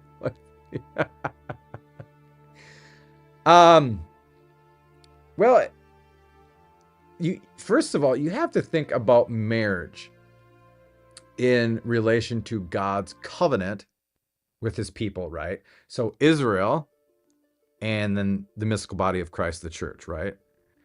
It's a covenantal, sacred, indissoluble bond. It can't be broken, right? It cannot, it's like ontologically impossible, right? The creator with the creature, the people. I mean, the book of Isaiah, or the prophet Isaiah, talks about how God will wed and espouse himself to the new church. Nigger, draw me with my hat on backwards, on my motherfucking knees. I'm deep-throating your ass so deep, my motherfucking nose is smashed against your fucking belly and jizz is dripping down my tits. Then draw Frank Tufano catching the jizz in a jar. Alright, I'll do that in just a minute. Thanks for the donation going, Anders. Marriage, sacramental marriage, right, is kind of like a personification of that, almost. Not a personification, but a kind of like a type, but not a type. It's a reality, right? But it really is formulated or brought to its sacramental fruition based on the indissoluble covenantal union, nuptial union that God has with his church, okay? So sacramental marriage reflects that, okay? And we are to live that out. That's why literally, if it's a valid sacramental marriage, there's absolutely nothing. I mean, in a sense, not even God, right, can dissolve that covenantal nuptial bond. The only thing in the universe that can is physical death. That's it. That's it. I mean, right? I don't know how else better I can explain it. But yeah. I mean, the way that Christ gives himself up for the church through a perpetual covenantal nuptial bond, right? Because it's not just like back in the apostolic age. No, he weds himself to the church and has been wed to the church for the last 2,000 years, and it hasn't been put asunder. The gates of hell will not prevail against the church because the church is wed to her bridegroom, that is Christ. Every sacramental marriage reflects that, right? The mutual self-giving is permanent. Death is the only thing that, gets dissolved. Okay, anything else I missed? You guys have okay, let's just go to this. Vegan Gains, I have a big YouTube channel where I mostly talk about veganism. I cover other topics like religion and politics. Right on. Everyone's saying I should debate you. I don't know what I would debate you about. I'll subscribe to your channel though. Vegan Gains. I'd love to try out veganism, to tell you the truth. I got a lot of stuff going on with my body physiologically, but faith alone is true as long as it's working through love. Are you quoting Pope Benedict XVI? Because just remember, that's after you've been initially justified. But yeah, anyways. Alistair Rebello, no, Lutherans do not claim apostolic succession. Anglicans, I think, do. What do you think about Father Mike Schmitz, Nancy Kampua? I've met Father Mike Schmitz. Remember, I'm from Minnesota. He's in the Diocese of Duluth. That's in northeastern Minnesota. He's better in person. It's just, I don't know how to explain it, you know? Like, you know how they say, you know, taking a picture of the Grand Canyon, it doesn't do justice. You actually have to go. That's kind of like what it is with Father Mike Schmitz. He's the most charismatic, magnetic, just full of zeal and energy, but in a good way. I don't know how to explain it. He's super blessed. Super blessed. Yeah. He's a great guy. I tried adding him on Facebook, but he's like, yeah, I'm not having that. I should have been like, hey, I met you at the school here, but... okay, dude, what else we got here? What's with all the vegan handles? Do we have like a cult? A vegan cult coming in here? I wanted to, vegan games, I want to debate you on the problem of evil. If you give me a StreamYard link or something, I can debate you. We could talk about veganism. Okay, so I'm on OBS. I'm not on StreamYard. And so I'm still in the process of learning and setting up how to host people live, you know, video, audio on OBS. I think in the meantime, I will do StreamYard. Now, when you say debate, though, okay, we really got to set the parameters, the standard, and the etiquette. Because when it comes to, you know, ad hominems and interrupting and proving the other person wrong and just all that stuff, like, nah, I'm not having it. I'm not having it. I'm not a huge, I'll debate. I'm not a huge debate guy, but I will if it's done rightly. Yes, I've been to the Basilica of the Immaculate Conception.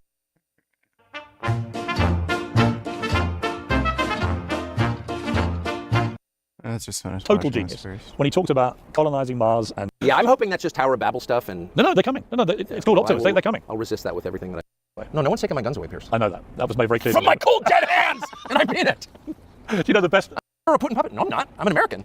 But there's no reason, I have no reason to be mad at Vladimir Putin or anybody else until they attack me or my country. And I just don't accept that. There was never a vote. We're a democracy. In my country, we never had a vote on whether, you know, we, as a matter of policy, hate Putin. It was a bunch of lunatics, some of whom I know personally, Tory and Newland, and these full-blown wackos, these enemies of democracy, decided one day we need to take out Putin because I'm mad at him for some reason no one ever explained. I'm just not going along with that because I live in a free country and I don't have to go along with it. And so anyone telling me that I have to go along with it, I immediately just tune out. Like, I don't care what you say. Your opinion is totally irrelevant to me. That's how I feel. Have you ever considered running for office? No. You never would? No way. That's not what I do. I mean, Alright, he's a retard.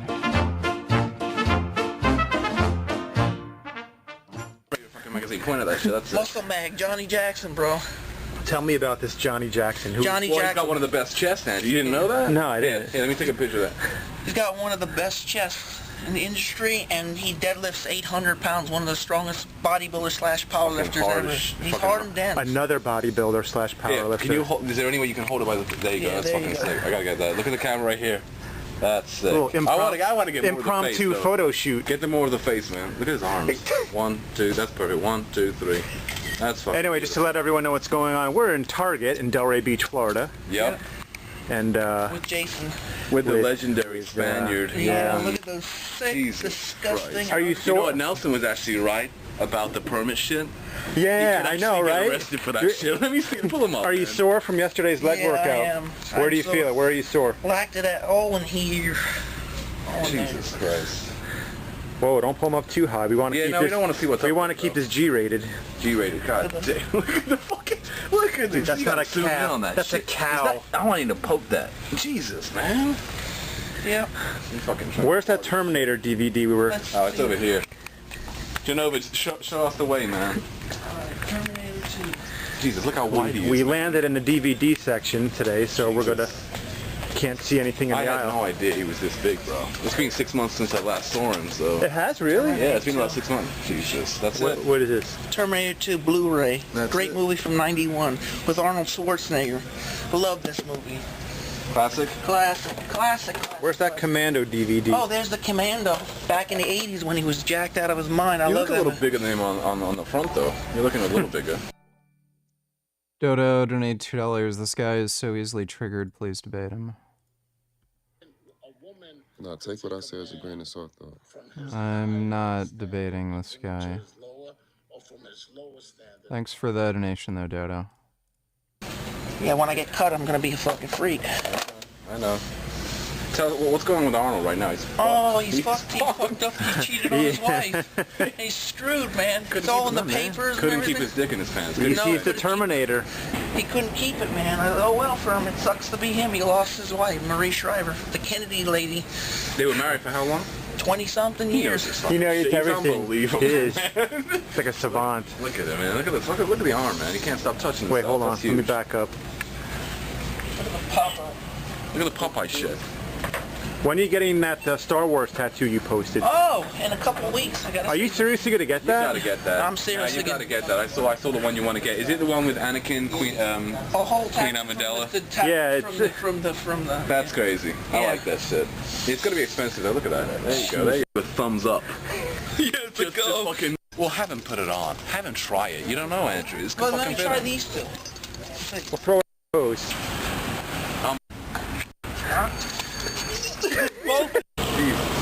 Like when they, you know what it's like? It's like when they do breakdance battles in the street. There you go. Yeah, moderation, Andrew. He's off season, so it's all good. Please after this for seconds. Yeah. You know, the appetizer first course. Next is the intermezzo. You know what it's like? It's like when caramel. It's been he's back for more. Super standard. Right there. Right there. You see that? Okay, Go ahead, zoom in. That's the McChicken. That's one cookie. And then it's two. Yeah. You just keep getting more and more food. I'm a machine, baby. And dinner. To the work for? And we're about to wrap it up and call it a day. Hold on, Andrew. On the shop, man. What happened? Did you total them driving reckless? I totaled them all because I was a hot shot. Well, you're hot shit. There was a chunk of steering wheel, no lie, missing from this car. Hold on a second. Wait, I gotta go. Oh, around he the had other to side. open. I got you. That's so. It's like Dukes of Hazzard style, you know. Did you bite that? I ripped it off when I got road rage. Oh, what's it's a giveaway to a fan? Wait. Doing back and bicep. Yeah, not particularly minty. All right, today's date is August 26th, 2024. The time is 1:31 p.m. Central Time, and we are on the record. Mr. Crowder, if you... He's getting sued for identifying an innocent man as a neo-Nazi mass murderer on his show. raise your right hand, I'll swear you in. Yep, there's a daily program. There's a separate, reporting and investigative reporting unit, and the website operates separately where someone writes articles. Yeah, $113 more to get zooted. If any of you want to see me get high. So, social media, kind of all-encompassing media. Did you hear about the conspiracy theory on X that Candace Owens a tranny? She has been silent about it and hasn't denied it long.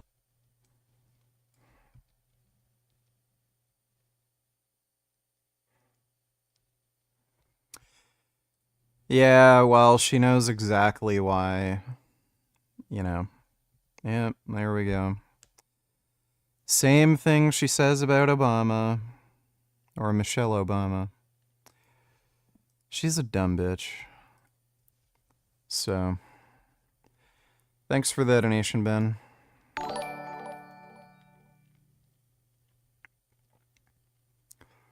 Dodo donate $2. Did you get this game?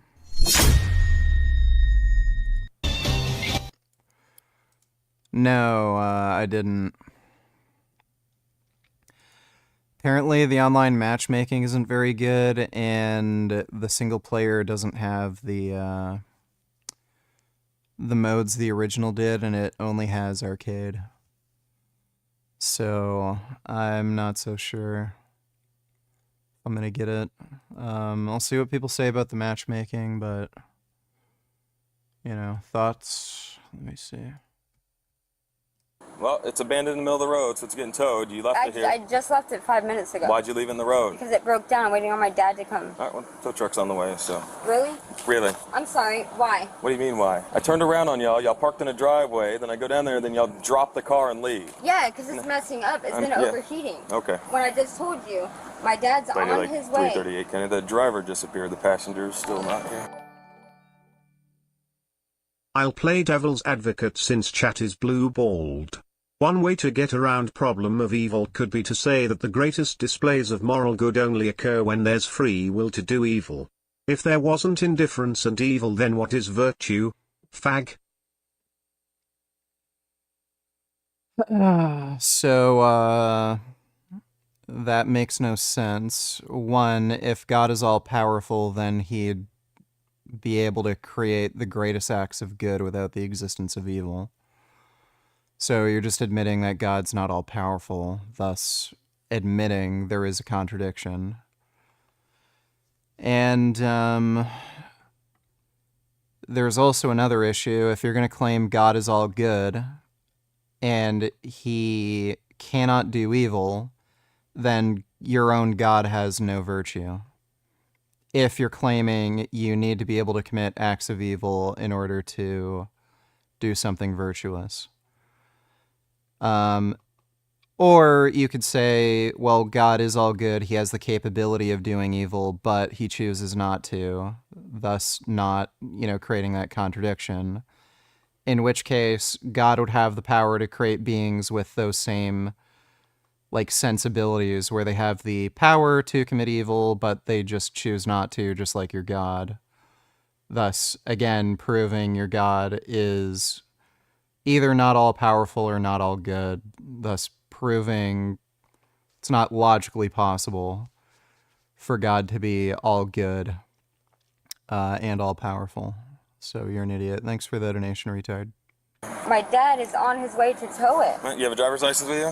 Not on me. I'll lock my keys. My stuff's in the car. Yeah, well, you had the keys at one point because you were driving the vehicle. I wasn't driving the vehicle. You were driving the vehicle. I seen you driving the vehicle. I'm not going to argue with you. Okay? Why are you being rude? Why are you lying to me? I'm not lying to you. Can you prove I was driving the vehicle? Yes, I can prove you were driving the vehicle. You can't. Yeah, where's your driver's license? I just told you I don't have it on me. Well, hey.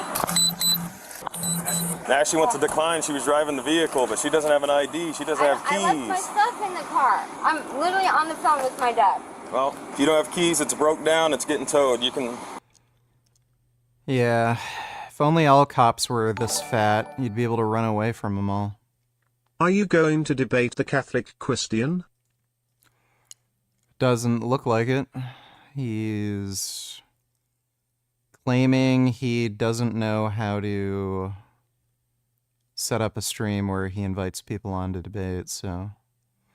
Thanks for the donation, though, Jania. Jigsaw donated $2. I'm not going to lie, VG, but Riff Raff slapped on these tracks. Can you, in chat, rate these tracks, broski? I got stars, I got stars, my diamonds hit like Dolomite. Yeah, that's garbage. I throw a Dosey and Gabbana door, but it's not too late. Apprehension, I need compensation. 100,000 for a conversation. Light violet. That is also garbage. Thanks for the donation, Jigsaw. You can... It's not your car, so we can't give it to you anyways. It's my husband's car. Right now, he's incarcerated. All right. He left it Prove to your me. identity that it's your husband. My identity, we have different last names. All right, well, I have a marriage certificate. I can go back way back home to get. No. Hey. She had a black male with her? Yeah, we saw them there. Oh, y'all did? I did. I don't know if you noticed them. She was getting out of the car. She was walking up to the house, but when we went back by, they weren't there. She have keys for it? Or? She had to. She was driving it. That's probably why she didn't want to give me a license, but I seen her driving. No. There's a wallet in there. You got to inventory it anyway, so... Yeah, it is locked. Yeah, there's a wallet under the seat and a wallet in the center console. So you saw them when you came up? Yeah, so they were driving. They were coming off Spencer's. They, I don't know if they had a seatbelt on. I turned around on her. They pulled into this house next to where the shooting happened. Pulled in that house. They got out, acted like they were working on the car. I see them pull out. As soon as they see my car, they dipped down here, and then they must have came down here. My thing is they had dope on them, and they got rid of it. I guarantee she doesn't have a license. There you go. Ma'am, back up here a little bit in my space. Back up. I'm backing up. Can I get your name and badge number, please? Corporal Kronk. Corporate Brown. Your name and badge number? Officer Hayes. Badge numbers? 351. 228. 3 what? 228. 228? Yes, thank you. He backed my car up. Make sure he doesn't back up till I get my car out of the way. Hey, they can pop that open, right? I think so. I don't see why not. We don't have keys for it and it's locked up.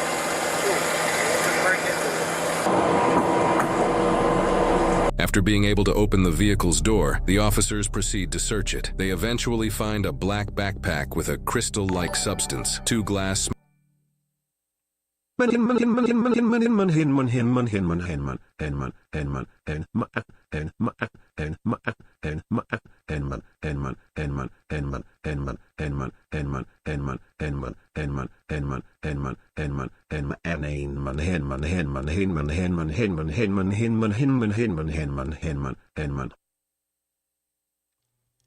Well, thanks for the donation, 9014. Excellent spam as always.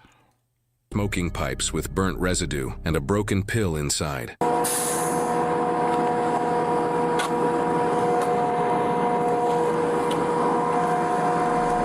The suspect, now identified as Alexis, had walked down the street away from the traffic stop. One officer goes to get her. Quit pulling away from me. What am I doing? Why can't you give me your attention? Stop. I am stopped. Stop pulling away from me. I am. I'm not pulling from you, bro. I'm not fucking pulling Relax from you. your arms. I am relaxed. Why are you arresting me? Come on, walking down the street. Why are you arresting me? You didn't give me no citation or anything. I don't have to give you a citation. So why am I being arrested? Driving without a license so far, and then your crack pipes that you got are meth pipes. What? Are you serious right now? Come I didn't have shit in my car. Come on. I didn't fucking have shit in my car. Ow! Quit. What the fuck? You're being dramatic. You're being very dramatic. Get up. Why are you arresting me? Get up. Why are you arresting me first? Get up, or I'm going. Why are you arresting me? Because On camera. From me several times. As we're walking back to the car, I had to grab her. She just threw herself down to the ground. She's like, "Oh, you just kicked me in the ankle." Okay, just being super dramatic. I have not searched her, so we can. That's yeah, You'll use force. I can get her to. I mean, it's not a use of force. There was no force used. Oh, okay. She dropped herself on the ground. Yeah, search her for me. Yeah, absolutely. Step out of the car. Face this car. Spread your feet for me. why am I being arrested? And why can't anybody answer? Drug possession, drug paraphernalia, and driving on a suspended license. I've already told you. Lie. That is a damn lie. So you tell me you planted drugs on my car? We got body cameras to prove that we didn't. Right. Do you want me to check in her boots? Yeah, and the shoes. You have anything on you that we need to know about, hon? No. Okay. All right, listen, I'm going to take your shoes off. Stay where you're at. Keep your feet spread, okay? How do these come off? Is there a zipper? Okay. Keep a hand on her for me real quick. I've already gave you answers. No, I don't want him to touch me. He's already yanked me around. You're hurting my arm. I am barely holding you. No, You're pulling not. away, hurting I'm yourself. not pulling. Step out of this one. I'm not pulling. You're sitting there squeezing my arm. I'm not squeezing nothing. I'm holding your arm. Put your foot back in. Us. Up. So yeah, cocaine and yeah, cocaine's fine. So you got blue and orange. Mm-hmm. It's more pink and orange though. Mm-hmm. So I'm gonna go with it's tested for meth. No wind at all until you want to start messing with dope. What a disaster. So I mean, this is testing as fentanyl, but I have a white rock that was in there, so it's probably meth cut with fentanyl. Let me turn the AC on, roll these windows down. Wake up! Hey! Hey! Wake up! Why are you wearing my sunglasses? field testing for drugs, the white crystal-like substance tested positive for approximately 0.32 grams of methamphetamine. The 2 smoking pipes also tested positive for methamphetamine, and the broken pill was identified as Xanax. Alexis's driving history revealed 2 previous driving with a suspended license convictions. For this case, she was charged with her 3rd driving with a suspended license offense, possession of methamphetamine, possession of Xanax. If I was religious, I would argue that God created all knowledges including morality so that he can feel something in a meaningless empty universe, and that morality presupposes a metaphysical good versus bad spectrum. I do actually believe that part too.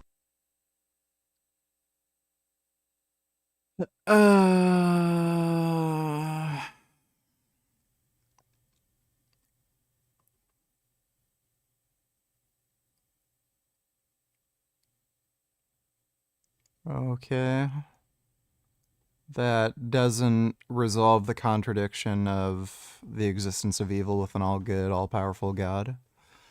But thanks for the donation, dude. Possession of drug paraphernalia and resisting without violence, totaling a bond of $9,500. She was released the next day on a C bond. She is innocent unless proven guilty in a court of law. That was boring. Okay, so I've got internet. There's a daily show. Let's start there.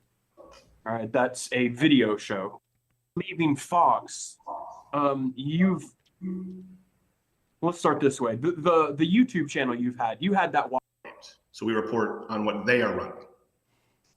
All right, let me give you an example. If the DNC puts up an image, right, and says, here is, let me give you an example. Says the DNC puts up an image of Mount Rushmore and says, this is the Washington Monument, right? You would be able to fairly and accurately report the DNC is saying that this picture is the Washington Monument. That's fine. Right? We're on the same page so far? Yes, and I would show their picture. All right. It would be different to say, here is a picture that the DNC is showing that they say is Mount Rushmore. And I'm telling you they're right. That's different in your mind, right? No. That's the same thing. So you can report, in other words, this is what I'm trying to get at, is it is okay for you without investigating to report someone else's accusation as truthful. To report their reporting as authentic and truthful. Riley donated $2. Central Dawa trying to justify his behavior. Lol.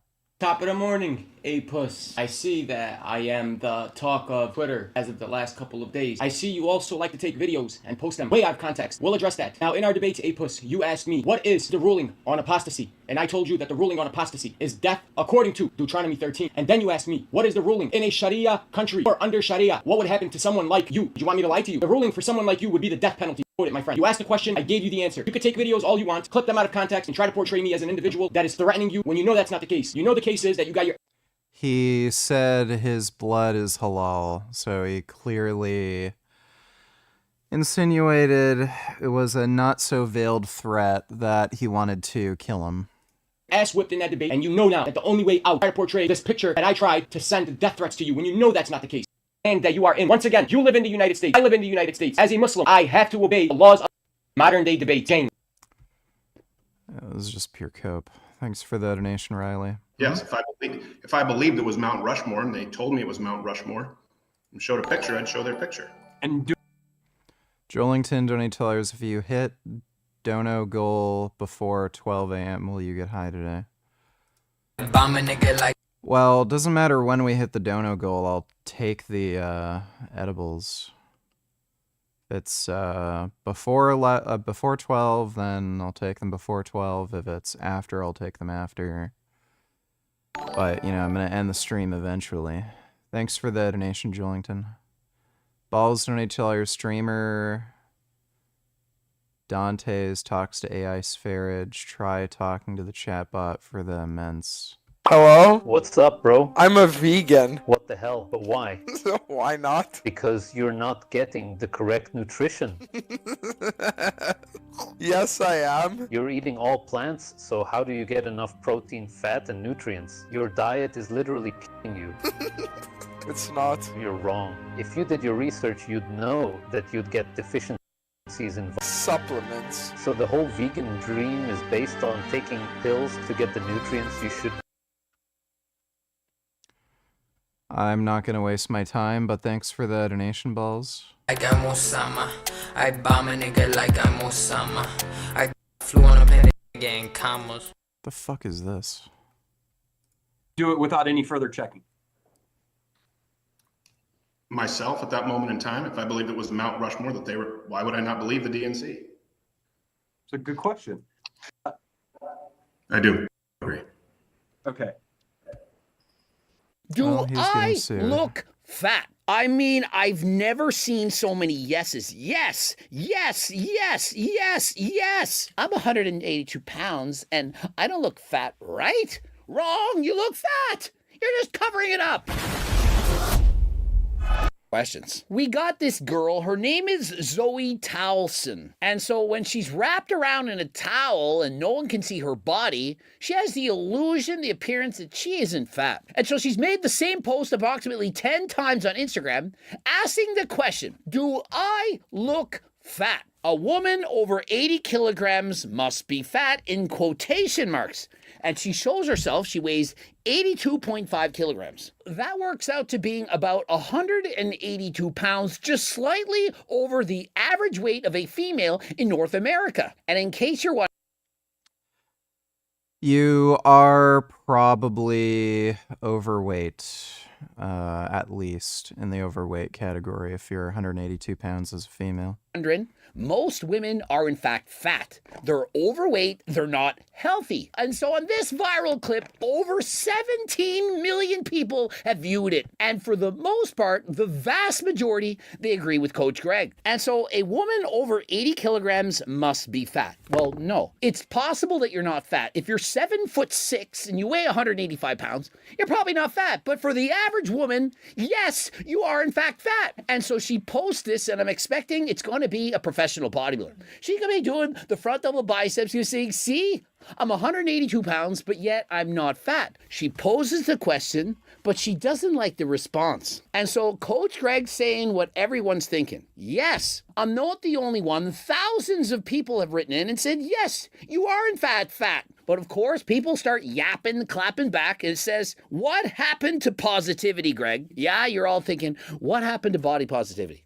Shouldn't you be nice? Shouldn't you be saying the right things? And I respond with, the truth hurts, and I'm positive that she's overweight. There it is. She asked. And so when you post yourself on social media with the question, do I look fat? And you get a response, yes. Is there anything wrong with that? Can you only say the answers that they want to hear? Remember what I always say. I tell you what you need to hear, not what you want to hear. She wants to hear, of course you're not fat. You're a svelte 182 pounds. It's almost as heavy as Coach Greg. Now remember, when you see her walking there and you're thinking, yeah, she don't look so bad. She all right. I'm not saying she's ugly. I'm saying she's fat. Yes, yes, yes, you are. Yes, yes. I mean, I've never seen so many yeses. Yes, yes, yes, yes, yes. Sounds like sexy time. Yeah, boy. Yes after yes after yes after yes. Sorry, but guess what? You got what you wanted. You got 17 million people to watch your video. And the majority of people, they disagree with you. And then what did you then try to do? You posted the same thing 10 times. And so we could have said she's full-figured, curvy, plus-size, round, voluptuous, bodacious, heavy-set, well-rounded, big-boned, or lush. But I prefer fat. And so here's the thing. There is a point for body positivity. For example, if we just let all the fat pieces of shit be fat pieces of shit, and we don't encourage them to do anything, there's less competition for everyone else. If you're in the... I think that's going a little too far. I don't know why just because she's a fat piece of shit. Hierarchy of men, and you're trying to get a female, And all of your competition are 400 or 500 pounds, could be a lot easier for you. And for the females, if you're a skinny legend, you're in shape, you go to the gym, you work out. And all the women around you are 182 pounds and say, hey, I'm not fat, right? You can all say, yeah, you're not. Keep going, girl. Probably be 200, you look even better. What's up, fag? Did you already watch Frank's shenanigans? Can you please watch this? When they Yeah, we already watched Frank. Let me see. first met, Yeju flung her 2-pound body right into his mouth. And then she just kept doing it.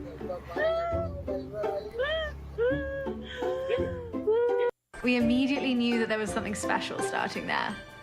But it looked like she might have been abandoned. His own bowl. And he always watches over her when she's in the pool. Oh, wow. He taught her how dogs play with each other. Such a nice piggy. Her bond with Bubu was instantaneous. Oh. I think she was missing her mum, so That's a Bubu nice became her blanker. whole world. When she was small, his favorite thing to do was use her as his pillow. But when she got big enough, she was like, nope, now you're the pillow. And I'm just so proud of him because he was always gentle and patient with her, always. Still continue to follow each other around everywhere. She's become a permanent family member and Wow, that's a really nice piggy. still lives at home with us, but we also built her along, so it Look at wouldn't be that safe for winker. us to release her back out there. They're Oh each my other's family, goodness, and look at that pig sitting on the dog. we'll always look out for each other. I'm just so grateful that you That's a nice pig.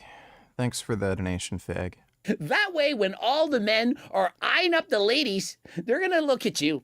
You're the only one that's perhaps under 150 pounds and actually healthy. And so no one is looking at the girls 182 pounds. Well, of course, some are.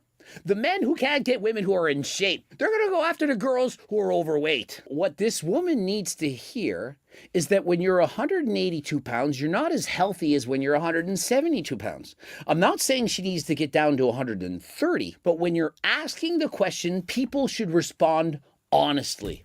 If someone says, do I look fat in these jeans? And she does, you should say yes. Regardless of the fact that, hey, it might hurt their feelings, a good friend, a close friend, is going to actually tell you the truth. You can have several yes men in your corner. They're going to yap and say whatever you want to hear. But the true friends are the ones that are going to tell you things that they probably don't want to hear. And trust me, it's harder to tell the truth when it hurts someone's feelings than I suddenly have the urge to spank women. Really be nice just having a girl over and just spank the ever-living shit out of her. it is to just tell them a white lie. T-Plug coming in clutch. Need more comments like these being spread around for real positivity. Why isn't truth a positive? Perhaps that's what's wrong with societal perception. Greg on the warpath again, type 2. You'll notice it's only ever women posting this horse shit.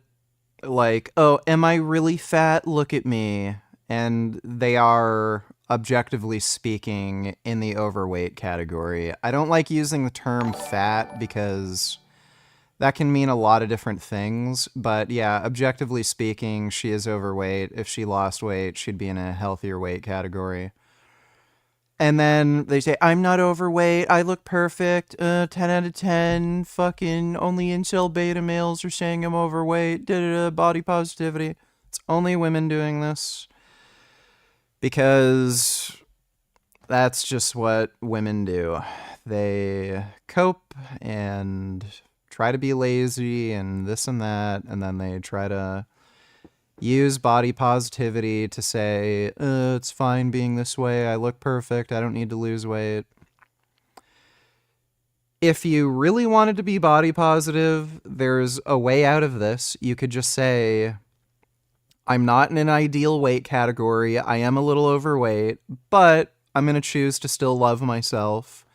And I have trouble, eating less, I have issues with food. And I'm trying to do my best, but, just because you're not, society's ideal, you know, body type. That doesn't mean you have to hate yourself and be ashamed, you know. But they can't do that. They can't ever admit that, oh yeah, I have a problem with food, I can't control my appetite, stuff like that. Like, no, everything's fine. It's just what they do.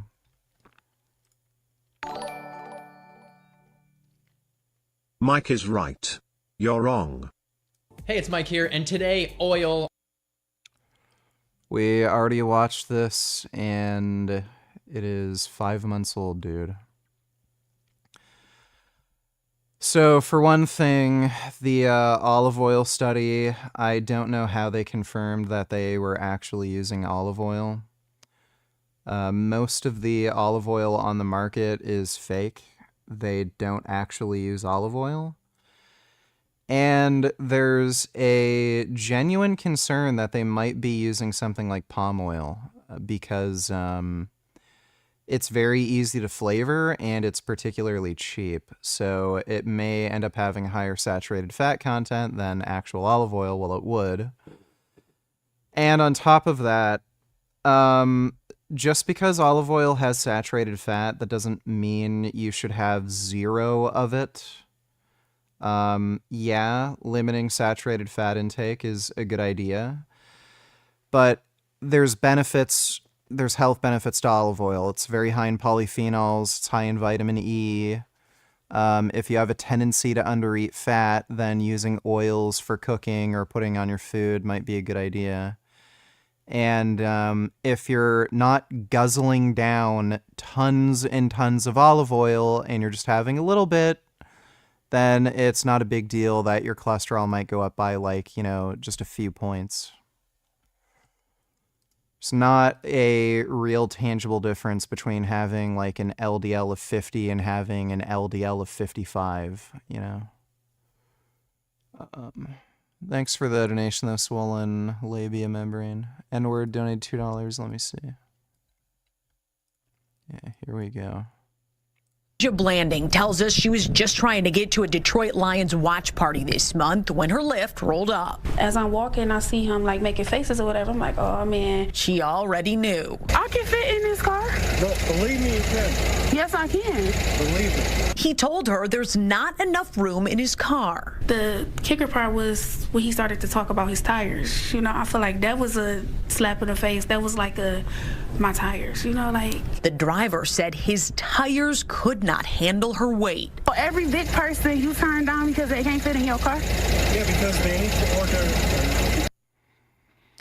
By the way, there might be something more to this. It's entirely possible that he's had fat people shit and throw up in his car. I've watched Uber driver YouTube channels, and a lot of them have stories like that where super morbidly obese people get into their car and they can't like wash themselves properly, or they have digestive issues and they end up shitting or vomiting in their car, or they have like some horrible stink that ends up rubbing off. And then they always get super nervous whenever they have to, you know, get people like that in their car because it happens to them so often. So, I mean, maybe just lose weight if you don't want this problem. It's always an option. No, I don't never have to order Uber XL. He apologized, canceled the ride, and left her there. The rapper says she's pretty tough. I get the money and flip it and make time food. Dang. Well, if you're pretty tough, then you should be able to handle a diet. DeMoss, as she's known at the mic, is crushed by the whole situation. I just want them to know, like, it really hurt my feelings. It looks like a Lyft might be hurting pretty soon, too. I knew it was illegal, and I knew that it was wrong. Her attorneys, John Marco and Zach Runyon, say wait. What is with the stupid questions? Were you ever overweight? Yes. What did you do to lose it? Diet? Like, what the fuck do you think the answer is going to be? Oh, yeah, I got a chainsaw and I chopped off my legs. That lost me, like, 40 pounds. Fucking idiot. Is a protected characteristic in Michigan by law. It would be no different than a driver pulling up and saying, saying, you know, I don't want to have black people in my car. Oh, well, yeah, that's what a lawyer would say.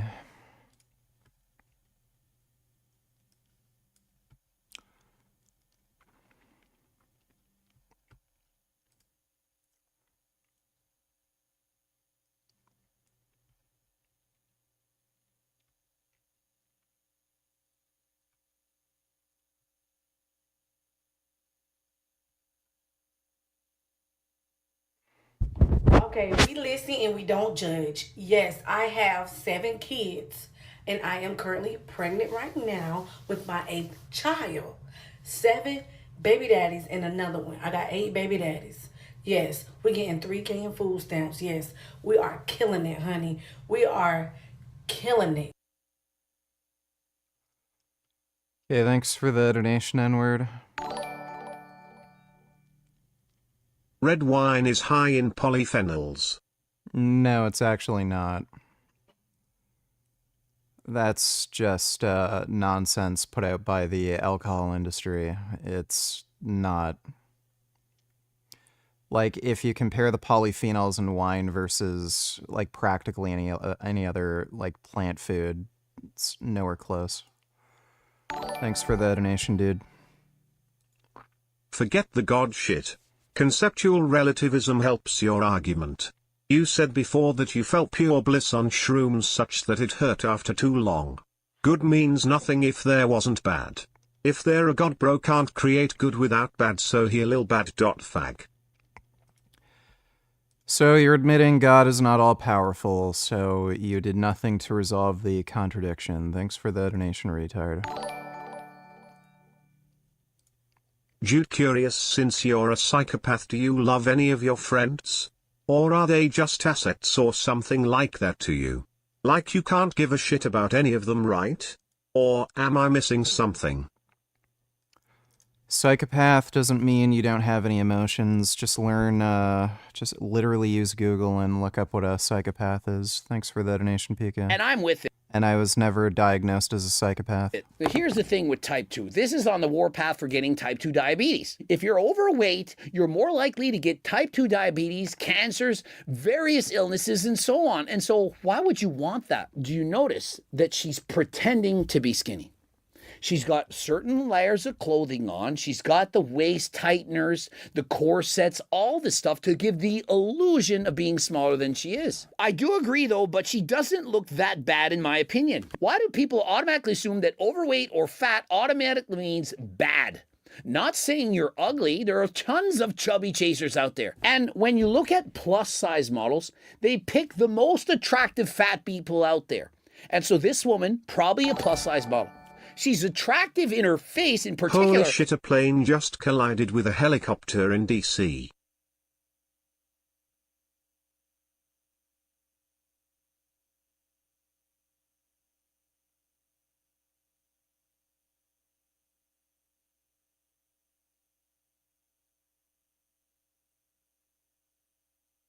Huh. That's pretty unusual. Air traffic control must have fucked up. Thanks for the donation, Justice. When she snatches in her waist, wears a corset, tightens in everything so that the loose blubber rolls don't flop around. And so she wears loosey bagging clothing and she's walking on the treadmill saying, look, I'm 182 pounds and I don't look fat, right? Wrong, you look fat. You're just covering it up. And so she literally posts Togi. 79! This is on her stories, and it says, imagine all the men trolling me and voting on my outfit polls just for me to be like, LMFAOOOOOOOO. Oh my God! And so she thinks she's funny. I'm going to post a picture of Togi having a good time in his Lamborghini, and he's laughing. And so she's thinking, I own all these men because I post videos and photos and the men all vote against me and I just laugh. Why are you doing this? Why are you posting other men? Now listen, she asked for it. You're thinking, how can you make this video? She asked for it. Am I fat? And then she posts Togi making fun of all men for commenting on her question saying, am I fat? We wrote you? Yes, you are. And now you're mad. And, oh, I'm just laughing. I'm laughing at everybody. No, you're not. Your feelings are hurt. If the doctor says, hey, you have type 2 diabetes, are you going to make a poll and say, does this look like someone with type 2 diabetes? It doesn't matter what. Yeah, Min, you are really great at asking stupid questions. Doesn't nihilism go against all morals, including veganism? No, why would it? Give an explanation. Do you know what nihilism is? If nothing matters except happiness. Buddy, you know what nihilism is? If you knew what nihilism is, you wouldn't ask that question. What it looks like, you have it. You're overweight, you're obese. Grow up and live with it. Damn! If you don't want people to pick on you, don't ask the question. Like if I post a question and say, hey everyone, am I tall? And I posted, I'm 5'6" manlet. And the responses are, no. No. Do I then post a photo of Togi on my stories and say, all the women trolling Coach Greg saying, no, you're short, Greg. Deal with it. Here's the difference between you and Greguardo, who, by the way, has made it back across the border from Uzbekistan. And so if you are looking to get in shape, I got you covered. I got Turkesterone, I got GO2 Max, and so if you want to get in shape, you want to lose some weight, you want to get snatched, you know where to go. Code Greg, 15% off. I can't really work on my height. I can wear shoe lifts, but I can't eat a certain diet. I can't go to the gym and work out and get taller. I can get bigger muscles, but I can't grow taller. But in comparison, if you're 182 pounds, you could be less by eating less or moving more. And so why not do something about it? If you don't like the responses, do something about it. She knows she's posting rage bait and she's doing it on purpose. And so when you get the response you're rage bait, then do something about it or stop posting. Watch me lose weight in 5 seconds just by styling. It's called a corset. Yeah. Yeah, she's actually pretty fat. Yeah, that is getting sucked in like crazy. Called a corset. A waist trainer. You didn't actually lose weight. You sucked in your belly. Get in my belly! Women looking to improve their confidence and style, no matter what the scale says. Fine. Like, again, only women. Oh, I'm fat. Well, I guess it's time to wear something that literally sucks in my stomach for me. Like, it's insane. That's fine. You can do that. Or you can also do that and lose weight. In conclusion, if you don't... Good really has no meaning either in nihilism. It's just a fleeting cope for the meaninglessness. Famously, Sisyphus enjoyed rolling the ball up the hill for eternity, for its own sake. Total cope. Yeah, that's what life is. We're just rolling a ball up a hill. We're all gonna die. Thanks for the donation though, retard. Reporting on President Trump's flurry of executive orders from his first day in office. Birthright citizenship, trans rights, TikTok, you name it. But few sources are digging into whether Trump can actually do any of the things that he's trying to do by executive. And we're donated $2. Let me see. You have bitch tits and masturbate 2 drawings of animals. Oh shit, that reminds me. I have to do that drawing request. Totally forgot. My bad.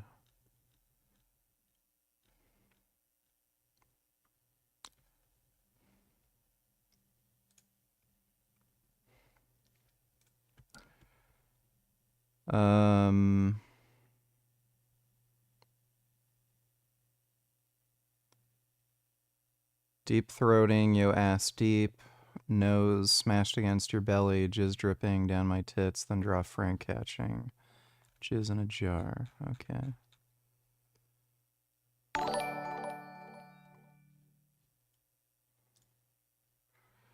First time doing my walking outside with others instead of in my house. It was very emotional.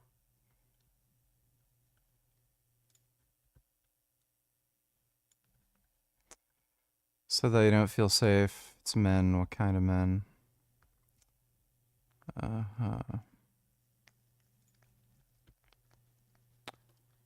These aren't funny.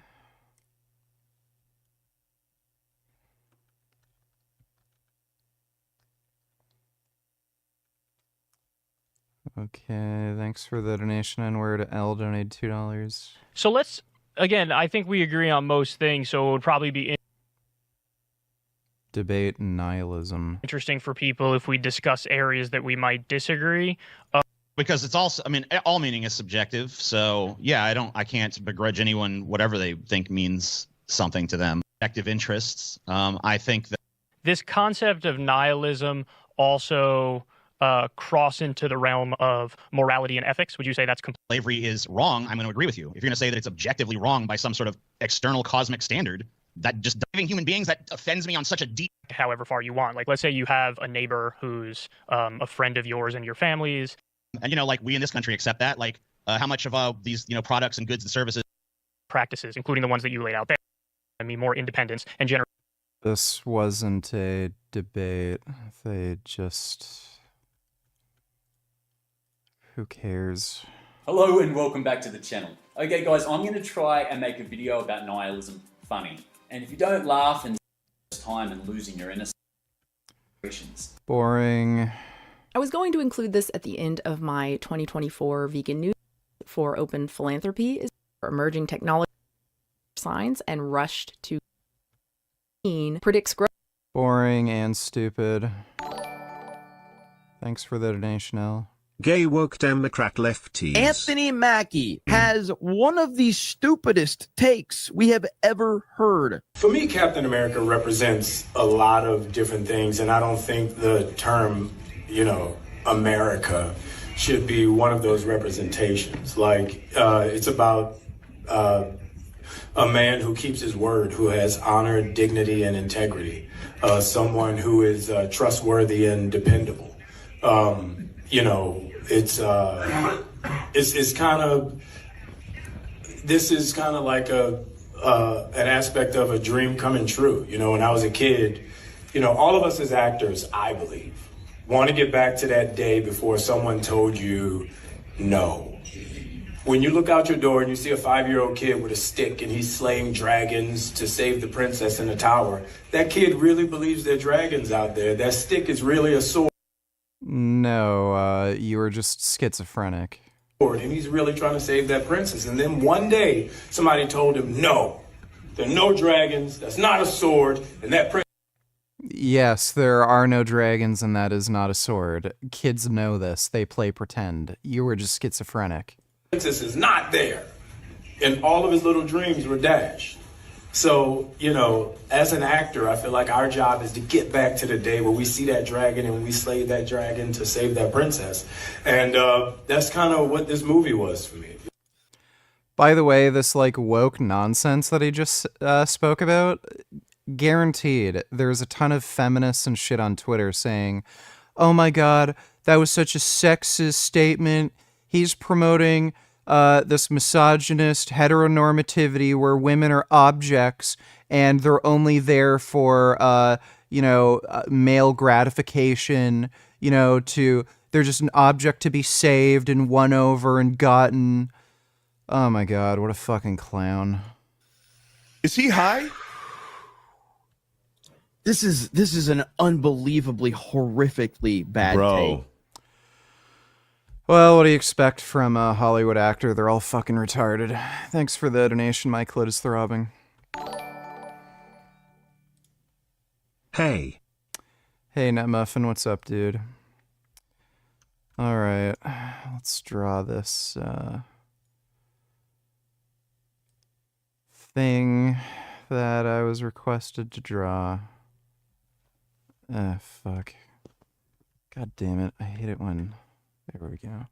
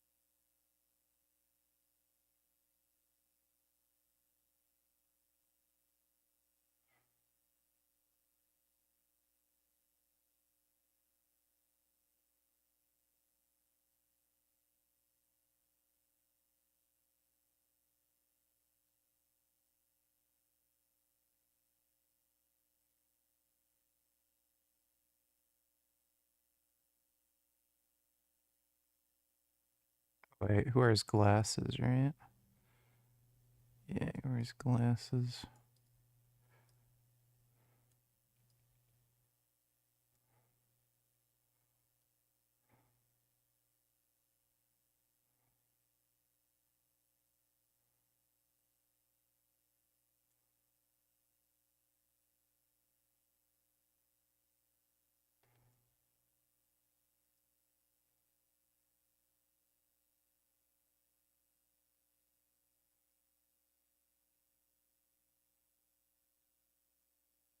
Actually, sure I'm naked.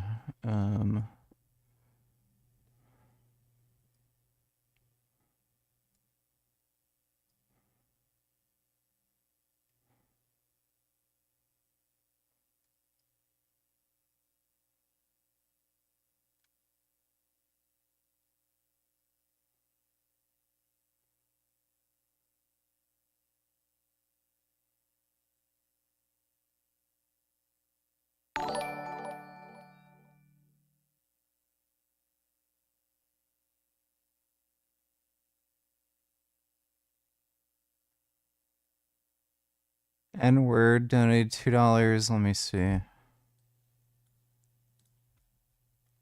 Just went to Domino's to get my food and saw this. And Frank in the oven, 3 minutes. That's not good for a pizza place to do. Disgusted is the only word 19-year-old healthcare worker slapped with felony for twerking on disabled person's head.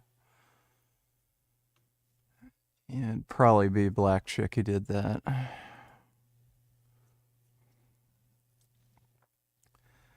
Fast food restaurant worker dad of one survives being shot in the face by twin sisters after they complained about $3 hamburger missing from their order. Well, hopefully they're put away.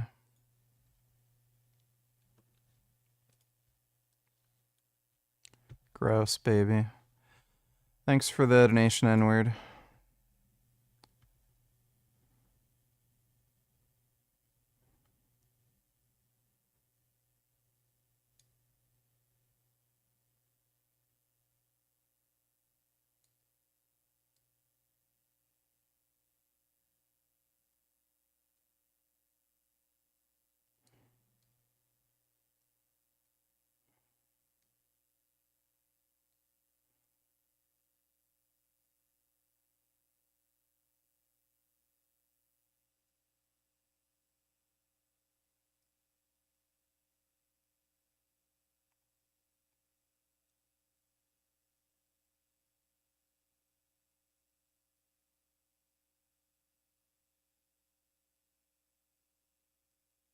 Actually, Frank's more cross-eyed, right?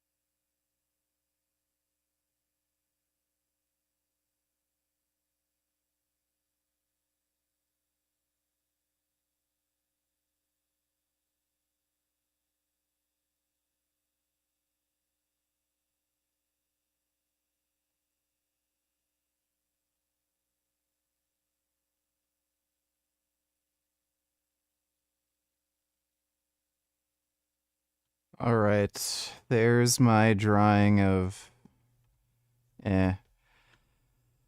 There's my drawing of going Anders, giving me deep throating, and then I'm jizzing, and the jizz is going all over his chest, and then Frank Tufano is collecting all the jizz in a jar. Hope you enjoyed that drawing.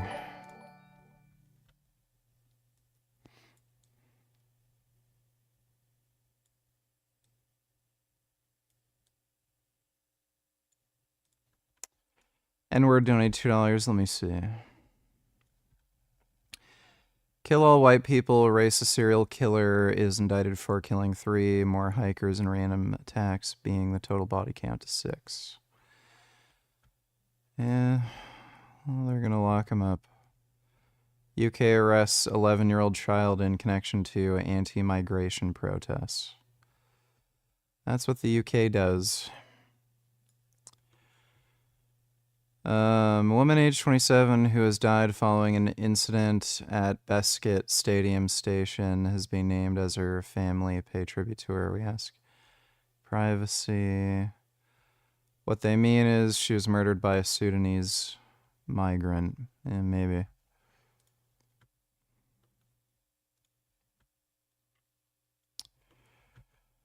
New German police union, it would take more than 80 years to deport around 50,000 people who are compulsorily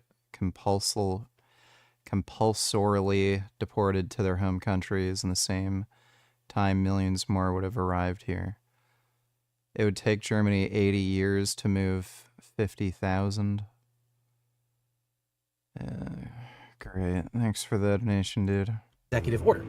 So I guess we're going to do it. Now, executive orders are official documents through which the President of the United States manages the operations of the federal government. The Constitution does not directly address executive orders, and no federal statute explicitly authorizes them. However, they are accepted as part of a president's inherent powers regarding the executive branch. A president can issue executive orders to direct the executive branch, enforce existing laws, or manage national emergencies, provided the president acts within their constitutional or statutory authority. Executive orders do not need congressional approval and cannot be directly overturned by lawmakers. But an executive order cannot contradict congressionally passed laws or contradict the Constitution. Executive orders have become more common over time, in part because congressional gridlock has made passing laws more difficult. Traditionally, the party that is not in the White House complains about the abuse of executive orders, and then once they get into the White House, they do even more via executive order than the previous administration. But actions taken pursuant to these orders are subject to judicial oversight, and you can bet that many of Trump's orders will be contested in court, just like they were during his first term. So let's dig into these executive orders. In one, Trump declared a national emergency on the US-Mexico border. In another order, Trump declared, quote, the current situation at the southern border qualifies as an invasion. The order suspends, quote, the physical entry of aliens involved in an invasion into the United States across the southern border until I determine that the invasion has concluded. Now, can the president do this? Well, the Immigration and Nationality Act outlines the legal framework for individuals who seek protection in the US because they fear persecution in their home country. And the president might not be permitted to suspend physical entry of asylum seekers into the United States, and he may not be authorized to stop asylum seekers who are already in the United States from getting a hearing. Section 212F of the INA allows the president to restrict or suspend entry of non-citizens or groups of non-citizens into the United States if their entry is determined to be detrimental to the interests of the United States. Trump has dubiously asserted that immigrants are passing through countries with communicable diseases, and that one reason they are detrimental is to the health and national security of Americans, but this determination might have exceeded his authority. To deal with this alleged invasion, Trump asked the Secretary of State to designate specific international groups, including Tren de Aragua. Muffin, donate $2. Let me see. When you gotta put the controller down and hit this pose so you don't break something. I've been there.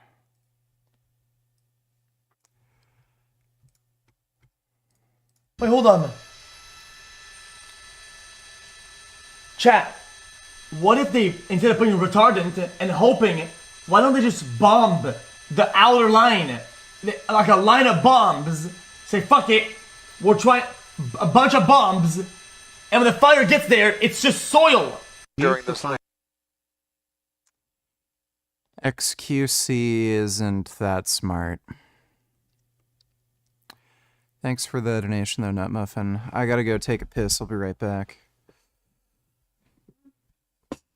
Ugh.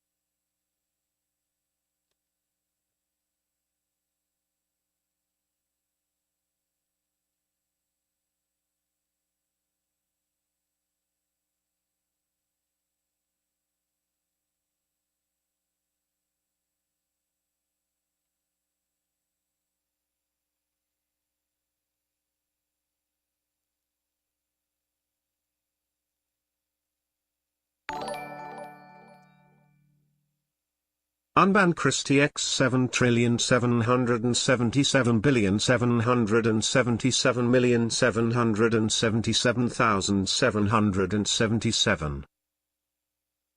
I'm not going to unban Christie. Oh, goodness. Oh, that's mean. You don't do that. Cats aren't garbage. You're garbage. Fucking die, bitch. Thanks for the donation, though, even though. And we're donating $2. Let me see. Monkey foil rape attempt on 6-year-old. Yeah, I've heard about that. Surgically remove pedophiles' genitals under new draft law after complaints that chemical castration was not harsh enough. Well, that's fair. You're about to get 25 to life for a parking ticket. Me as a lawyer pulling up to the court, off 3 hours sleep, gas station.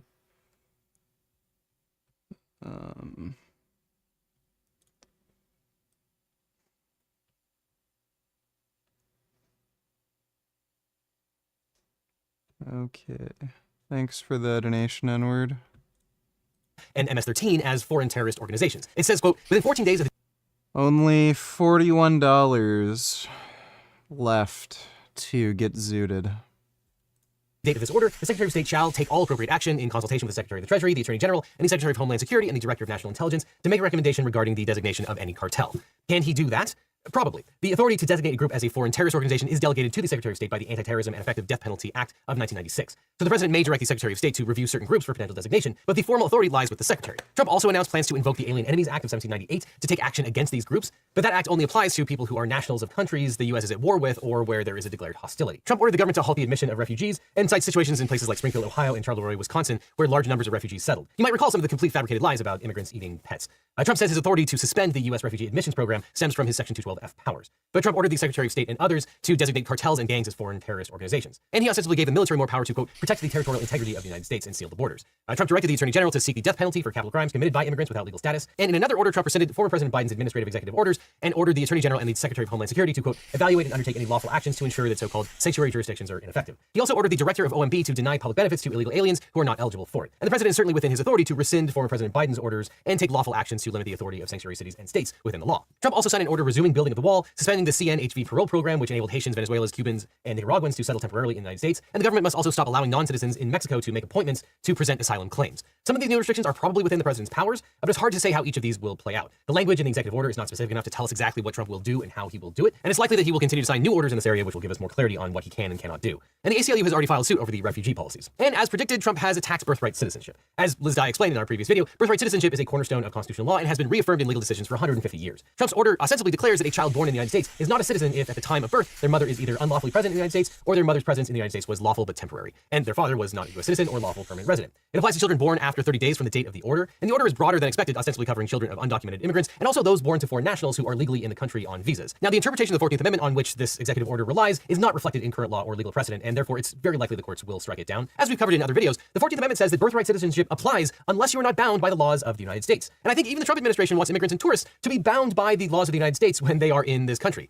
Or he just created the purge. I don't know. Maybe that's what he wants to. And lawyers are not going to give up on bedrock constitutional rights without a fight, and the ACLU and at least 18 states have filed lawsuits to enjoin this order. Then there's TikTok. We've finally seen the TikTok order, and it raises more questions than answers. The order instructs the Attorney General not to take any action under the law for 75 days, and this extension is meant to give ByteDance, TikTok's Chinese parent company, additional time to negotiate a sale of its U.S. assets. The order directs the Department of Justice to promise app stores the government won't fine them if they offer TikTok to new users. Quote, during this period, the Department of Justice shall take no action to enforce the act or impose any penalties against any entity for any non-compliance with the act. But as we talked about last week, the Supreme Court upheld the constitutionality of the TikTok ban statute, and the act says the president may extend the ban deadline by 90 days, but only if a sale is in progress. ByteDance has insisted it will not sell TikTok, and no sale is in progress. And an executive order does not suspend a statute that was passed by Congress.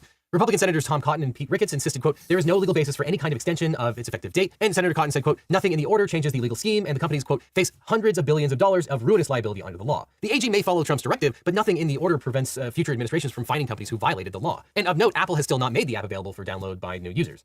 And when he signed the order, Trump made a lot of wild statements about TikTok, an app he once tried to ban. And as we discussed in the video about the situation, the U.S. government has serious concerns about TikTok's data collection practices. But Trump said that now he's seen TikTok, it's not that big of a deal. Quote, because I got to use it, and remember, TikTok is largely about kids, young kids, If China is going to get information about young kids out of it, to be honest, I think we have bigger problems than that. So great, the president doesn't care about those data issues now that he's cozied up to the CEO of TikTok. And now he just won't enforce the law. Now, we've expressed some skepticism about the legal basis for the TikTok ban, but at the same time, the precedent of just not enforcing a law that the Supreme Court says is valid is also super, super bad. But elsewhere, Trump signed an executive order establishing the Department of Government Efficiency, or DOGE, and appointing Elon Musk as its leader. The order does not create a new department. Instead, it rebrands the U.S. Digital Service as the United States DOGE Service. Now, I know we have bigger fish to fry, but this to me might be the most offensive thing that happened on a grammatical level, shoving an acronym inside of an acronym. So yeah, I guess we all have to live with the United States Department of Government Efficiency Service. Wonderful. The order directs each federal agency to establish a DOGE team comprising of at least 4 members, including a team leader, an engineer, a human resources specialist, and an attorney. These teams are required to implement DOGE's initiatives within their respective agencies. Now, to your burning question, does Trump have the authority to establish DOGE? Yeah, probably. Creating an entirely new federal department typically requires legislative action by Congress. However, the president can issue executive orders reorganizing or renaming existing agencies.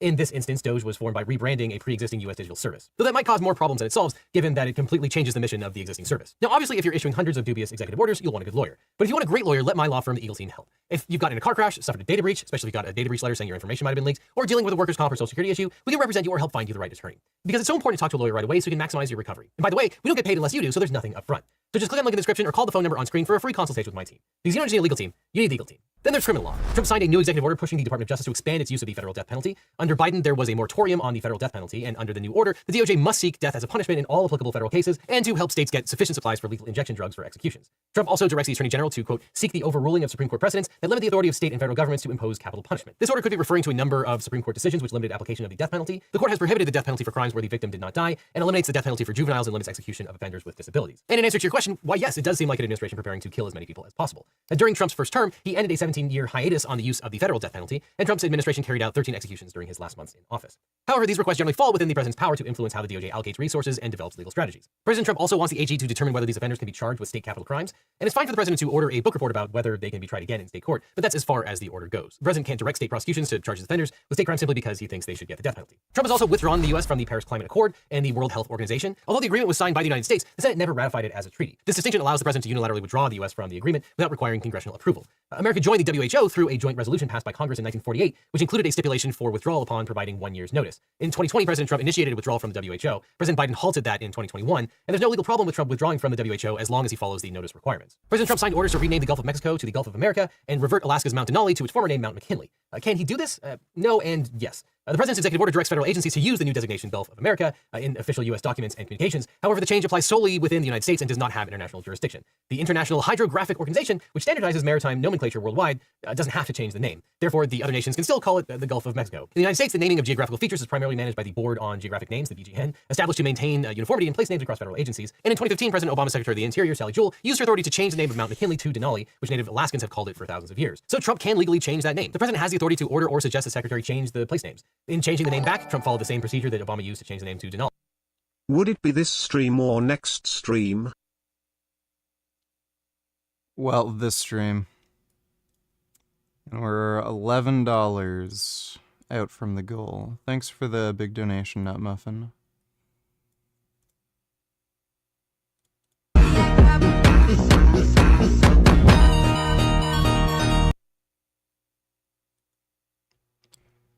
Okay.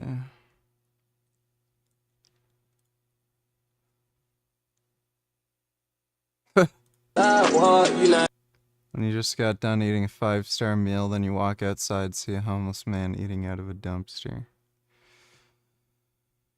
I don't usually think that way, but thanks for the donation, Nut Muffin.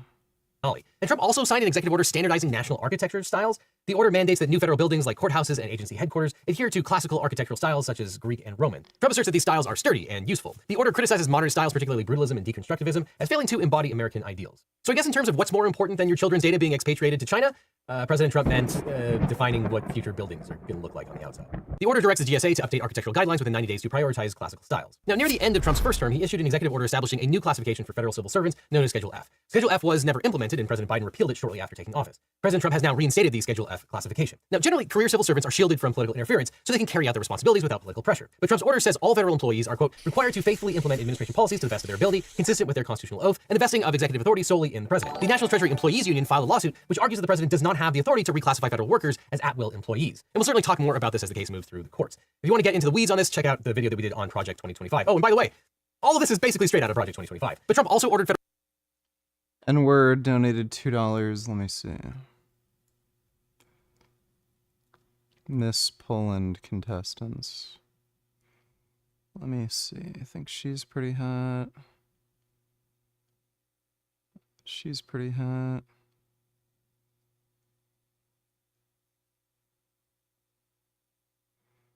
Yeah, I'd say her and her are probably the two hottest. I think she's probably the hottest girl there.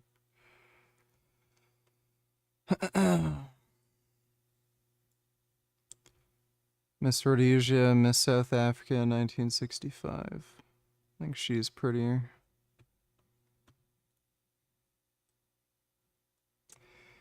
Didn't realize Selena Gomez was friends with so many pedophiles, rapists, murderers, and that's just in the music industry.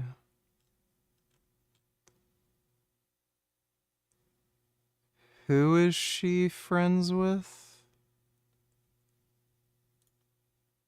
Tim Pool's kind of insane. Didn't the guy who just, like, admitted he was a Nazi and shot up a school, didn't he admit he's a fan of Tim Pool's? Like, he's one to talk? Elliot Page says his estranged dad likes hate posts about him online. Do you know who you are? Yes. I do. I am very well aware of who I am. Thanks for the donation, N-word. Let me see, Natasha. Do you know who you truly are? What do you see when you look in the mirror? What you see is called reflection. That's who you are. You are a reflection. And what do you reflect? You reflect your consciousness, your desires, your feelings, your actions, and much more. And if you care about your reflection, and if you care about who you are, then you should care about your actions, because your actions will reflect upon it. One day we'll face the truth and we'll have to live it. Please make sure that you can live with your actions, because you will have to live with their reflection. True. Hey, thanks for the donation, Natasha. Federal employees to return to the office full-time and ordered a hiring freeze for all positions except for the military, immigration, and other law enforcement jobs. And these orders are probably within his powers as the leader of the executive branch. And turning now to Trump's new political staff, Trump signed a memorandum giving his new hires interim security clearances without background checks. This allows them to have temporary access to classified information. Can he do that? Yeah, probably, even to Tulsi Gabbard. The president possesses broad authority over the classification and declassification of information, as well as the granting of security clearances. The authority is derived from the president's constitutional role as commander-in-chief and has been affirmed through legal precedents. Trump signed executive orders aimed at dismantling federal diversity, equity, and inclusion programs. These orders directed federal agencies to terminate DEI-related initiatives within 60 days, place DEI staff on paid leave with plans for eventual layoffs, and review employment practices to ensure they exclude DEI considerations. Is this within the president's powers? Yeah, probably as the head of the executive branch, except to the extent that it's already codified in statute. The president has the authority to issue executive orders to manage federal operations. This includes directing how federal agencies implement policies and manage programs. President Biden issued orders to promote the ideas of diversity, equity, and inclusion during his tenure, and Trump can revoke those. However, if these initiatives conflict with federal civil rights laws like Title VII, then it would be problematic. For example, in his executive order ending illegal discrimination and restoring merit-based opportunity, the Trump administration rescinds Executive Order 11246, which President Lyndon Johnson signed in 1965. This order desegregated federal contracting. And President Trump also signed several executive orders impacting transgender rights. The first order mandates that all federal agencies recognize only two immutable genders, male and female, on official documents, including U.S. passports. The order conflicts with the American Medical Association's guidance, which states that gender identity exists on a spectrum rather than as an immutable male-female binary. Stephen Miller, the architect of Trump's 2017 Muslim ban, seems to have written the order. He tried to define the word male and female. Female means a person belonging at conception to the sex that produces the large reproductive cell. Quote, male means a person belonging at conception to the sex that produces the small reproductive cell. Some have suggested that Miller used AI to draft part of this order because it's so... And we're donated $2. Let me see.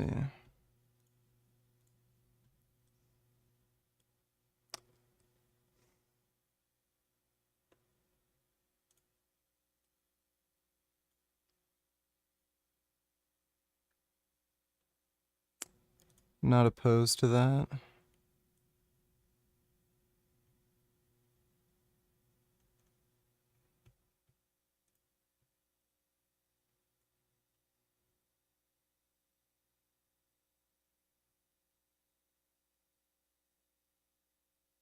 All right, thanks for the donation, N-word. Folks, Dr. Mike.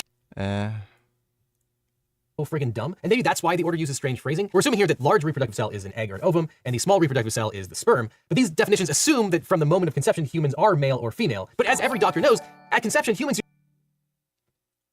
Dodo donations, would you like to see a Zionist bang Mia Khalifa? Do you agree with me that the United States should join every other major country on earth and guarantee health care to all people as... Thanks for the donation. Bootycum. Yeah, thanks for the donation, Bootycum. Alright, time to get zooted. I'm going to eat my zoot gummies.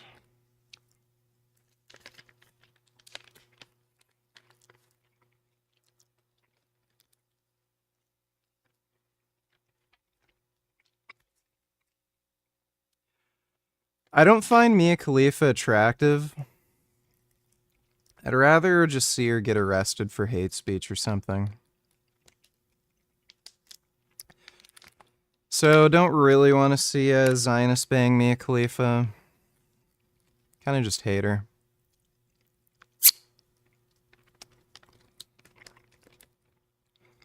Maybe, like, if she doesn't look both ways before crossing the street, Zionist bus driver runs her over. A human right. Yes? No? Senator, I can't give you a yes or no answer to that question. Healthcare a human right. Is healthcare a human right? In the way that free speech is a human right, yeah. I would say it's different because if with free speech doesn't cost anybody anything, but in healthcare, if you smoke cigarettes for 20 years and you get cancer, you are now taking from the pool. Well, and so are you guaranteed the same right, or is there also a duty? I'm sorry. I'd love to talk for an hour with you. We got a few minutes left here. All right. Every other country on earth says healthcare, whether you're poor or rich, young or old, to human right. I'm not hearing you say that. Now, obviously, this line of questioning is relevant considering the fact that Donald Trump has nominated RFK Jr. to be the top health official in the federal government. And it's clear that RFK Jr. is not in favor of Bernie Sanders' signature legislation, Medicare for All, or universal health care. And well, that question's complicated because if you're a brokey and you work for a billion-dollar corporation like Amazon and you only make $27 an hour and you end up getting a very aggressive form of cancer that requires $300,000 to treat that isn't covered by your health insurance plan, then why should you be allowed to live when you're the one who's making money for just mega billionaires like Jeff Bezos?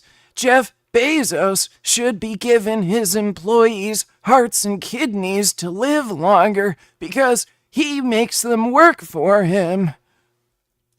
And so I got to be honest, I'm really not surprised by that. Most people tend to, most people who aren't, on the progressive left tend to recoil as soon as they hear something like Medicare for All.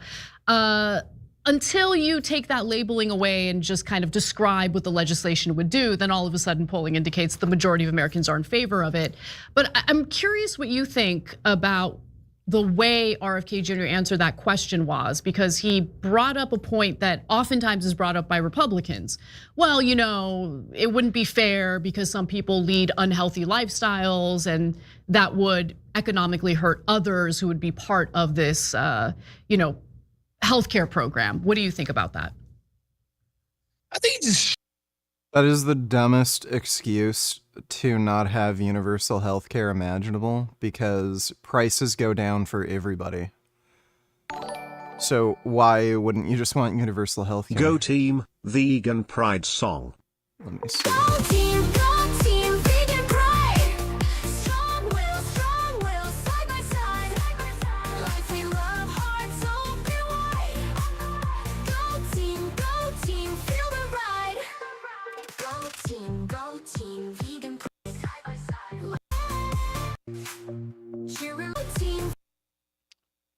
That's good. Thanks for the donation, Natasha.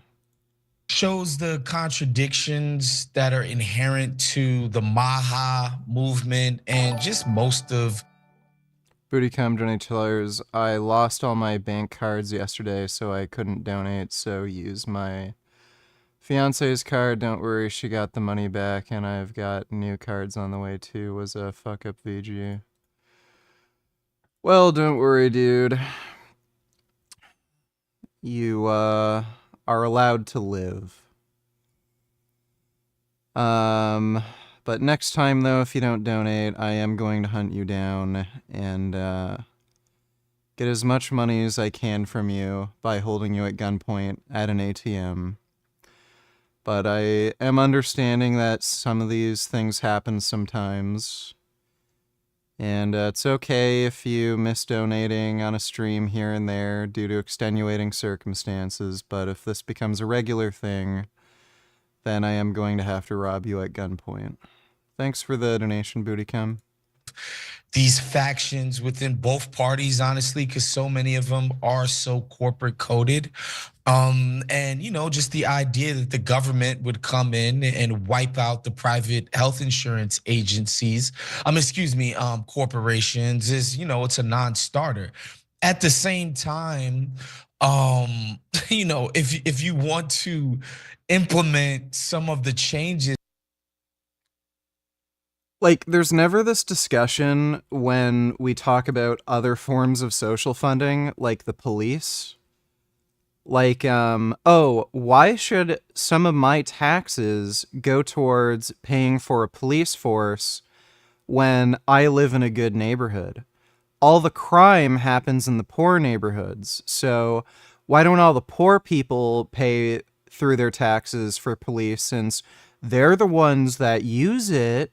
I've never had to call the police. Like, there's never that discussion. Like, oh, is it fair that if somebody lives in a good neighborhood, they have to pay taxes for the police? We should privatize, you know, the police force and just have people pay privately if they want police help. So anytime you dial 911 for the police, you know, that'll be like, you know, an $800 fee or something. But, oh, you can get insurance or, like, have some sort of payment plan to, you know, the private police system where you pay, like, $300 or $400 a month, you know, just in case. Like, no one ever thinks that way when it comes to any other form of social funding. But when it's healthcare, oh, well, some people smoke cigarettes and some people eat, like, really badly. But some people exercise and take care of themselves, so why should they have to pay? Like, again, it's just retarded. Like, everybody wants access to healthcare. Everyone wants access to the police. And if we have these things socially funded, the cost goes down for everybody. It's just fucking retarded. L donated $2. Let me see.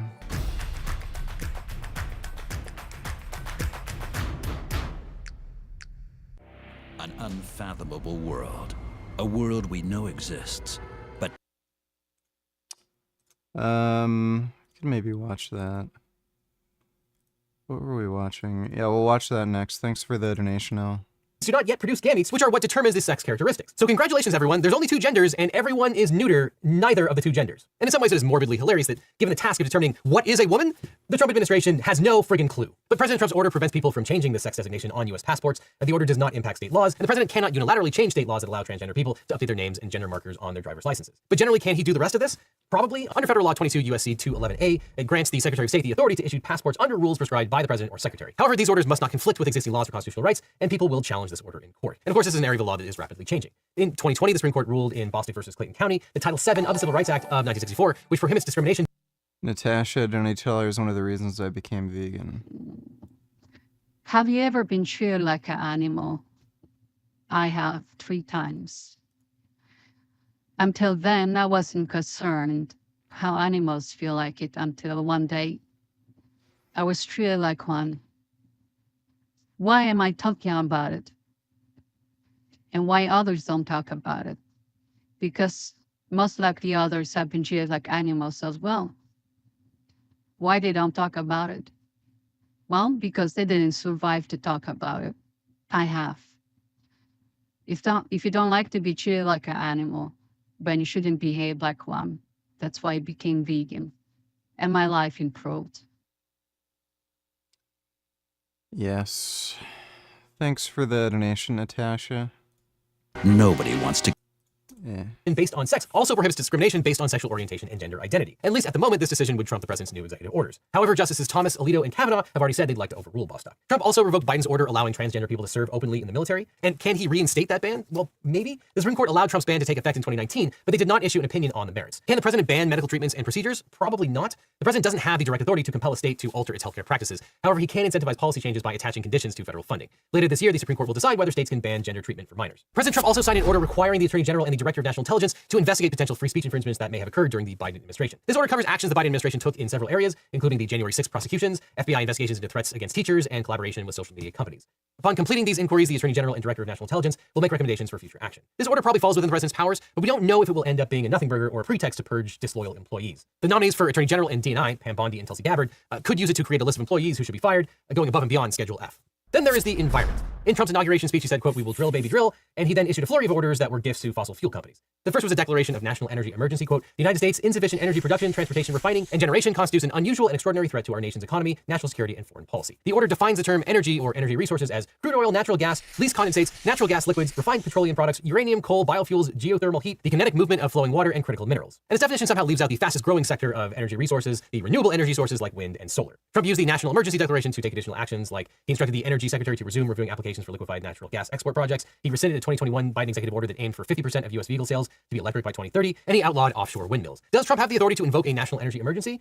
Probably, because the president's ability to declare an emergency is very broad. Congress granted the president access to 137 statutory powers upon declaring a national emergency, and these powers encompass actions such as seizing property, organizing and controlling the means of production, and deploying military forces domestically. During his first term, Trump invoked a national emergency at the border and used it to justify building a wall. Many commentators have pointed out that the president's powers in this area are potentially so vast that they could easily be exploited by a power-hungry president. Boy, that would be really terrible, wouldn't it? Now, the eyes of the world are fixed on what Donald Trump's going to do next. He broke the record for signing the most day one executive orders in U.S. history, which in turn compelled most news outlets to write headlines that speak to the set of executive orders as a whole rather than any one in particular. Yes, this is going to be the Mr. Burns effect presidency. So it's not surprising that Trump's first day in office was covered by a whopping 414 sources, spread out evenly over left, center, and right sources. And when we compare the headlines, we start to see some interesting patterns emerge. On the left, a common theme of the headlines is the use of words like avalanche, spate, or right that the circus is back in town. These all suggest a process that was chaotic, rushed, and not well thought out. On the right, a common phrase is the headline taking the reins back, implying the opposite, that these executive orders were an end to the chaos and start of an optimistic future. And center sources typically ran headlines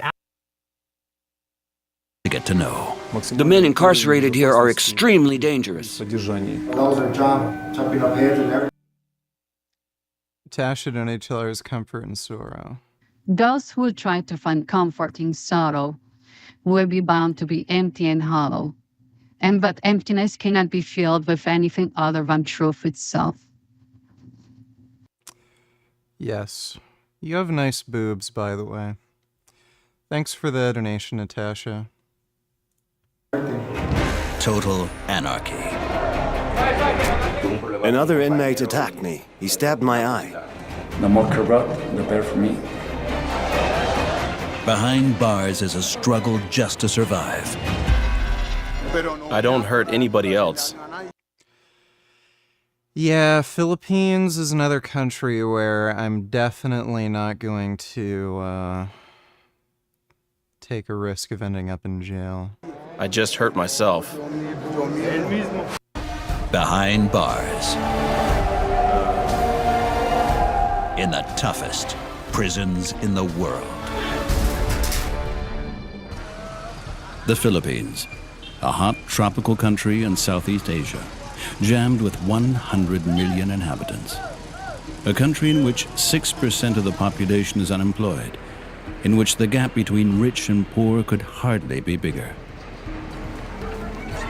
The biggest problem? Drugs. Marijuana, crack, meth. Available all over the country. But those who take drugs will sooner or later end up here at South Cotabato Jail. They're drug dealers, rapists, and murderers. I had to kill my nephew. It was self-defense. Guilty or not guilty, all the prisoners are awaiting a hearing. Behind bars. Often for decades. I can't do anything but wait. I miss my family so much. A trial of patience between desperation, heat, and a power struggle between the guards and those who are actually in control of the jail. All I can think about is getting out of here, escaping. Attempted murder. The charge, attempted murder of a cashier. But the 35-year-old Filipino has still not been convicted. Technically, South Cotabato is a pre-trial detention center. Most of the prisoners here are awaiting a verdict. The question is, if a verdict will ever be rendered. No, he still until he will be trying. Try from the court, then we don't know how long. Some wait here for months, others for years. Whether guilty or not guilty, murderers or drug dealers, on the inside it doesn't matter anymore. Jeez, that would suck dick, being innocent and still having to be locked up in here. All that matters on the inside is survival. N-word donated $2, let me see. My little baby Dashiki right here. This is my little son Dashiki. How much you gonna give me and my son?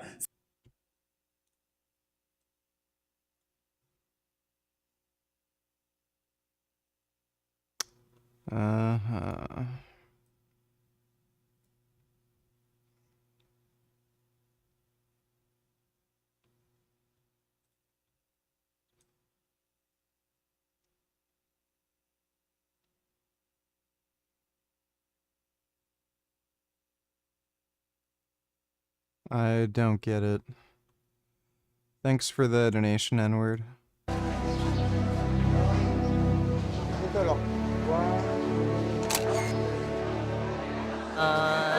I'm really nervous. I don't know what'll happen now. It's my first time.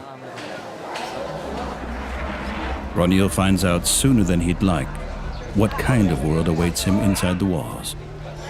On the inside of one of the most overcrowded prisons in the world. Welcome to South Cotabato Jail.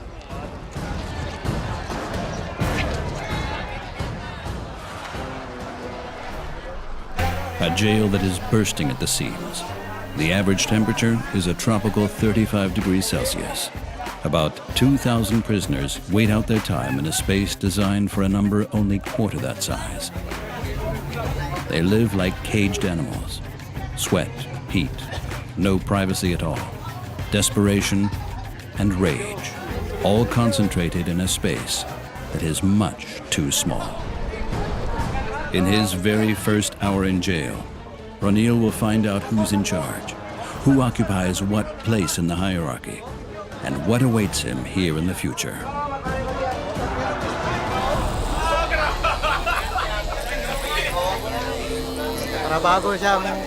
Everyone should know he's a newbie. And if he has enemies here, they won't recognize him immediately. We've all gone through it.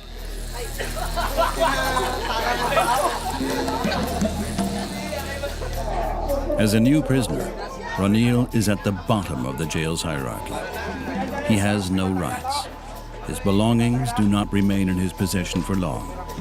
The goal is to break the newbie. He must start from nothing, with nothing in his pocket. He must possess nothing but insecurity and fear. And no one protects him.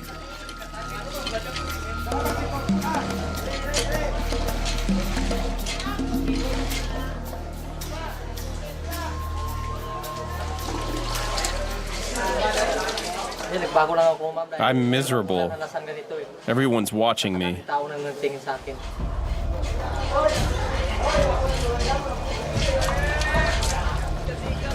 These are Ranil's last steps under the watch of the guards.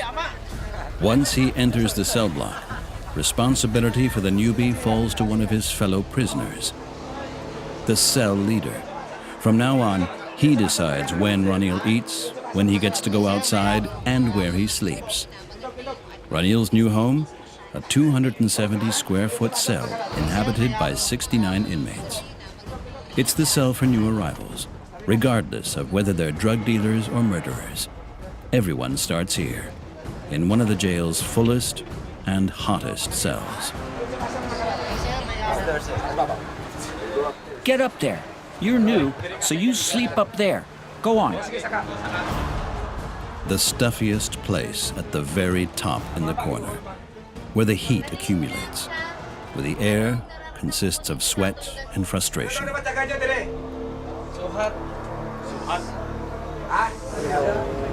Being here is terribly stressful. I've never been anywhere like this before.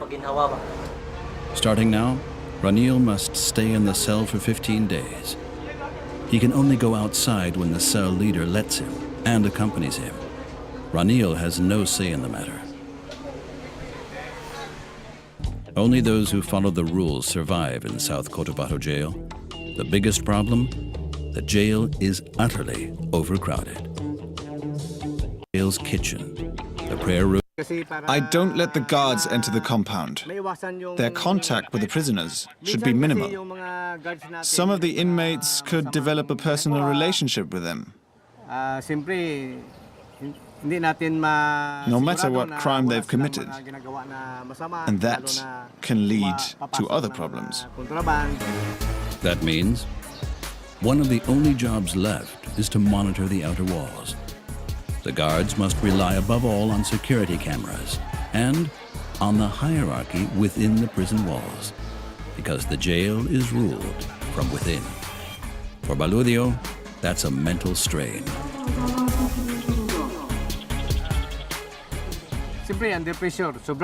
I'm always under pressure. Every time my phone rings, I get goosebumps. I know that a call means problems, that something has happened inside, and I have to solve the problem as fast as possible. Fights, escape attempts, hunger strikes. Baludio has seen it all, but he can't change the situation in the jail.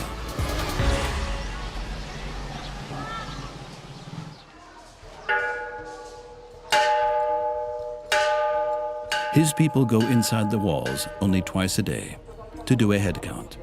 It's 4 p.m., about 2,000 prisoners all in one space, and one guard to count them. 30, 45, 40, 45, 50, 55, 60, 61. The guard seems rather like a minion of those who are actually in control here. If Ranil breaks the law on the outside, he ends up in jail. Inside, he pays with his life. The one with the power to decide is known as the president, El Presidente. He is the boss in South Cotabato jail. We have rules here and you will follow them. Got it? Yes, sir. Respect me and do what the marshals and I tell you. Then you'll be fine. The hierarchy is clear. On top, the president and his helpers, the so-called marshals, armed with clubs. At the bottom, newbies, like Ranil.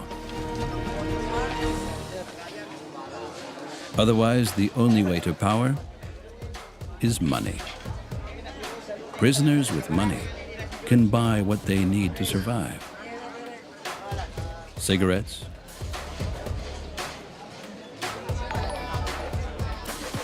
food from the jail. Natasha donated what a woman or a man is. It is a desire, it is a longing, a shallow response that carries deep undertones. What is a woman? I'm not trying to answer that. I'm trying. Do you try to, like, your critics are saying that you're trying to keep people divided. They're urging people not to come talk to you because you're going to spin it. What would you like to say to, like, your critics? They're welcome to come to the microphone and say whatever they want to me, but they're intellectual cowards and they won't do that. This is coming from the guy who completely checked out when he debated that vegan guy. Is a woman, what is a man? A heart's desire, a loving plan. Being good means giving your best. Every heart. That's a pretty gay song. Thanks for the donation though, Natasha.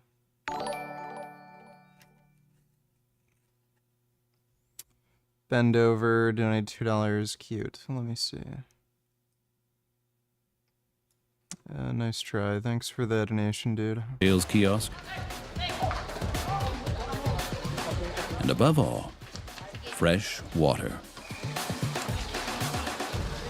Those who can't afford it have to drink groundwater. On the tropical Philippines, with an average temperature of 35 degrees Celsius, this is a dangerous proposition. Jeez. It's easy to catch diseases like tuberculosis, and whoever gets sick gets locked away in total isolation due to fear of epidemics. A fear that one man in the jail doesn't have. Glycerio de Pedro. In the jail, he is known as El Presidente. Number one, first, people have to respect me. Then, I treat them well. If they listen to me and follow the rules, then I help them with their problems. Glycerio de Pedro has been in South Cotabato jail for 13 years. In this time, he has become the most powerful man in the jail. The reason? His wealthy family. And wealth is both power and a status symbol. I'm here for murdering my nephew. We were having an argument over property, and the whole family thought I was the problem. They wanted me to die real soon so that they could get the land. So I saved my own life. I had to kill my nephew. It was self-defense. No verdict has yet been returned, and the president is waiting. But he is waiting with privileges that no one else has. He uses his status to operate a lucrative barter operation. He gives prisoners money, and in return they give him televisions, cell phones, a custom-built bed, things that are technically prohibited. No one messes with the president and his marshals. Even the guards leave the most important job to the marshals, locking down the cells. It's 5 p.m., and about 2,000 prisoners have to be put back behind bars.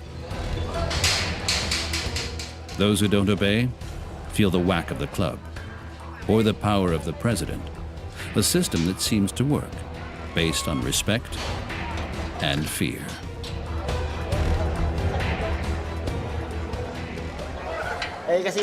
Did it say he was waiting for a verdict for 13 years? I didn't hear them say a time. That'd be fucking insane. I'm the overall checker and do the prep work for the guards. The prisoners trust and respect me. So do the guards. The guards rely on the hierarchy that rules the jail. There'd be no way to keep the mass of prisoners under control otherwise. One level below the marshals in the hierarchy are the cell leaders. They count the prisoners again. No one can go missing. The newbie is starting to understand how the prison works. The guards must do only one small job: lock the cell doors and leave the jail. The prisoners spend the next 12 hours behind bars. The struggle for survival begins. The struggle for space, for air to breathe. There is no access to food or water. The prisoners must persevere in one of the most overcrowded jails in the world. Occupying about 100 square meters, the average temperature is a tropical, humid 35 degrees centigrade. Jesus. Hardly anyone can sleep. They just have to wait it out, to distract themselves, to get through another night, to survive. For the newbie in extreme situation, it's Ranil's first night behind bars. It's unbelievably hot. I can't breathe. I feel claustrophobic. I don't know how I'll make it. The 35-year-old has no choice. He must persevere. If only for his 4 children and his wife, who are waiting for him on the outside. Night falls. Darkness settles over the jail. All the prisoners are behind bars, except for one group of people that is allowed to move around at night. The privileged few, El Presidente and his entourage. In their eyes, this class distinction is totally normal. Pantay-pantay man. Everyone is treated equally here. Everyone but me, that is. I have a special status, but all others are under my supervision and are equal. Equality, clearly everyone defines it differently. One thing is certain, those who get on the president's good side escape the overcrowding.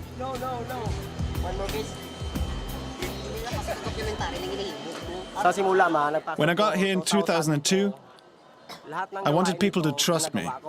So I followed the rules. Worked hard to earn the trust of the guards and the president. It wasn't easy. I had to work hard to get their attention. An unfair game, one that almost 2,000 prisoners can only sit and watch. But how did the jail get so inhumanly overcrowded in the first place? The reason is President Duterte's war on drugs in the Philippines. Duterte wants to clean the country up in a drastic way. Over a period of 6 months, he had 4,000 drug dealers murdered in broad daylight. The country has become a police state. Out of simple fear of being killed, in 2017, about 1 million drug dealers turned themselves into the police. And every day, the president throws hundreds of people behind bars. The prisons are bursting at the seams. But the Filipino justice system is not prepared in the least to deal with so many people. With over 700,000 pending trials and only 1,600 lawyers, a verdict can take years. Oh my God. Years in which the prisoners in South Cotabato jail must wait in suspense. Ronillo has now made it through at least one night. Yeah, geez, maybe just let people take drugs then. Like, who cares at that point? This episode is better ments. Tell us about your crackhead diet. Haven't we already watched this? Swear we've already seen this one. I'll watch a bit, but if it's not that great or we've seen it before, I'm gonna skip it. Thanks for the donation, Tan1010. Diet. He's been talking about it all morning. Ethiopian diet, the New Guinea diet. Yeah, he wants to go on stage looking like Reggie Miller. He doesn't know Reggie. No, I know. Yes, I do. I know. Who's Reggie Miller? That's that guy who played from the 90s at basketball. That's because I just said it 5 minutes ago for his video. Indiana Bones. All right, so I have been summoned by the fans and the viewers and the witnesses to do something this morning. Jason, I have some news for you. What? You're going to be competing against somebody on stage, not just Lenny. Guess who else is coming down here to compete against you? Who? I'm going to show you right now. He's been on a cut, and he's getting pretty lean, Jason. No, I don't want to see this guy. What do you mean you don't? Oh my God, are you seriously walking away? It's Gideon. Pussy? Look at the shape Gideon's getting into. I don't even know who that is. Gideon is Jason's nemesis. Hey, what's up? He already looks better than you. Look at this guy. Oh my God. Jason, are you really wow. Jason just shooed me off with his hand. Really? What happened? What'd you do to the guy? Okay, see this guy? Jason doesn't want to hear that Gideon, his arch nemesis. Riley Donatillers, remember on that Piers vid with Andrew, he said that Charlie Kirk was a weak conservative. Also, are you gonna upload that debate with him and do round 2? Also, VG Debate Con for Modern Day Debate is coming up, so keep a lookout on their channel. Yeah, I'm gonna upload the Andrew Wilson debate. I have it downloaded on my computer. Just haven't gotten around to just cutting the thing out and then uploading it. But thanks for the donation, Riley. This is actually looking better than him these days. He looks great. Gideon's on a cut. See that? He looks good. And he's got some veins coming out. He's got that bicep peak coming out. He probably actually lifts weights when he goes to the gym. Well, the guy, Instead I've of been walking watching around. Jason walk around all day That's today. all He he didn't do does. nothing. It's fucking ridiculous. I'm He doesn't guessing even break a sweat. 5:15. I seen him walk in, didn't do a damn thing. Walking around, He's doing cardio. Yeah, that's his cardio. Walking That's his around. cardio all So day. I want to get Gideon to come down here. Gideon, I'll even pay for your plane ticket. You can stay with me, bro. We're going to get Gideon to compete against Lenny and Jason. What? I'm done. Who? What are you? Gideon's got one. No, it's very small. Dude, look how good he looks. He's tall. It's like a physique competitor. I'm more stocky and built than him. He doesn't look. I got more muscle than him. He's fucking look at how 6'2". Look at how obsessed 6'2" and a no. He does look like a fitness model. He does. He does. But you got to admit, he looks good. He looks good, but he should go in fitness, physique. He's not a bodybuilder. He should And go what do in you physique. look like? Stocky, freaky. Fucking. Listen, I'm more stocky and compact. I'm 5'7". He's Okay. like 6'2". He should go into physique. He Yeah, should he's go. taller than I am. He's about 6'3". He should be, if he was to compete in bodybuilding, Mm-hmm. at his height at 6'3" or 6'2", he's got to be 250. He's scared that he's gonna win. No, I'm not scared. He's got to be 250 to be a real freak. He's not. I got my money on. It's going to go Gideon 1, Lenny 2, Jason 3. No, but I'm famous. He doesn't have a fan base. I don't know about that. Nothing. I've been on YouTube for years. I've established myself. Make a fucking YouTube channel, then we'll talk, kid. You ain't nothing. You're a pansy. I'm known in the fitness community. At least I have a fan base. What do you have? Nothing. Gideon's got a nice fiance and a lovely little son. Who gives a hell? Who gives a hell? Who gives a hell? I don't care. I don't want to date a woman. I never want to be married. I want to be single. Single's happy.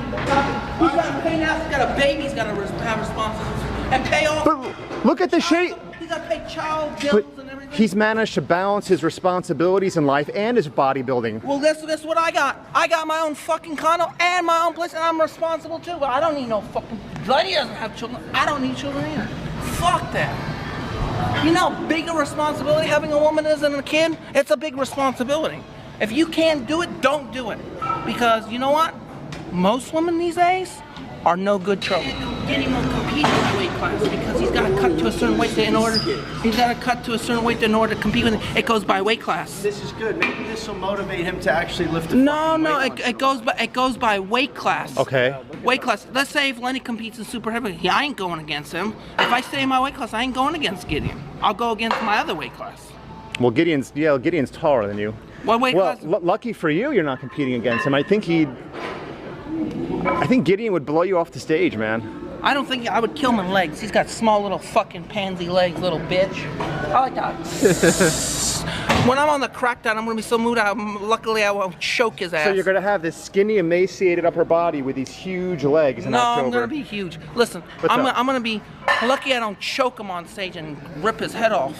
Cause I will. I'll be moody. He starts talking to me, and he better not fucking come up to me, cause I'll fucking. Gideon, I will pay for your plane ticket if you come down here and compete against Jason. I will be really moody if you talk shit to me. I'll punch you in the face, Gideon, if you talk shit. Cause I'm gonna be on a moody fucking diet, bro. The nipples out. The fucking nipples out. You know he's serious when the nipples out. It's like when. I'm gonna be on a low carb diet, a crackhead diet. I'm gonna be moody. I'm gonna be moody. I'm gonna be moody, Gideon. If you talk shit. All I know is Gideon looks really lean. I tell you. And he's skinny as fuck. He's a pansy. He has no size. I got that Craig Titus look. Huge and fucking freaky. He's a fucking physique competitor, not a bodybuilder. What kind of mirror are you looking at? A fucking funhouse mirror? You look like shit. Fucking physique. You look like a pansy physique. I think he looks great. He doesn't look great. He looks like a pansy. Why not just compliment the guy? He looks good. I've never complicated Gideon because Gideon's a fucking pansy. What? Uh-oh, he'll turn up the music. That's the ultimate threat. He's a pansy. Gideon is a pansy. I don't like Gideon. Gideon's not my friend. I erased him off Facebook, and I deleted him off Instagram. I have nothing want to do with him. I'm serious. I do not want to be Gideon's friend. Okay. At all. His girlfriend, his wife, told him to leave me the fuck alone. He never leaves me alone. I'm sick of it. I'm gonna grow up, Gideon. Gideon's your white whale. He acts like a 5-year-old. I'm more grown up than him. Oh my god.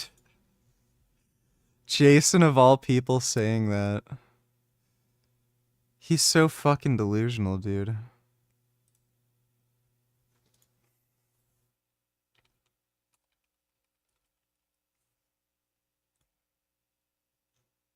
Yeah, still no. That's like a little 2-year-old.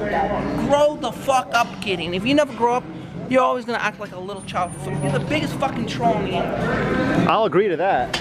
You gotta give me that workout that Gideon's doing. So this one, I want to look as good as he does. He looks good, so maybe he's doing stuff right. I'll have. You guys want Gideon's workout? Yeah, we want Gideon's workout. I'm gonna give it to Jason. No more Jason workout. I'll play Gideon's Signalis workout. at some point. Jason's workout is great. He doesn't have to do anything. I don't know about that. Did you draw my picture, bitch? Yes, we did that like at least 30 minutes ago. Not an hour ago. It was like a few minutes after you did the dono. Thanks for the donation though, Going Anders. And I see results in this kid, Gideon. I see no results. They're starting to kick in a bit. I don't see no results. I want gear. I want free gear. Did you just? All I know is I see results on that kid Gideon. I mean, he looks really good, tight, He looks like a physique. all cuts. He looks like a physique competitor, not a physique. Tall and slender. I'm short and stocky. If the kid in the competition, he's going to jail, bro. He's a douchebag, bro. And he wins. He's not my friend. He's a douchebag. What? If he hits the kid. If you're gonna hit who? Gideon? If he fucks with me, if he does something like that, dude, he's gone. He's gonna be on tape everywhere. Well, wait, hold on. Give a bodybuilder a bad name. That's like the 20th time this morning you said you're gonna be moody. If you're gonna be as moody as you're claiming you are, maybe you should lay off this weird crackhead liquid diet. I don't want to be messed with. I don't want Gideon talking to me in the show.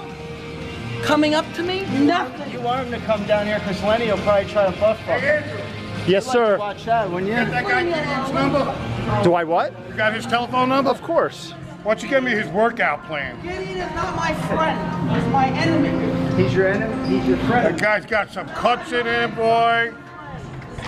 Leave me alone. Don't mess with me on Facebook anymore. I erase you off Instagram, and I'm gonna erase you off fucking Facebook now, forever. I never want to talk to you again. Hater reps. Hater reps are you? Come on. All I know is he's lean and mean. That's all I know.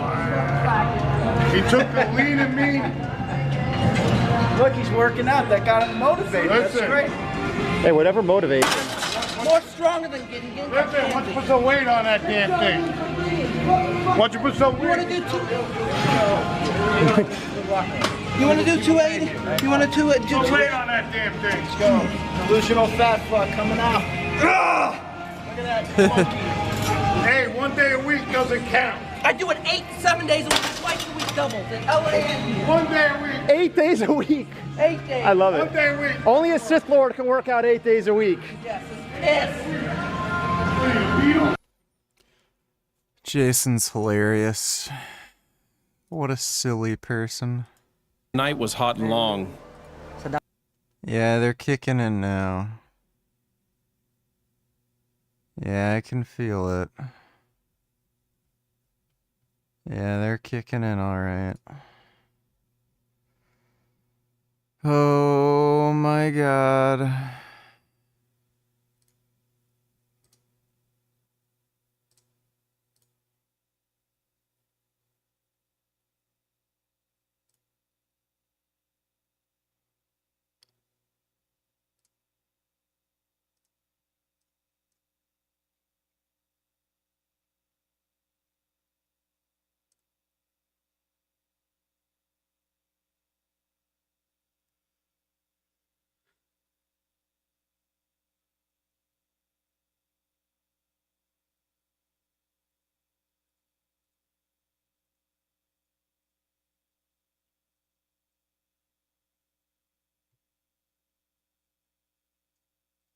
I didn't really sleep at all.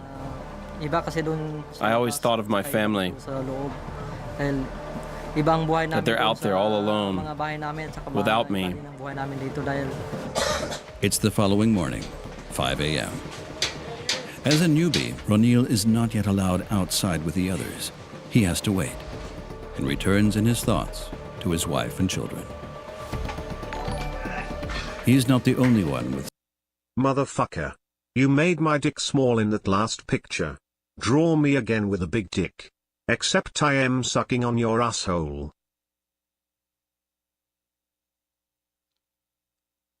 Okay, I can do that. Thanks for the donation going, Anders.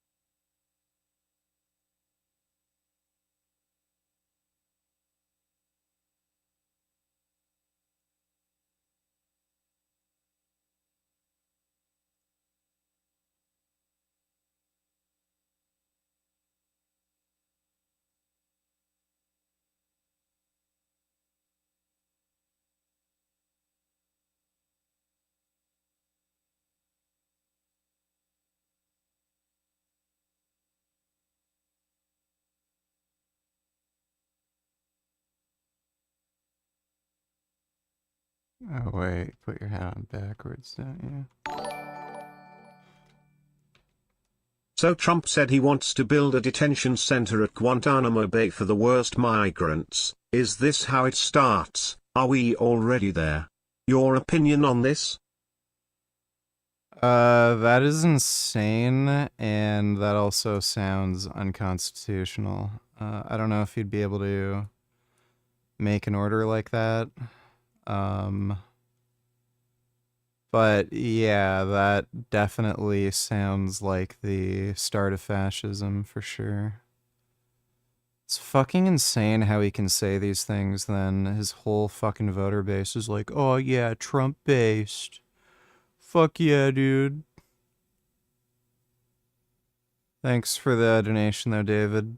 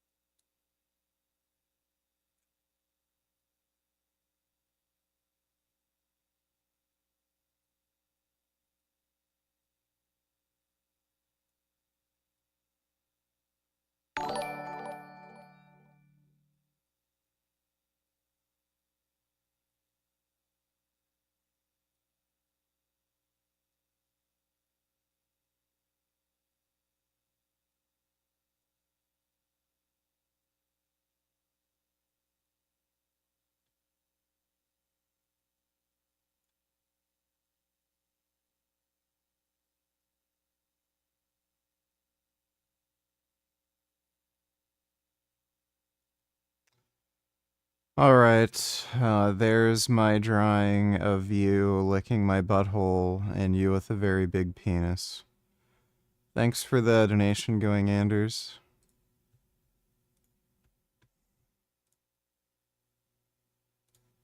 Sengoku donated $2. When you're fighting someone whom you're stronger and bigger than, but they have a larger skill gap than you, should you turn it into a grappling match?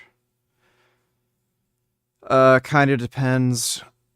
So if they're a grappler, and they don't really have any striking skills, and especially if you're much taller and heavier, so you can hit way harder than them, then that would seem advantageous to me.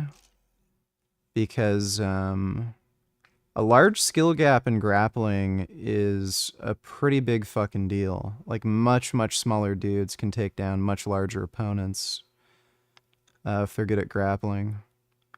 With striking, it's a lot harder for smaller dudes to hurt, like, big, tall dudes, because they just can't hit hard enough.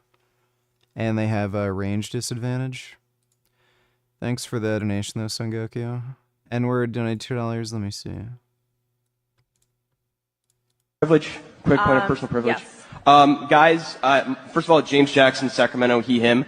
I just want to say, can we please keep the chatter to a minimum? I'm one of the people who's very, very prone to sensory overload. There's a lot of whispering and chatter going on. It's making it very difficult for me to focus. Please, can we just, I know we're all fresh and ready to go, but can we please just keep the chatter to a minimum? It's affecting my ability to focus. Thank you. Thank you, comrade.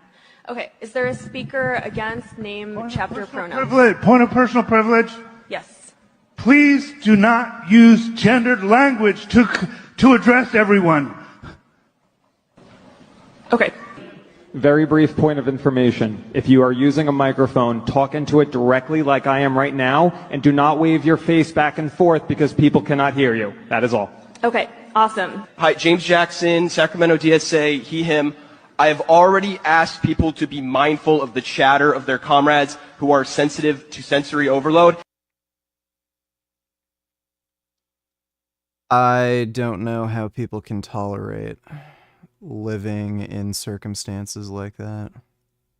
Ladies and gentlemen, I'm here today to apologize. Why did you say ladies first? That's sexist. It's just a standard greeting. Let me start over.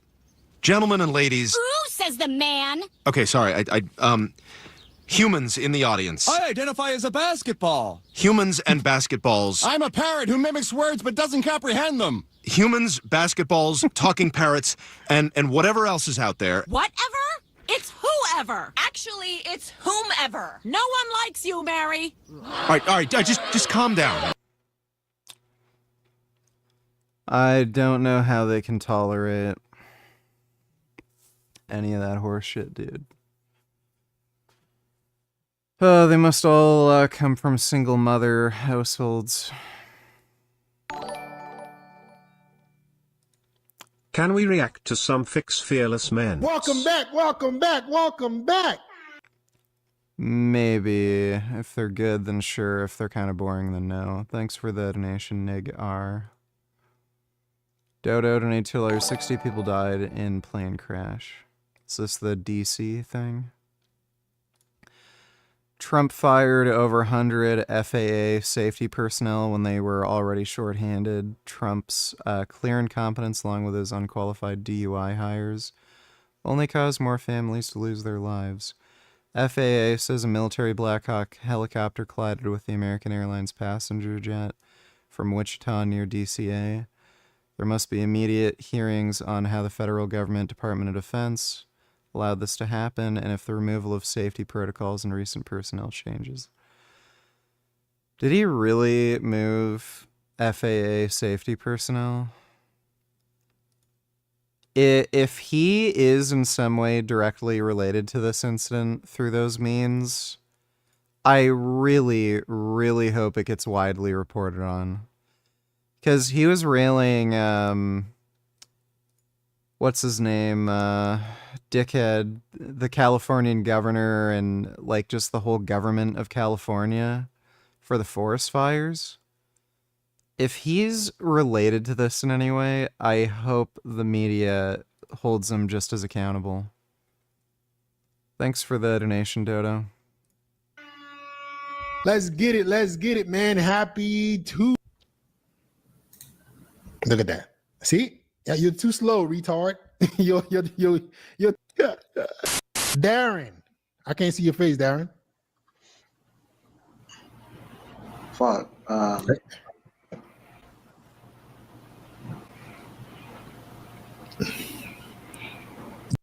That looked like a completely different person.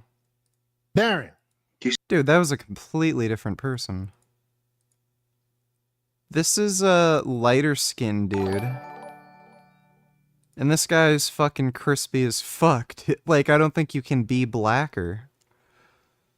Kid Boo donated $2. You agree with my nigga Tommy? Child star prodigy from the boy band Mindless Behavior, who left the group in 2015, now works at Amazon. Yeah, that's what you'd expect. Headlines like these is exactly why blacks are at the bottom of society. We are the only people on earth who constantly try to embarrass people for having an honest job. We don't need white supremacy to put us down. Blacks do that better than anyone. Had a dude make a video saying I lived at home with my mom. I don't have a car, then make a video about my car and my home. SMH niggas will literally find any reason to say you are losing and report it will glee. Yeah, well, he's kind of got a point there. Thanks for the donation, Kid Boo. Darren. Can you see me now? Is that you in the profile photo? Or you Yeah, can you see me? Who the hell is that in that profile photo you just showed? That ain't you. Yeah, it is. Show that profile photo again. Turn your camera off. Turn your camera off. Who is there in it? Lie. Turn it back on. Turn your camera back on. You saw that's you? Yeah, I was younger though. Hunter. Dude. Yo, what's good? What's going on, man? I'm looking for looks, max, and advice, man. I'm a Harvard grad, bro. I'm a trader here in New York, so yeah, looking for advice. You got some pants on, right? Yeah, but I feel like if I take my shirt off, that's kind of gay. Okay, then I'm not gonna help you. All right. When's the last time you got some ass? Like 2 weeks ago? So, are you happy with your dating life currently? Yes. You happy with your dating life currently? Yeah, I am. Yeah? You get the kind of girls that you want? Yeah. We're looking like that, but you're struggling with looks, Michael. You're full of shit. You're full of shit. Fixed. But you see, going to Alonzo. Hey, Fit. What's going on, man? So I need What's going on with your dating life, bro?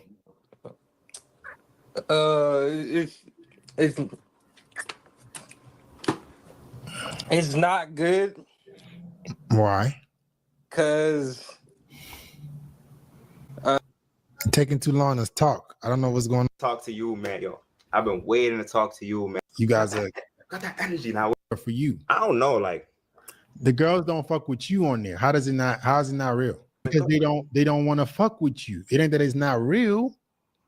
Did you miss that part? They don't want to link with you. Wait, but why though? Like why you think that? Why you think that? Take the do-rag off. Okay, look at yourself in the mirror. Look at yourself in the camera. Come closer. Look at your face. I mean, he's got a good hairline. And ask yourself, why do girls not want to link with me? Ask that question again. Yo, is it like Nut Muffin donated $2. Let me see.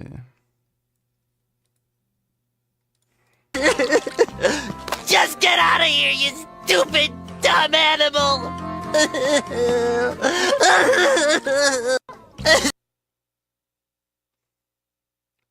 Patrick was so hilarious on SpongeBob, dude.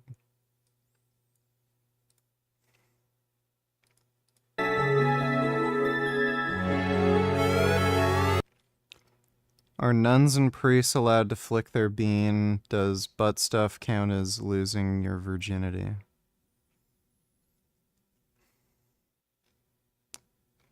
Thanks for the donation, Nut Muffin.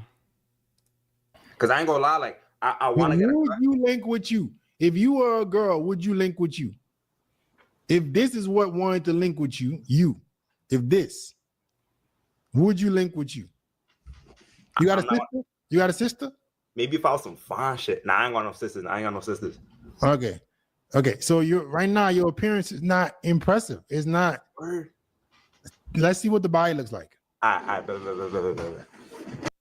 Dude, I get advice, bro. I'm just. you know I can like. Yeah, these are kind of boring. Such thoughts here.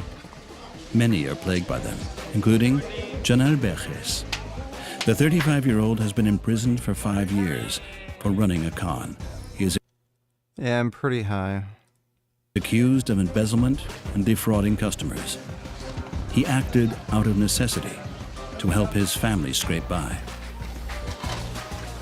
So many happen in my life. I realized that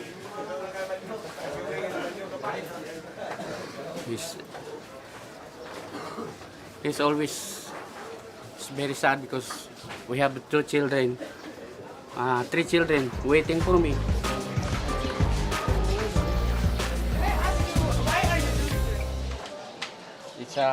This is my song of my son. What would I do without your smart mouth?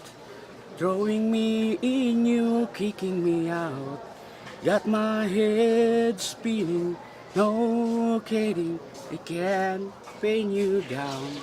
Yay. For Janelle, it's above all the desperation, the waiting that makes jail so hard.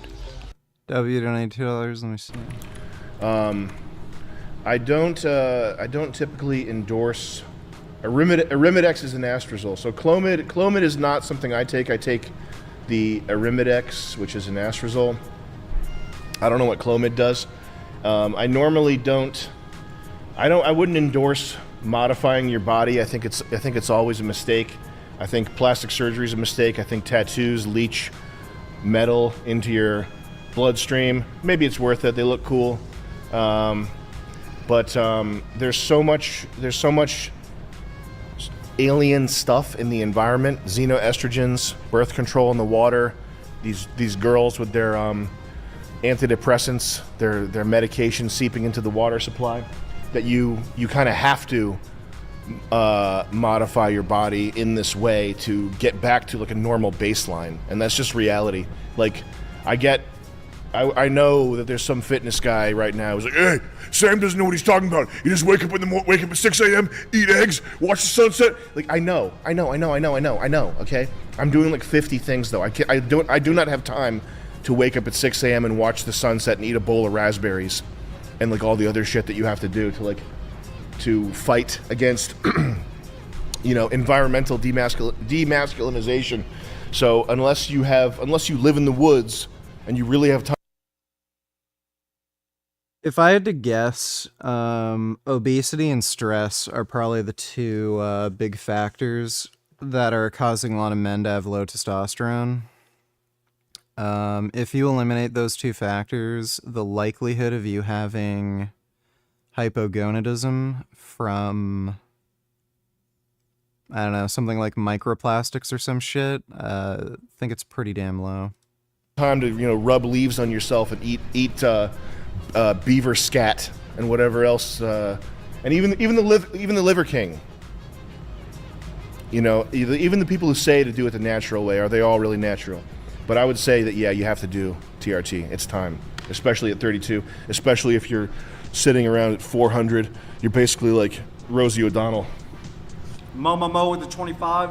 The endocrine nightmare that we live in is insane. The air, food, and water is basically tainted to all varying degrees between the inadvertent and purposeful stuff. There is a reason Total Male T has collapsed. And Kelby Wood. Steroid time. I'm gonna see if I can get steroids soon. Open off stream. Let me see. Dude throws a cup of pee at crowd, finds out.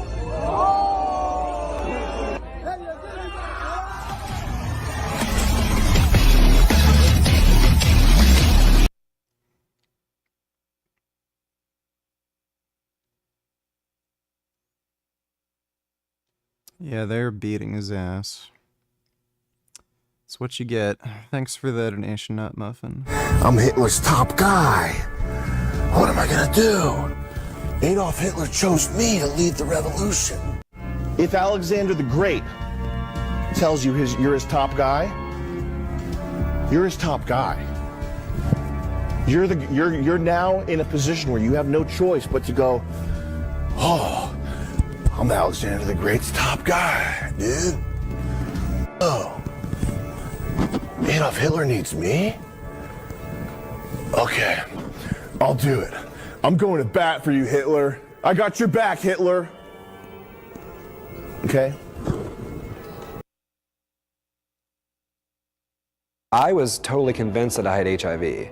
I think for a gay man, and a lot of people can relate to this, every time that you have a cough or you get a cold or, God forbid, a flu, you're thinking, oh God, this is HIV. I have HIV. I know I do. I was so burdened with anxiety about contracting HIV How much that I did sex not did get you tested have? for 4 years. A friend of mine pulled me outside of the bar one night and said, hey, my doctor's put me on PrEP, and I think It's a good pull out of the bar convo. that you are a good candidate. Pulled him on It the bar took with a somebody headlock. to kind of like shake me and be like, wake up, like you can do this. It's not out of reach. Most people pay little or nothing for PrEP, and if you have insurance, they have options as well. I'm definitely empowered by my PrEP use. Before I was on PrEP, if I knew that somebody was HIV positive, I was defensive. I was nervous. I don't have that fear anymore. I can live as I want to live, and I can be with who I want to be with. Maybe don't have sex with people with HIV.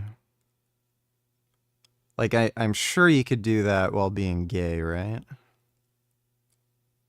Like, I'm pretty sure not all gay dudes have HIV.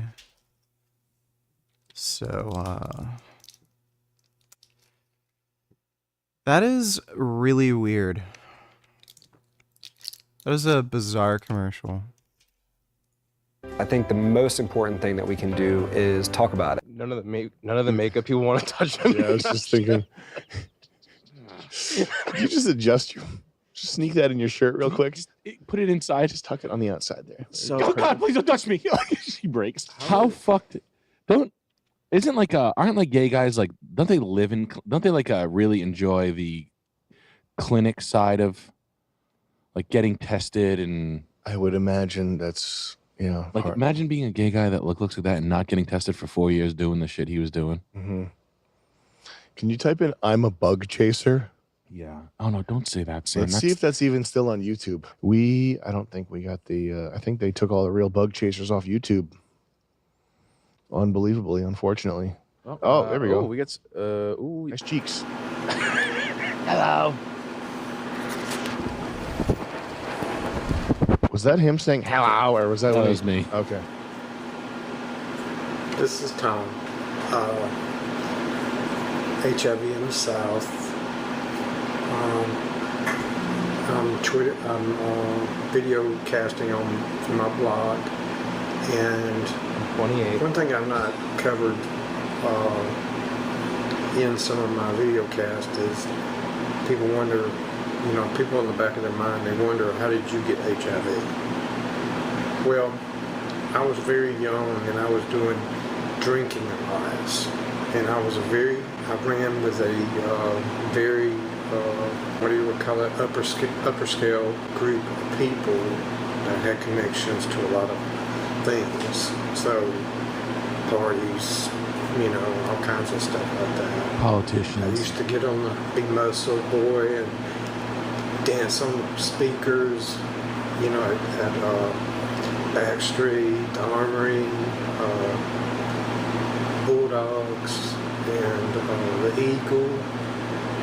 All that kind of stuff in the Cove, and down in Miami at Uncle Charlie's, We can click off this. The Eagle. Can you fucking believe this guy can't even form a sentence? He probably has some serious brain fog from the HIV. I'm video casting for my blog, and I ran with upper. like I had no idea what the next word that was coming out of his mouth. I ran with, and then I had no idea. Well, he's about to die. That's why. He's how horrific. Oh my God. Click the YouTube logo and get us off this, please. Holy shit. He looks like a villain, that guy. He looks like he should be a movie villain, that guy. Well, but the villainy is just giving the guys AIDS and not like taking over the world or like wanting money or drug distribution or anything. He just wants more AIDS. He wants to give away. XQC reacts to you on JSTLK's stream. What? You know, XQC. It's something that's going to have to be bared out in court, and you know, I'm sure there's. Oh, gonna be is he literally subpoenas for watching people's me right phones now? And look at all the information, but it's just good to have shareability on both sides and see How what have you each been, my person dog might have been ego? doing. Again. Rather than just completely condemning them, but so far, I'm high. Don't judge me. with what I've seen, Destiny is being a complete dickhead. Yeah, well, I mean, I think he should be on the sex offender registry. Bro, 100%. bro, chat, this is so funny. This is like the biggest dick riders, orbiters of all time. But when there's a new lick of clout to be obtained somewhere else, when the tides flip, boom, guys, that's it, guys. Hey, this guy Destiny, never knew him. Don't know who he is, guys. Wait, did we say Destiny? That's the who? Is that not a girl's name? What a joke! Like, everyone. Like once he's on the. I mean, it's not clout. Like, bro. Come on, bro. Sex offender registry in the state of Florida, I'm on, like, good. Come on, bro. Is that all he reacted to? Okay. Thanks for the donation, Balls. I don't think he has an accurate assessment of my opinion. He's trying to get more AIDS. Get more AIDS, but he thinks that he doesn't understand that he's giving more AIDS by getting. He more doesn't AIDS. understand it. He thinks he's getting more for himself. Now I have more AIDS. These guys who have it, they're like, what the fuck? It's like a retard. I've got more AIDS than anyone. And then it's just like his like minions that His are, video blog.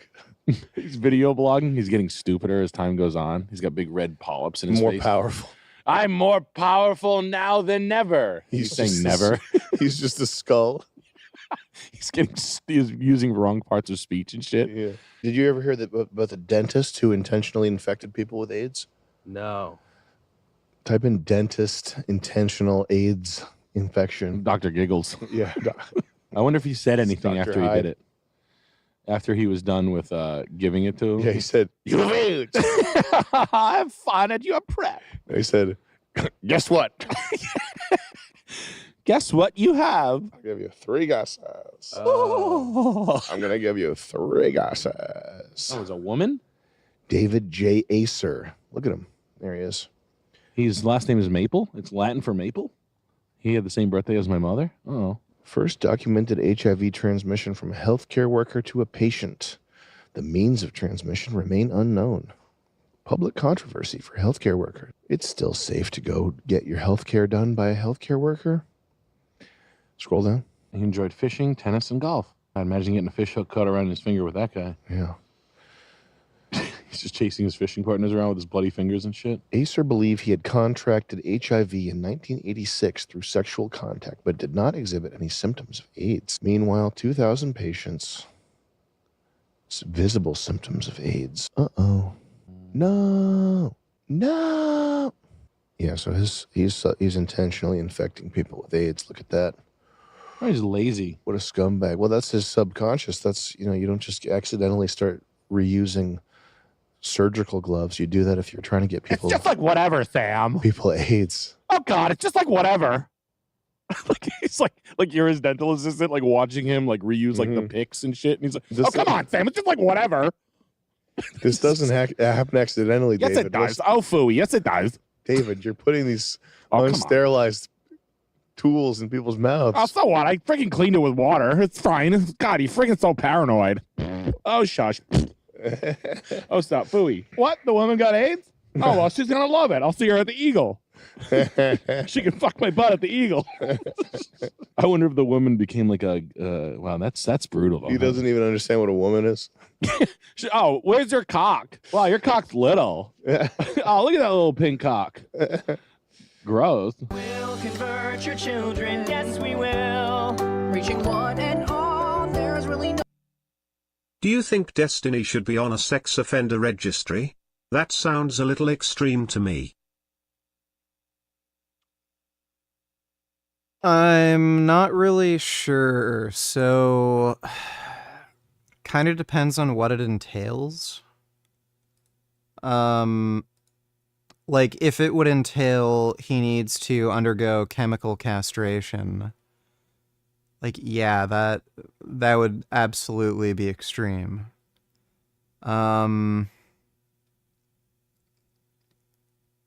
Like, if it entails he's on some registry where if somebody looks up his criminal record or something and it just says, like, shared, like, pornographic image without consent, like, I don't know. I don't know exactly what it would entail for him. It would depend based on what the actual punishment of sex offender registry entails. Thanks for the donation, though, nigga. No escaping it, 'cause even grandma likes RuPaul. Yeah, I saw the film Under Siege. Wow. For your children. This guy and this guy, the old guys in the wings there. This guy, oh yeah, for sure. Yep. I mean, a lot of them here, but this guy too. Oh my God, man! 4chan discovered that a good chunk of these guys are offenders and kitty. Did you see this, Chris? No. The number is 20 in a group of 80. They found these guys in the offender registry. Holy Come on VG, XQC reacted to your voice. Are you not impressed? I've tried to reach out to him before to help him with the argument he was making. Like, people were criticizing him for reacting to videos on stream without the person's consent. That is, like, the most... So, here's the thing. People have a sense of fairness where, oh, somebody worked so hard on a video and, you know, it's theirs, but, you know, they might have only made a few $100s off of it. And then here's XQC playing their video on his stream while collecting donations and making, you know, thousands of dollars within a few hours or something, you know, versus these people who only made a few hundred and he's kind of profiting off of the video that, you know, they worked hard on. Like, the pushback to that is, who cares? Life is unfair. I mean, there's people who are investing in, like, crypto where they literally put $1 in and then they're millionaires. Like, and then you have people like Jeff Bezos who arguably doesn't work as hard as his employees, but he's making, you know, their year salary in, like, a matter of minutes, you know? So the fairness thing is just not a strong argument to me. Unless you're violating, like, somebody's fundamental rights, that's a different issue. The thing is, if you make it, like, well, it is technically illegal, but it's a gray area, but if you make it impossible for somebody like XQC to do streams where he reacts to videos in the way he does, it doesn't actually benefit anybody. So the person who made the video, they are getting a substantive amount of exposure from XQC reacting to their videos. Like, I mean, I want XQC to react to my videos on his stream. So they're getting more attention to their YouTube channel from XQC playing that content, thus making more money and thus getting a greater ability to, you know, make money. The pushback to that is, okay, that might be the case, but, you know, XQC has like, you know, thousands of concurrent viewers on his stream, and they're not going to go over and watch that guy's content and sub to his channel. So in a way, XQC watching that video and him only getting the ad revenue from only XQC watching it, it ends up being a net negative. But again, the argument against that would be they're not making more money. They're not losing money. Like, if XQC didn't do that, it's not like he'd start earning more. He wouldn't. So the premise that he's like stealing viewers, I'd completely disagree with that premise, because he's not. It's just a matter of simple deduction. Is that guy going to get more views and ad revenue if XQC doesn't watch his video? The answer is no. So just disproves that, and the opposite is the case. If XQC does watch this guy's videos, will he get more viewership because his channel's getting more exposure? Yes, thus making more money. So that's easy to disprove. So basically their argument boils down to, I want both parties to be negatively affected because I think that would be the most fair to each party. So you're arguing for people to be worse off, each of them, just because you think that better suits your idea of fairness, versus it not meeting that standard of fairness, but both of them benefit, and they're both better off. So XQC could have used that argument when he was arguing against those fucktards saying he shouldn't be allowed to do that, people should copyright strike him. But yeah, he never got back to me.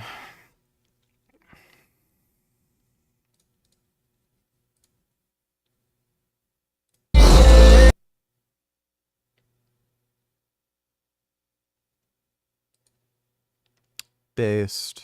Absolutely based cat. Dude just hit the cart. I swear it's not Lace, the cart in question. She dancing for dollars. She got a thing for that Gucci, that Fendi, that Prada, that BCBG, Burberry, Dolce. Alright, thanks for the donation, Nut Muffin. Oh my god, man. I was trying to write a joke about how people think gay people are smart, and it's like, oh, you're gay, you must know a lot about it. Think you could do a semi crossover to film criticism. Have you ever seen the Russian film Brat Brother? It's made for 10K in the 90s, shot to film, and because it became pretty popular, and there's an American co-production sequel. No, I've never seen that. Interior design and like being look at that new flag and being a smart guy, but it's like most gay people are boneheads. Yeah. Go back to the picture. I of lost Sam my Smith. debit card. Okay, yeah, first of no, all, it's gay- like it's like so what do you do? I work at a store. That's my impression of the average gay guy. Yeah, there's you think it, people look at the rich ones and think that Right, that's a right, thing, right. but gay's like a marketing term. It didn't mean that back in the day. You know, there's just like you do homosexual shit. Or, you know. Yeah, you're a little. Yeah, and so he would say he's like a they and shit. He would. It's like Iran now here, where it's like you could trans but you can't be gay. Yeah. Like, they want a specialty. Gay's like a white straight guy. You might as well fucking be. Yeah, If they that's hate all you that. are. Yeah. Oh, Like, come on. What's the therapy to make Do you better. That gay, do better. What is it? The programming conversion. So in the future, it's going to be 30 grand to kidnap your kid. Like, look, I'm going To kidnap your gay kid and make them trans. No, you're going to have to. You're going to go just talk him down to gay. Oh yeah. He thinks he's a tree or something. I am such a dumpster fire. I forgot my car keys in the sewer. Yes. Yes. Always a fucking retard. What? No backup plan. Write your social on one and skin fucking wet now. They're white. LA's doing. Meanwhile, he has arrived I've at the seen middle scanners. of the hierarchy. That means He is allowed to cook and prepare food with others that they bought themselves. Everything is done under the watchful eye of the marshals, of course, and of the president. Still, knives and sharp objects are allowed. No one rations the portions, but all this requires money for chicken, fish, or rice, or generous visitors. That's why Janelle pools together with a few of his fellow prisoners. As they say, a problem shared is a problem halved.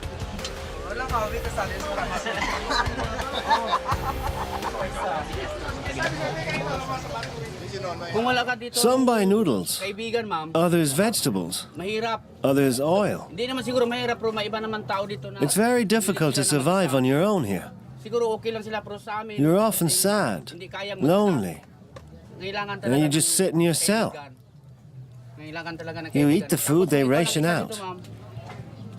Doon ka lang. And without friends, you've got no one to talk to about your problems, Problem lang lahat. about the weather. That affects everyone, no matter where they stand in the hierarchy, regardless of whether they can move freely, play basketball, or do something else. It's all just a distraction from the waiting, from the constant hope and disappointment. Almost no one here has been convicted. Almost all are awaiting a verdict. Hearings do take place every month, and with them lingers the hope that one's own turn will come, one's own turn to be free. It's been postponed. Every time the court was overcrowded.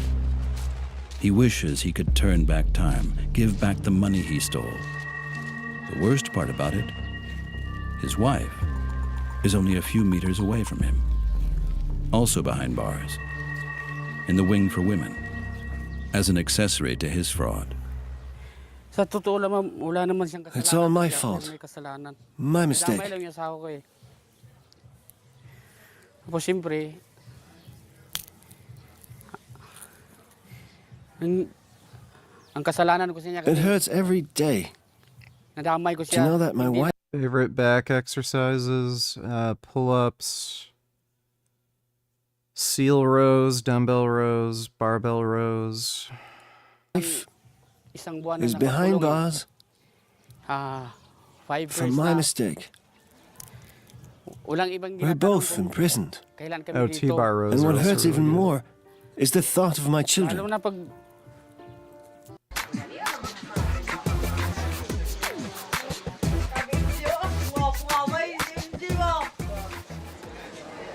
A jail in which desperation, frustration, and the struggle for survival live side by side in the smallest space possible. Up to 100 prisoners at a time are stuffed into cells the size of shoeboxes. Massive overcrowding and nerve-wracking waiting on the daily fare. Privacy? No chance. And the hope of being released is zero. That's why South Cotabato Jail is one of the toughest prisons in the world. It is a massive undertaking for the guards, a huge mass of people that can barely be managed, that rules. It stinks in here like old urine, but it's my job. This is part of the job. If we find out who the phone belongs to, he won't be allowed to have any more visitors and will be put in solitary confinement. Too few of them to keep all the cells in check. But every fine and every punishment means a tiny bit more authority in one of the toughest prisons in the world. Authority that Ronil also feels. He quickly learns whom he has to respect. Even the 1 hour I feel like I'm continuously tilting. a day he gets to spend outside is not for free. Why don't you move over? Let him sit down.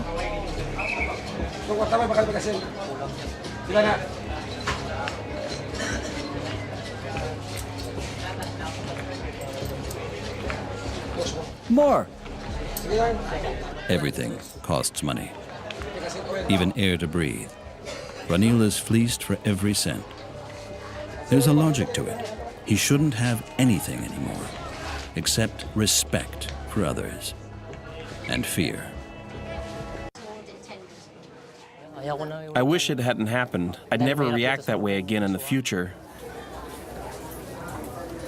I have a family, and whenever I think of them, I wonder why I defended myself. Why I didn't just let myself get killed. Anything they want, as long as it's not dangerous. Food, money, clothing. And as much of it as they want. For the guards, on a charge of attempted murder. As with everyone, it's unclear what really happened, how long he'll be here, and if he'll ever get out again at all. But one thing is certain, his family needs him. A court, but his family has condemned him. Even inside the walls of the jail, no one wants anything to do with him. He lives in the somewhat more spacious wing for seniors, and he survives only on the daily food rations and begging. It's a daily struggle.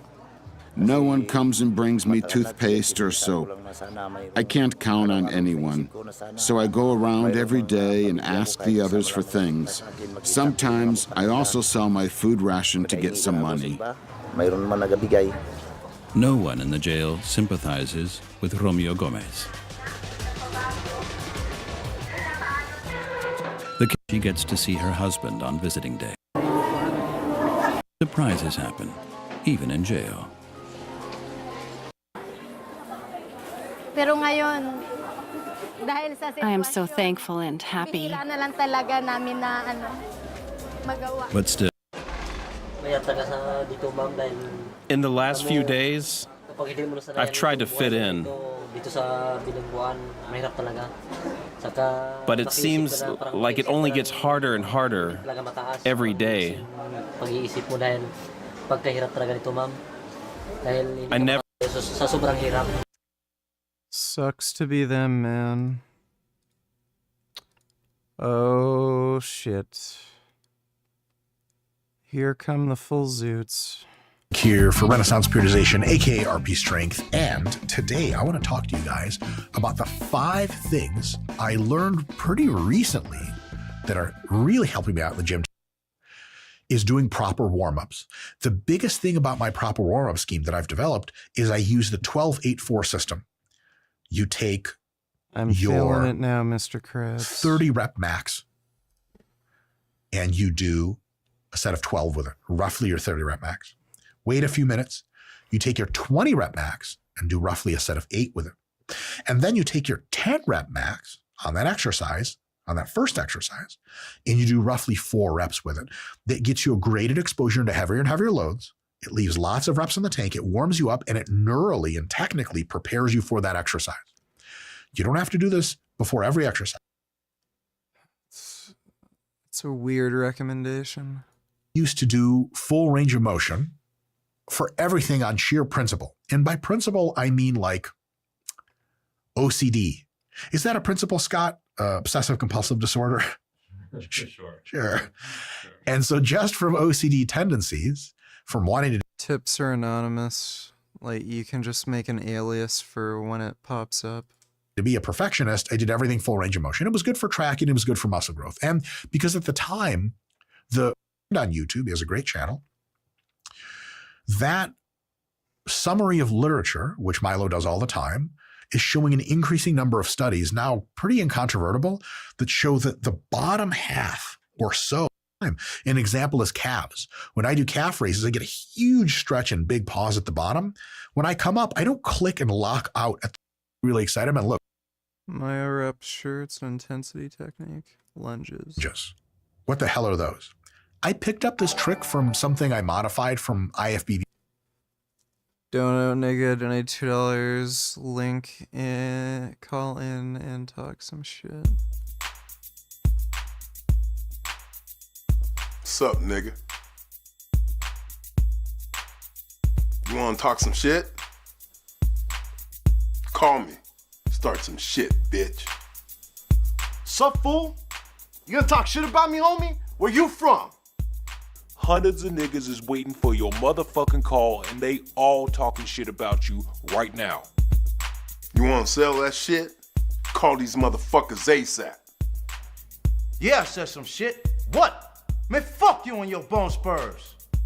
The hardest niggas is standing by, ready to pick up that phone.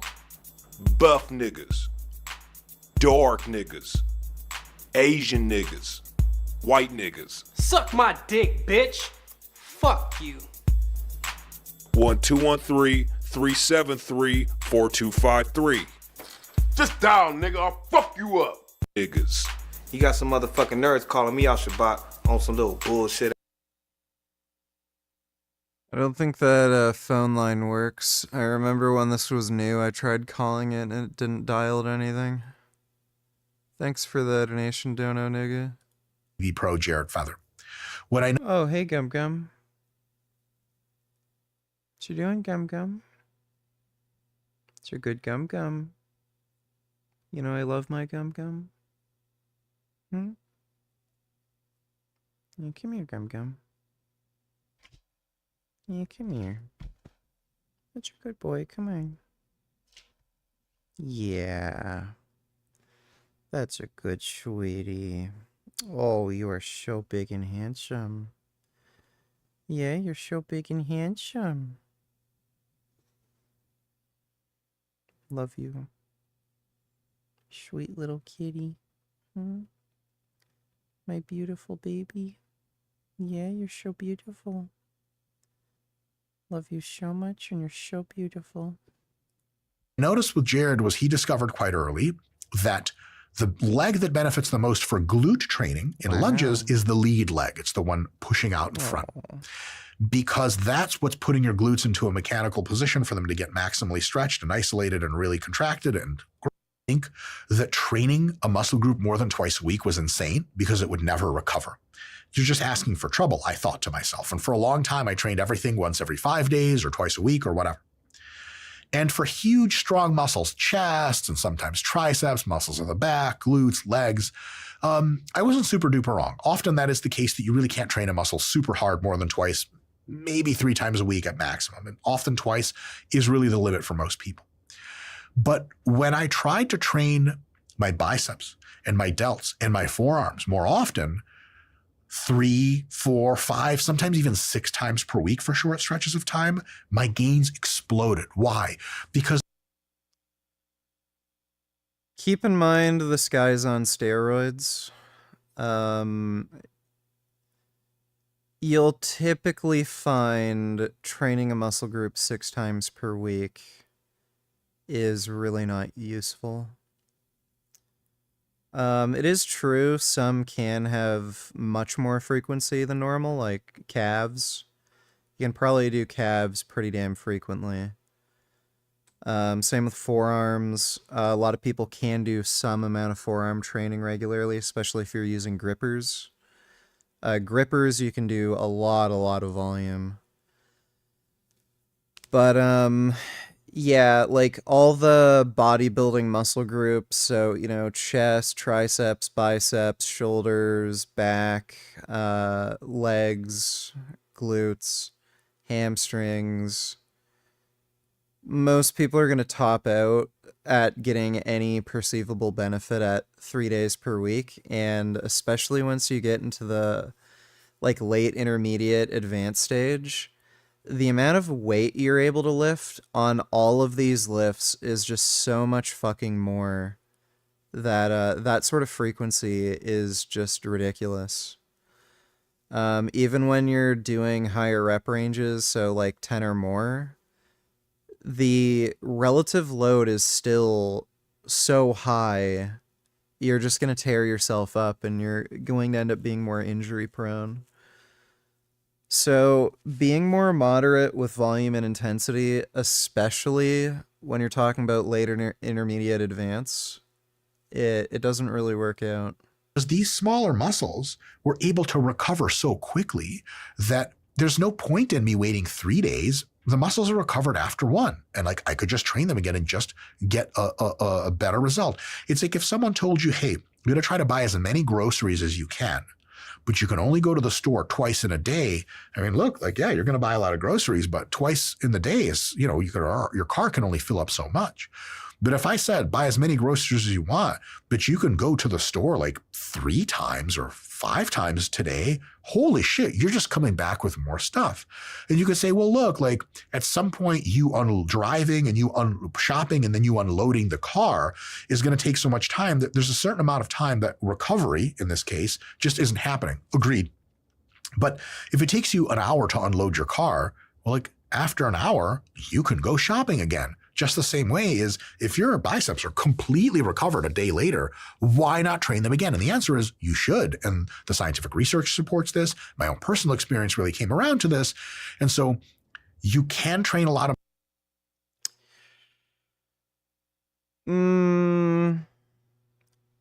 Might work in the short term, like on specialization phases and shit, but yeah, you're gonna snap your shit up in the long term. I've kind of learned the hard way over time. Muscles more frequently. But here's the question. How do you know which muscles to train more frequently? How do you know if it's not too much? It's all about recovery time coordination.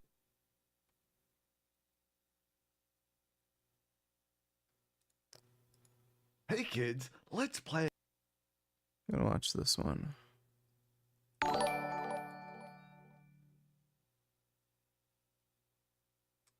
Nut Muffin donated $2. Please react just a bit. Go to 6 minutes for time. How's it going, man? Doing all right. How are you? I'm pretty good, man. Do you acknowledge that this? Kind of feel like we've seen this one before. Advance my life, man. Right. Nothing. So no kind of education, nothing. You just no. That's incredible. I know, yeah. Okay. All right. So you have absolutely not. So do you watch porn? Yeah, I do. Yeah. Okay. Obviously. How much porn do you watch? Probably every day, honestly. Oh my but now that I watched you, I've now seen that I some of watch your me, stuff. yeah. Every time, Well, I admitted to it. Yeah, I know. I'm glad you did, but it's every time when you watch me, every guy. Once I watch you, Fit, I just stop watching porn. Yeah, I don't believe all that bullshit. Okay. So, the problem is the pornography. Let me explain to you why. So the reason why you feel stuck, right, is because us men, we have something powerful called our semen. Okay, our semen is our life source, and when you ejaculate to pixels, you're literally releasing that life source, that power that the universe gave you. By the way, this hypothesis would not make sense for anybody with a vasectomy. So if a man gets a vasectomy, according to him, they could jerk off for as much as they want and they wouldn't suffer from this condition. Into a fucking tissue. It forces you to be less ambitious, right? It makes you feel down and like you have no confidence. Porn is killing men. The reason why you feel like you have no hunger is because you jack off every day. What's the longest you ever went without jacking off?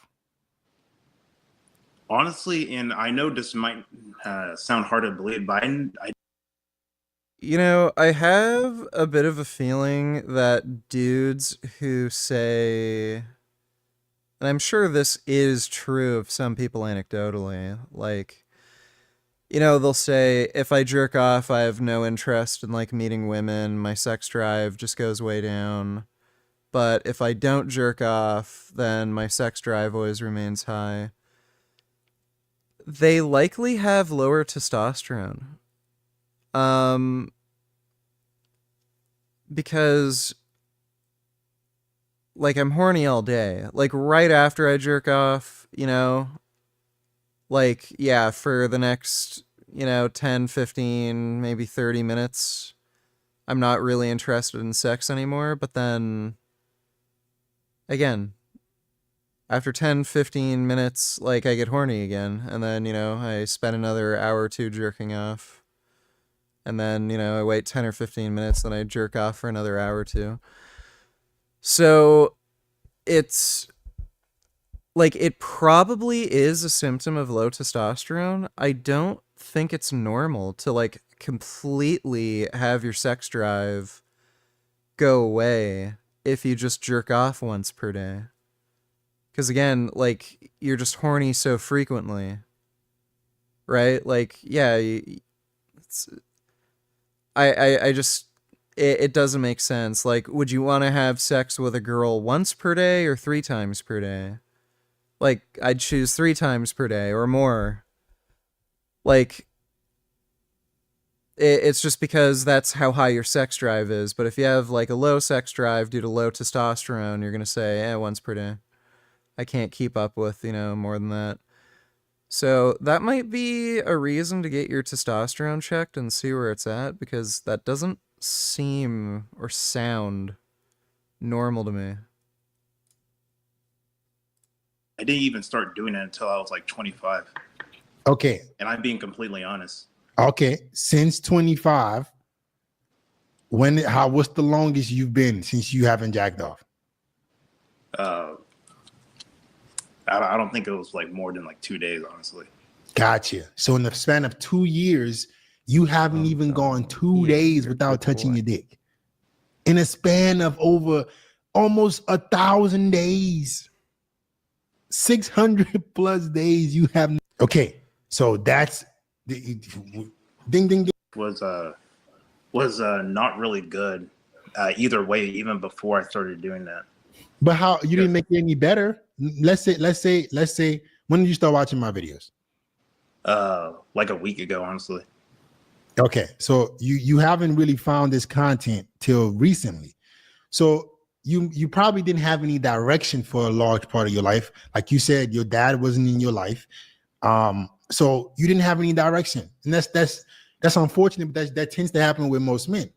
But you didn't make it any better by getting an addiction, right? That you don't have any friends or nothing. Yeah. Thanks for the donation, Nut Muffin.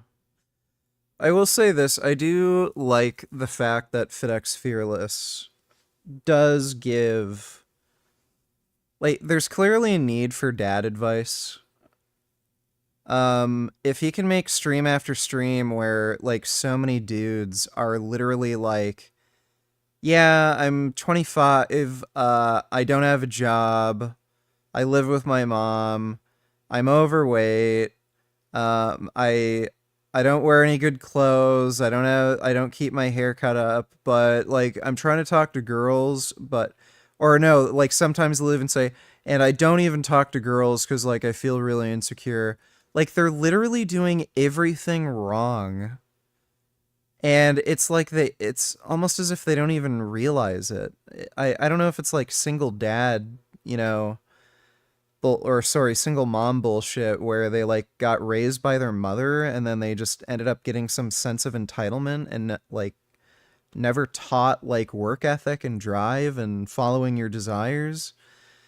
Like, I do appreciate that he is giving these dudes just basic dad advice where it's like, bro, what are you fucking doing? You should be ashamed of yourself. Like, you're in your mid-20s, and you're complaining about not being able to get girls, and your life just fucking sucks because you're a loser. Like, how about try to become a winner and do things that benefit you? And then they're like, yeah, I'll do that. I can finally... Like, yeah, if I work...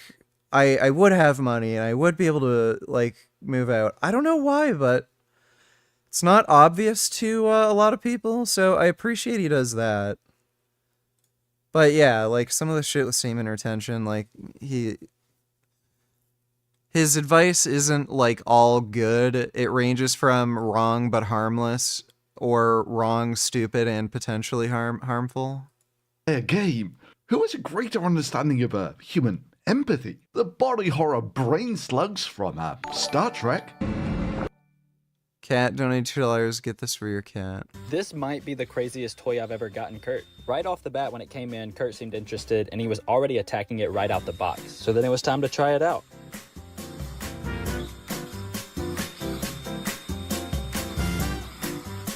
He would not let it leave his sight. I mean, he was following its every move. I was just waiting for him to pounce at it. Oh, dude, that'd be a nightmare with Gummy. I have no idea what havoc he would create, but it would be bad. I also don't want to teach him how to climb literally up the wall like a fucking spider. It seemed like he was just waiting and waiting for the perfect time to strike. This was also my first time using it, so I was just trying to see what it was capable of, and I mean, it could climb all over the wall, which was crazy. But Kurt was not going after it, so I decided to move it to the floor. And he was right back to not letting it out of his sights, but he was also keeping a distance. He definitely seemed a little scared of it, which I do not blame him at all. This thing was pretty weird. Wow. So I turned it off and let Kurt get after it to where he would feel like he defeated the lizard. And the next day I was curious to see if it would work on the ceiling, and it did. And Kurt was right back at watching its every move. This might be... Well, that looks like a cool cat toy, though. Thanks for the donation, Cat. What advice would you give to someone? Advice for somebody watching porn. This is gonna be stupid. What advice would you give to someone looking to quit porn? Well, I gave some advice a little earlier about quitting alcohol, and I would say it isn't that you're trying to quit porn. It's not the right way to think about it. The right way to think about it is that you're trying to figure out how to have a better life. And so you have to figure out, well, I would say do the future authoring program and keep your porn addiction in mind and think. So in the first part of the future authoring program, it asks you a bunch of questions about what your life could be like in 3 to 5 years if you took care of yourself like you were someone that you cared for. And then it asks you questions about your friends and your family and your career and your time outside of work and your health and, the important dimensions of life. And it asks you to spend... Is it normal for a chick to need a couple days to recover after sex? Depends on how big your dick is, how tight her pussy is, and how hard you're fucking. So, if you have a big dick, she has a tight pussy, and you pound that shit hard, then, yeah. Especially if you're doing anal with somebody who's not used to it, like, they might have to recover for a week and not be able to sit down or walk properly. So, it just depends. 20 minutes writing about how good your life could be in 3 to 5 years if you got your act together and did what was good for you. And then it asked you to write about the hell you could be in if you didn't. And so I would say you really need to do that because porn isn't the issue. The issue is that you're not living your life the way you want to. So you need a vision of life that's more compelling than the porn. And you need a counter vision too that frightens you. Because otherwise porn is obviously extraordinarily gratifying in the short term, but you seem to be suffering from the medium to long-term consequences of its use. And so you need a story that you can tell yourself that's really deeply thought through about why this is not appropriate for you, how it's hurting you, and how it's minimizing you, and perhaps making you embarrassed and ashamed and more socially isolated, and all of that. So I would say, think about it as cleaning up your psyche and your behavior rather than merely stopping porn. You also might want to write down, and you could do this in the negative vision part of the future authoring program. You got to write down everything bad that you think porn is doing to you, because obviously you have some suspicions that this is not good for you, right? That it's actually harming you in some important way, and so you need to be fully cognizant of what those ways are and then take them seriously and decide if that's the pathway through life on which you wish to travel. And then I would also say good luck to you. It's a very good idea to identify one of your weaknesses and work on it. You can strengthen yourself substantially by doing that. He might have wanted to add a caveat that merely watching porn isn't bad, but if you feel like it is inhibiting your life in some way, then this advice is applicable. Thanks for the donation, though, Cat. I don't see my life improving in any way by never watching porn. Like,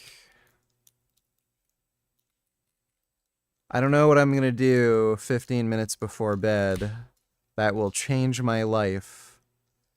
If it so happens to be an alternative to watching porn. We seek peaceful coexistence. Or Adolf Musk. Well, yeah, gotta give it to him. He really committed to that with a... Good.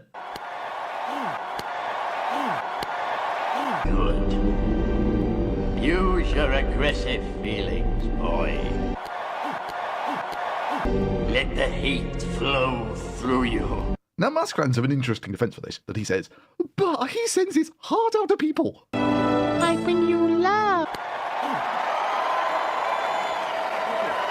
My heart goes out to you. You know, just how the brain slug said that they wanted peace. We seek peaceful coexistence. You know what?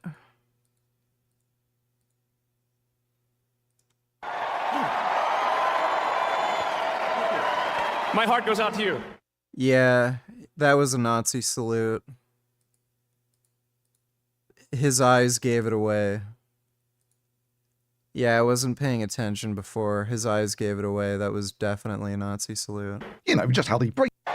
Or tense, angry, thrusting movements. And generally the only reason you would repeat...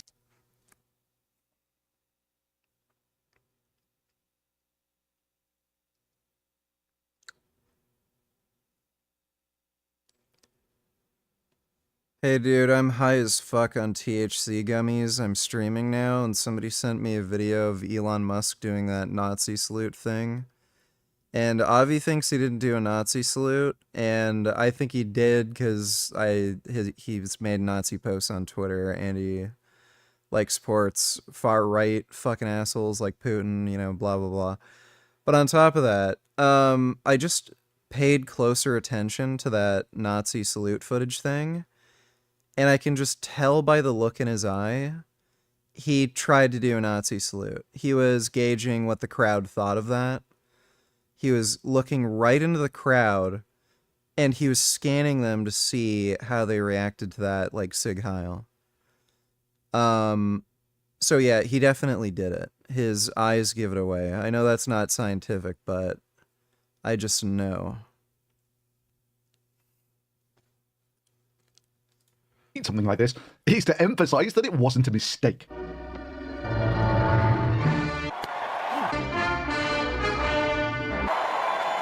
And you'll be happy to know this symbol of Elon Musk sending out... I took 20.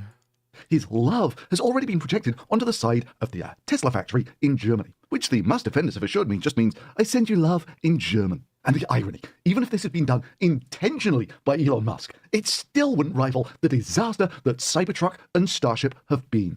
Now, there will be those who will argue with a straight face that, but Elon Musk is a special needs child. You can't just judge him like a functional adult. If you believe he's a Nazi, you're going to see him do a silly hand gesture and see that as that.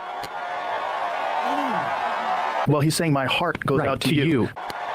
Elon Musk was speaking at a rally, and he grasped his chest and he flung his arm out and said, "My heart goes out to all of you." That's my heart goes out to you. Here's what he did the other day. Yeah, Avi's Jewish. Yeah, under Avi's theory, Elon Musk would have just made an awkward gesture without thinking about it. And if that were the case, he wouldn't be scanning the crowd to look at their reaction that way. And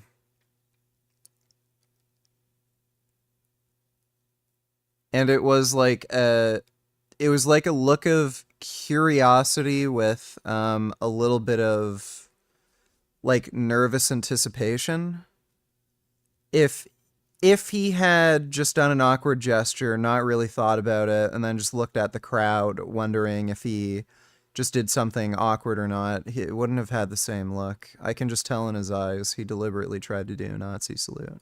I think it's pretty clear. And no, Musk knows exactly what he's doing here. He would quite happily pull lots of goofy faces to get the favourable memes. So why did he think that this was the new brand image that both Tesla and SpaceX needed? Well, I think it's actually a lot simpler than most people are thinking. You see, everyone has the same awakening with Musk, and it goes a little something like this, from Rob Hilton a couple of years back. He talked about electric cars, and I don't know anything about cars, so when people said he was a genius, I figured... Nah, don't buy energy drinks in bulk. I haven't found a place that sells them. He must be a genius. He talked about rockets, and I don't know anything about rockets, so when people said he was a genius, I figured he must be a genius. Now he's talking about software. I happen to know a lot about software, and Elon Musk is saying the stupidest shit I've ever heard anyone say, so when people say he's a genius, I figure I should stay the hell away from his cars and rockets. And we would like to welcome the latest members of the Figuring Out Elon Musk is a Bullshit Artist members to the club. the gamers. Exactly should you call it when the world's richest businessman, who's supposedly going to send the human race to Mars with his various companies, also happens to have the incoming president's overwhelming favor as he gets appointed to official positions in government reform for the most powerful nation on Earth?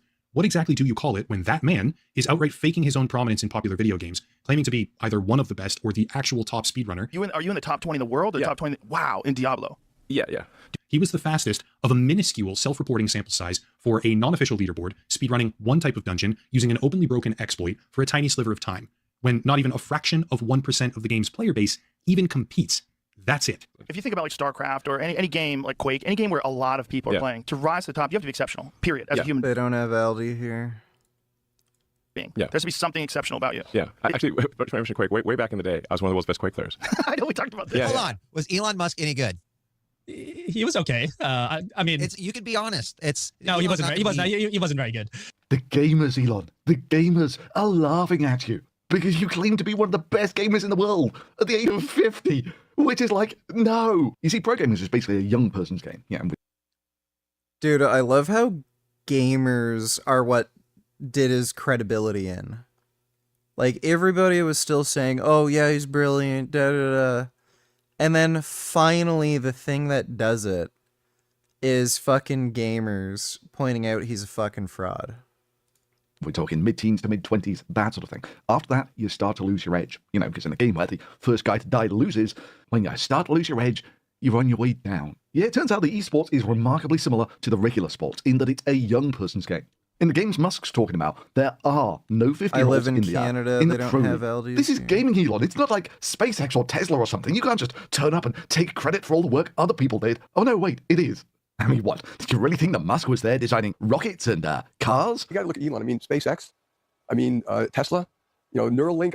The guy is our Einstein. And so Yeah, except Einstein did his own work. Most optimistically, Musk is a bullshitting salesman. Musk just takes credit for the work of the actual engineers, splurishly hand-waving along the way that it's all due to his visionary genius. You know, just like his Path of Exile characters were all due to his hard work playing the characters. But when demonstrating himself playing the... No, haven't tried the Crash Bandicoot. G Fuel. these characters, it was literally like watching a kid with next to zero game knowledge. Yeah, that's pretty much how I felt in 2016 when Hey, now if you're looking for a good book recommendation, maybe you can try out the one I'm listening to right now, which is Elon Musk. This is a biography about one of the, in my view, most impressive entrepreneurs alive today. And I was getting, how should I say, a little bit of abuse from the Musk fans. Anyone mentions Elon in a less than flattering way, you will have the most unloved life for the best part for the last 10 years. But sooner or later, Musk talks about something that people actually know about, and they spot his bullshit almost immediately. No person that legitimately can do anything at that level would ever be screwing up like him and acting like him, ever. In the gaming case, Musk did the metaphorical equivalent of turning up near the summit of Mount Everest and claimed to be one of the most hardcore climbers in the entire world, and then went on to show his expertise by asking his fellow climbers what these strange, oversized pieces of string that everyone was carrying was for. You need to do something quick, Elon. Something bold. Something that will stop them from laughing at you. Something. You need to take control, Elon. Let The people that came in, they're eating the cat. But this one. to the moon. Highest prices in history. And we're going to take Doge to Mars. I mean, 2017, it must have made amazing progress since then, right? and one of the fundamental things, one of the most American values that I love is optimism. And this feeling like we're gonna make the future good. We're gonna make it good. Tonight, with music blaring, a billionaire celebrates a big moment. Elon Musk says he's done it. Finally, there's something that I think could solve the goddamn traffic problem. Yeah. Using elevators to lower and lift vehicles, the Hawthorne test tunnel, stretching just over a mile, is finished. License to lie to people's Gradually come to a halt and put on the emergencies. If it doesn't hear a response from you, actually call emergency services and get an ambulance. It's gonna... This is where the Hyperloop used to be. Well, that's one way of leveling it. They've taken all the concrete pillars out. Under the cars, literally under the cars, is all that's left of Elon Musk's amazing Hyperloop visions. But it's really not that hard. It still sounds pretty complicated, Elon. It's like a tube with an air hockey table. It's really, I swear it's not. Gun. So, the end of the Hyperloop. That was now just a solid string of cars. The quick version being, for that to be true, the battery would be bigger than the car. Musk fans. the dumbest, most gullible simps on the planet. Musk tells them that he personally designed a special shade of red that makes the cargo faster. Musk tells them he's going to use rocket technology to make a kilo of Roadster lighter than a kilo of feathers.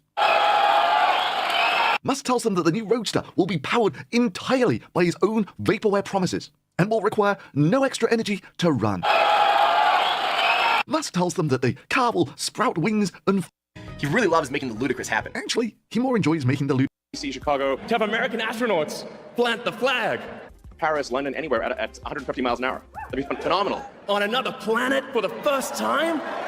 a savior, a messianic, an exceptional individual. And in just a week or so, he went from claiming that he had ensured the continuation of civilization It is thanks to you that the future of civilization is assured. to finding out that his actual role in that continued civilization was going to be updating the IT department's software. Reading from Trump's executive order, the USDS administrator, that's Elon Musk, shall commence a software modernization initiative to improve the quality and efficiency of government-wide software, network infrastructure, and IT systems. The job of the richest man in the world has gone from prancing around on stage to literally being given the most boring, thankless task in government. It's almost euphoric in its poetic cruelty. That a week or so after he took control and changed the name of the agency, the website hasn't changed at all. Let's take a look at their top-listed project, shall we? Continuously improving SSA.gov. The Social Security Administration is building on the momentum from their partnership with the US Digital Services by implementing iterative research, best practices, and data-informed approaches to ensure the website is usable and the US Digital Services has not been changed since Musk took over, which is about 10 days ago now, changing how the government hires technical talent.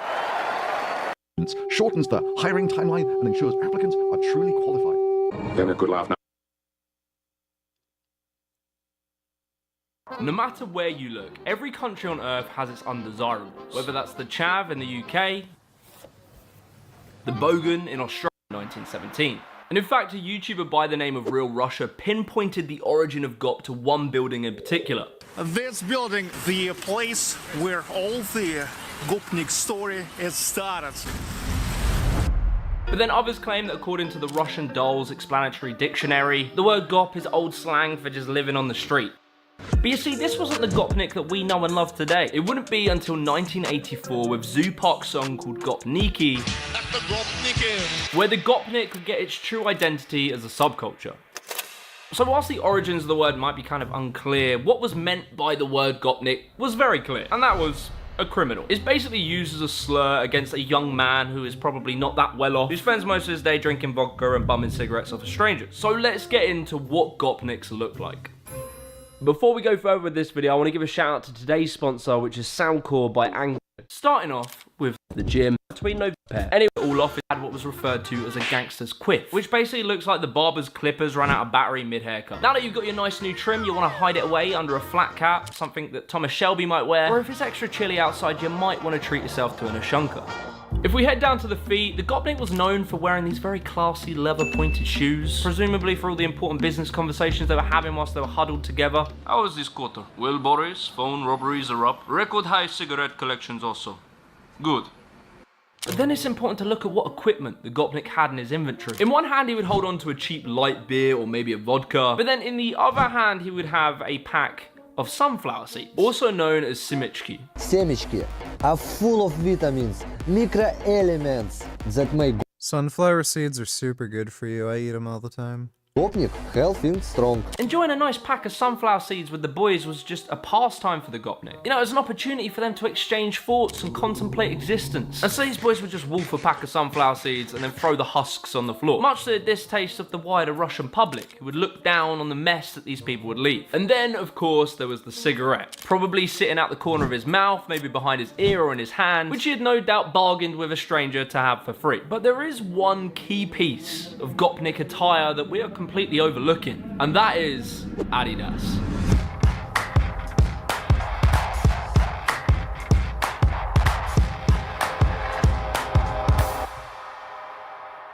Adidas to Russians is what self-hatred is to British people. Yeah, you can't have one without the other. And many people wonder why there's this link between Russians and Adidas. Why do they love it so much?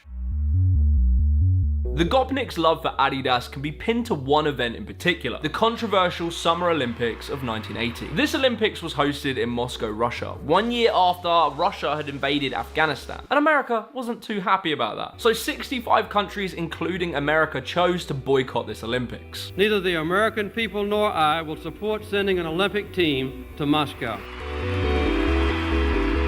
Which for Russia was good news, because it meant the competition was far lower and they walked away with 41 medals and winning the Olympics. And so these Russian athletes would be seen as like these heroes of communism. Well, sort of.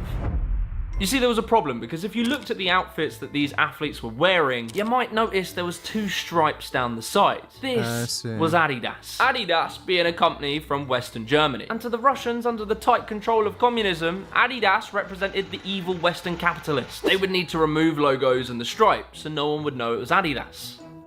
And so when Adidas left Russia after this Olympics, they left behind with them tons of factories that you could produce Adidas equipment with. And the quality of the Adidas products was far superior to that of what the Soviets were able to make at the time. And so Adidas became this high-end brand, whose clothes were exclusively made for the sports teams. Your average Joe wasn't allowed to have Adidas. And in fact, they even made a knockoff version of the Adidas Gazelle for the Soviet Special Forces, which they called the Mokbar, which means Moscow. Wow. And so as you can imagine, if you could get your hand on some Adidas, it was big bucks. This kind of illegal black market trade of Adidas popped up, where people would be paying months' wages to get a hold of some Adidas Archie. It was just sportswear. And so, this once classy they would write songs about Adidas. You'd see cars decorated in the 3 stripes and it is there where many believe the Slav squat came from. But look, aesthetics aside, the Gopnik is more than just a fashion icon. They're in fact men of culture and leisure, who of course... That's interesting. Do you think any sports are fun to watch? Thoughts on basketball, football? They suck, they're boring. The only sports that I like watching are either motorsports, so motocross, MotoGP, Isleman TT, F1, Rally. Those are my favorite, and boxing and MMA. That's really it. Alright, I'm gonna go to bed now because I'm very high and tired. But I hope you all had fun. Riley donated $2. Also, Elon probably shifted his hand to 45-degree angle away from pointing straight ahead just so he can claim. Wasn't really a Nazi salute. I don't think he really thought that deep about it. Also, when turns around and does it again, it looks exactly like a Nazi salute to an absolute T. Yeah, maybe. Thanks for the donation, Riley. Alright, well thank you everybody. Big thanks to everybody who donated in the Streamlabs. Appreciate it. Should be on tomorrow around the same time, so I'll see you then. And sweet dreams.